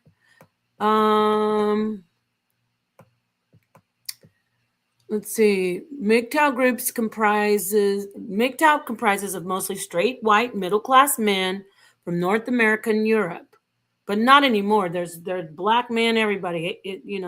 Because this stuff, this anti-feminism movement, it's become radicalized, and a lot of people have been swept up in it. As you see, Fatty and everybody's in the manosphere. He said, don't tell anybody, but he's MGTOW, so it's not just white men anymore. All right, so let me keep reading. Of Western society, right? Well, it says, wait, let me start over. MGTOW espouses that the abandonment of women and a Western society that has been corrupted by feminism. So see, they say, let's leave these women. Let's leave everything. The existing system to them is impossible to amend. So MGTOWs are, quote, going their own way, unquote. MGTOW believe that they are victims of gynocentrism, and they believe that male gender roles, that the male gender role entraps men as silent breadwinners. You see how I was saying how men are leaving their homes. They don't want to go. They're not initiating divorce because they know that's going to cost them money. And they don't trust the system. And they definitely know they're not going to get a fair shake, usually in court. Through technological advancement, men as a race have essentially dug their own graves by creating technological advances leading to public spheres and digital phenomena such as selfie culture, wherein females are privileged and rewarded for their own narcissistic tendencies. Well, okay, let me scroll down to this part about divorce. Okay, it talks about where it got started. I think this is where it got started. You know what I'll do? I can do, y'all. You guys don't really want to hear all this, do you? Let me see. I think it's here. Here it is. I read this whole thing. According to, I think this is it. Yeah. According to psychologist Joseph Plack, the paradoxical male reality was that despite institutionalized male privilege, most men do not feel powerful. Fulfilling the scripted male sex roles to succeed in public life left them, quote, emotionally and psychologically impoverished, leading men to feel that women had expressive power and masculinity validating power over them. So they felt like women are lording over them. Just like when my brother Ali says, if she won't listen to you, why wouldn't you leave? Okay, sex role theory was radical in the pre-feminist context of the 1950s and 1960s because it broke partially from biological essentialism and suggested a correlation between identity formation and social structure. Men's liberation seeking to align itself with women's movement. See, that's the men's liberation, the men's rights movement. That's what I was saying. Men's liberation seeking to align itself with women's movement and eager to resolve any contradictions, package sex role theory as an argument of the symmetrical oppression of men and women in a sexist society. According to Warren Farrell, this is Dr. Warren Farrell. He talks about the boy crisis. He was previously a feminist, and now he's a male advocate for men and boys.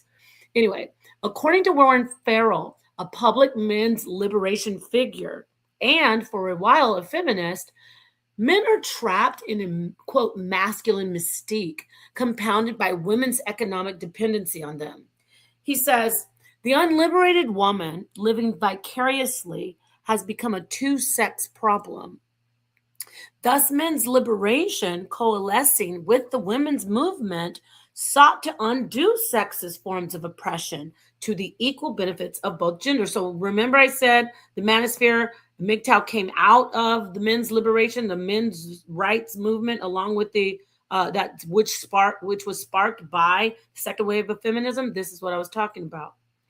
Appointed feminist critic was that the men's liberation platform decontextualized institutionalized relations of power and the inaccessibility of women to male institutionalized privilege.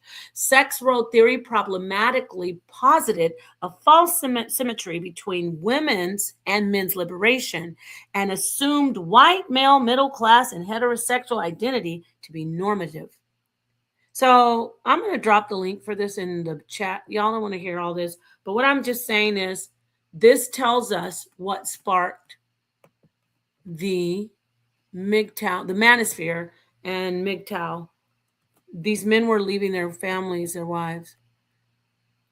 All right, so that's it. I played it. It's here. I came. I saw. I conquered. 2 gay men can't teach a young girl how to be a woman. Yeah, well, they have a two men. It's very complex. When we talk about family dynamic, we need a mother or father to raise children. There's so many different dynamics now where there are gay families, where there are gay parents, single parents, grandparents raising children. You know what I'm saying? So I was saying earlier, the reason these children are faring better, this is what I posit. Okay, talking about what everybody else posits. I deduce that they have much more community assistance and support, and they come together, male and female, in the LG community. I know it's LGBT, but the lesbians and the gay men, they come together and they help each other raise the children. And so, and plus their financial situations aren't always, very, very much better, but they are oftentimes better. Not always, but oftentimes. Anyway, thank you so much for tuning in. And I agree that, like I said, you need children. You say can't raise a woman. I don't think only 2 men ideally can. If it was just the 2 men, no input from grandmas or aunts or best girl, the female friends. 2 men raising 1 child, like on a deserted island, the child would miss out on that female parent interaction and love and reinforcement.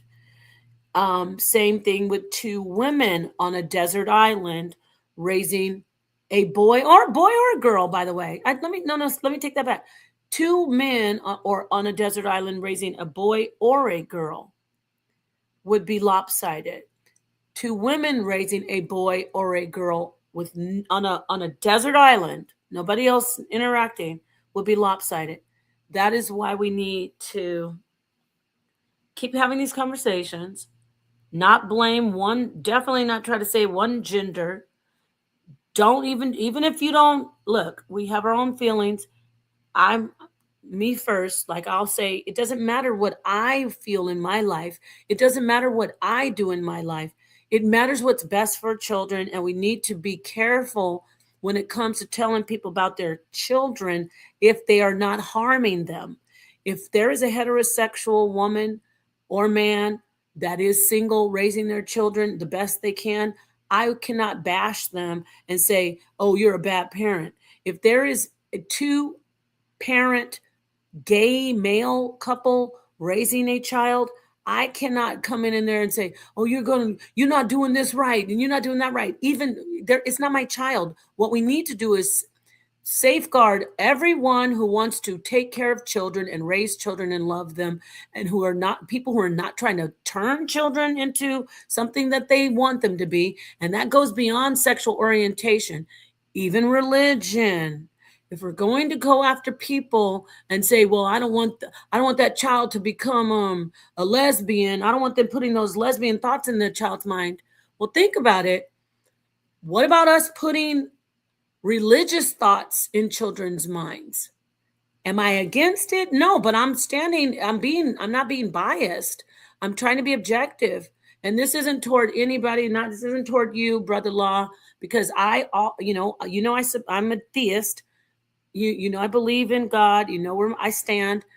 My beliefs and what someone's doing and raising their own children, if they're not harming their children, if they're not abusing their children in any way, shape, or form, verbal, mental, physical, essay, then I can't tell those people you're not fit to be a parent. That's crazy. You know how people are about their kids? Anyway, peace to the darkest minds of the light, to the HOK family. Shout out to Ilkan Ali. Thank you for that debate. Shout out to the Untouchable Empire and Fatty. Thank you for that debate. We hopefully will still be able to get together. I'm supposed to debate Ali on the 6th of June. I got to get with him and talk to him about that, have Sonetter talk to him, and we get the links out. I think the world likes the dysfunction, sis. It's just good for business. That sounds interesting. I don't. You're onto something there. Let's see what Brother Law says.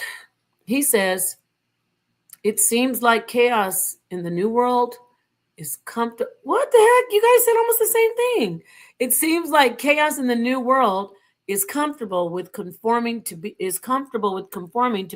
a modern S&G. I don't know what that is, but I'm not conforming to anything. So in case, I don't think you were talking to me, but if you were, I'm not conforming to anything. People are going to have children all day long, right? Everybody's going to have children. And there's gay women and gay men who have children. Biologically. I'm not going to, what am I going to do if I can only step in or take a stance against child abuse. That's it. I can't take a stance against, and people say, well, it's child abuse to have that in front of the kids. Well, that is not Sodom and Gomorrah. That if I came to people saying Sodom and Gomorrah, what would they say? Don't put your beliefs on me. Don't put your beliefs on me about Sodom and Gomorrah. You know what I'm saying? What can I do? Yeah, I'm not here to I'm not here to govern people's lives if they're doing everything right. When I say doing everything right, I'm not in your bedroom. I don't care what you do as adults in your bedroom if it does not affect children or me. What you do in your bedroom stays in your bedroom. I don't need to know about it. It's between you and your mate and the God that you serve, if you serve a God. So that's all I have to say about that. I get what you're saying, Brother Law, and I appreciate your comment. but it is what it is. Sodom and Gomorrah is what he was speaking on. Now, let me make this clear. This isn't about me pushing anything.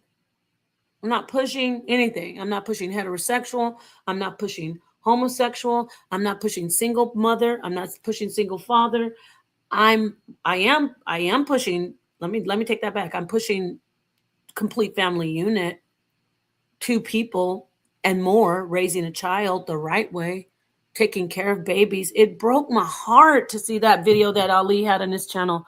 That baby went to her mother and said, "Mama, why don't you have a boyfriend? Or why don't you have a husband?" I think she said that. And the mom said, "Why are you asking me that?" She said, "Because I want a dad."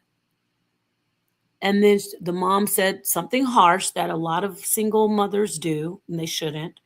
She didn't know any better. Still, it didn't help. It still hurts the child. She said, "Your daddy doesn't want to be here. That's why you don't have a daddy." You don't do that. And then the girl got sad and laid her head down and said, "I want a daddy. Go get me one." So I'm for children. Even right now, thinking about it, I'm getting a little choked up. I am for children. We will not bash parents who are struggling to do the best for children. We will not say that women who are trying to do it on their own and they're failing at it because they don't have support, we will not say that they are bad. We will not kick them while they're down. We will not kick fathers who are doing it on their own while they're down either. Well, who are we going to kick? We're going to kick the child abusers, the PDF files, the people who abandon and neglect children, the people who are in the school system, teachers, who are covertly abusing boys, little boys, especially Black boys and minority boys, but especially little Black boys, focusing on them, playing mind games. It's a boy crisis. But does that mean that little girls don't get abused in school? No, it doesn't. My point is, we got to go against the ones who are harming children, not the ones who are struggling trying to help children, single mothers. Seriously? That just made my heart chakra glow bright for a second. What did? That we're going to fight against the people who harm children? Good. I like that. Eyes wide shut in real life in real time. With that said, thank you so much for tuning in. Peace to you and your beautiful queen, brother-in-law. Peace to Rakibel Shams Ata Arif Mahdi. I think I'm getting better at saying that. Peace to old accountant, everybody who's in here, Pat Mose. There is a couple other people. Oh, I know. Have you seen that video? Oh my gosh, if I could find it. Oh God, it definitely will make you cry. I cried when I watched it. That baby was so sweet. Peace to you. Peace, everybody. Have the rest of your weekend. And to those who celebrated the Shabbat and it's over, I hope you had a great Shabbat. So peace to everybody.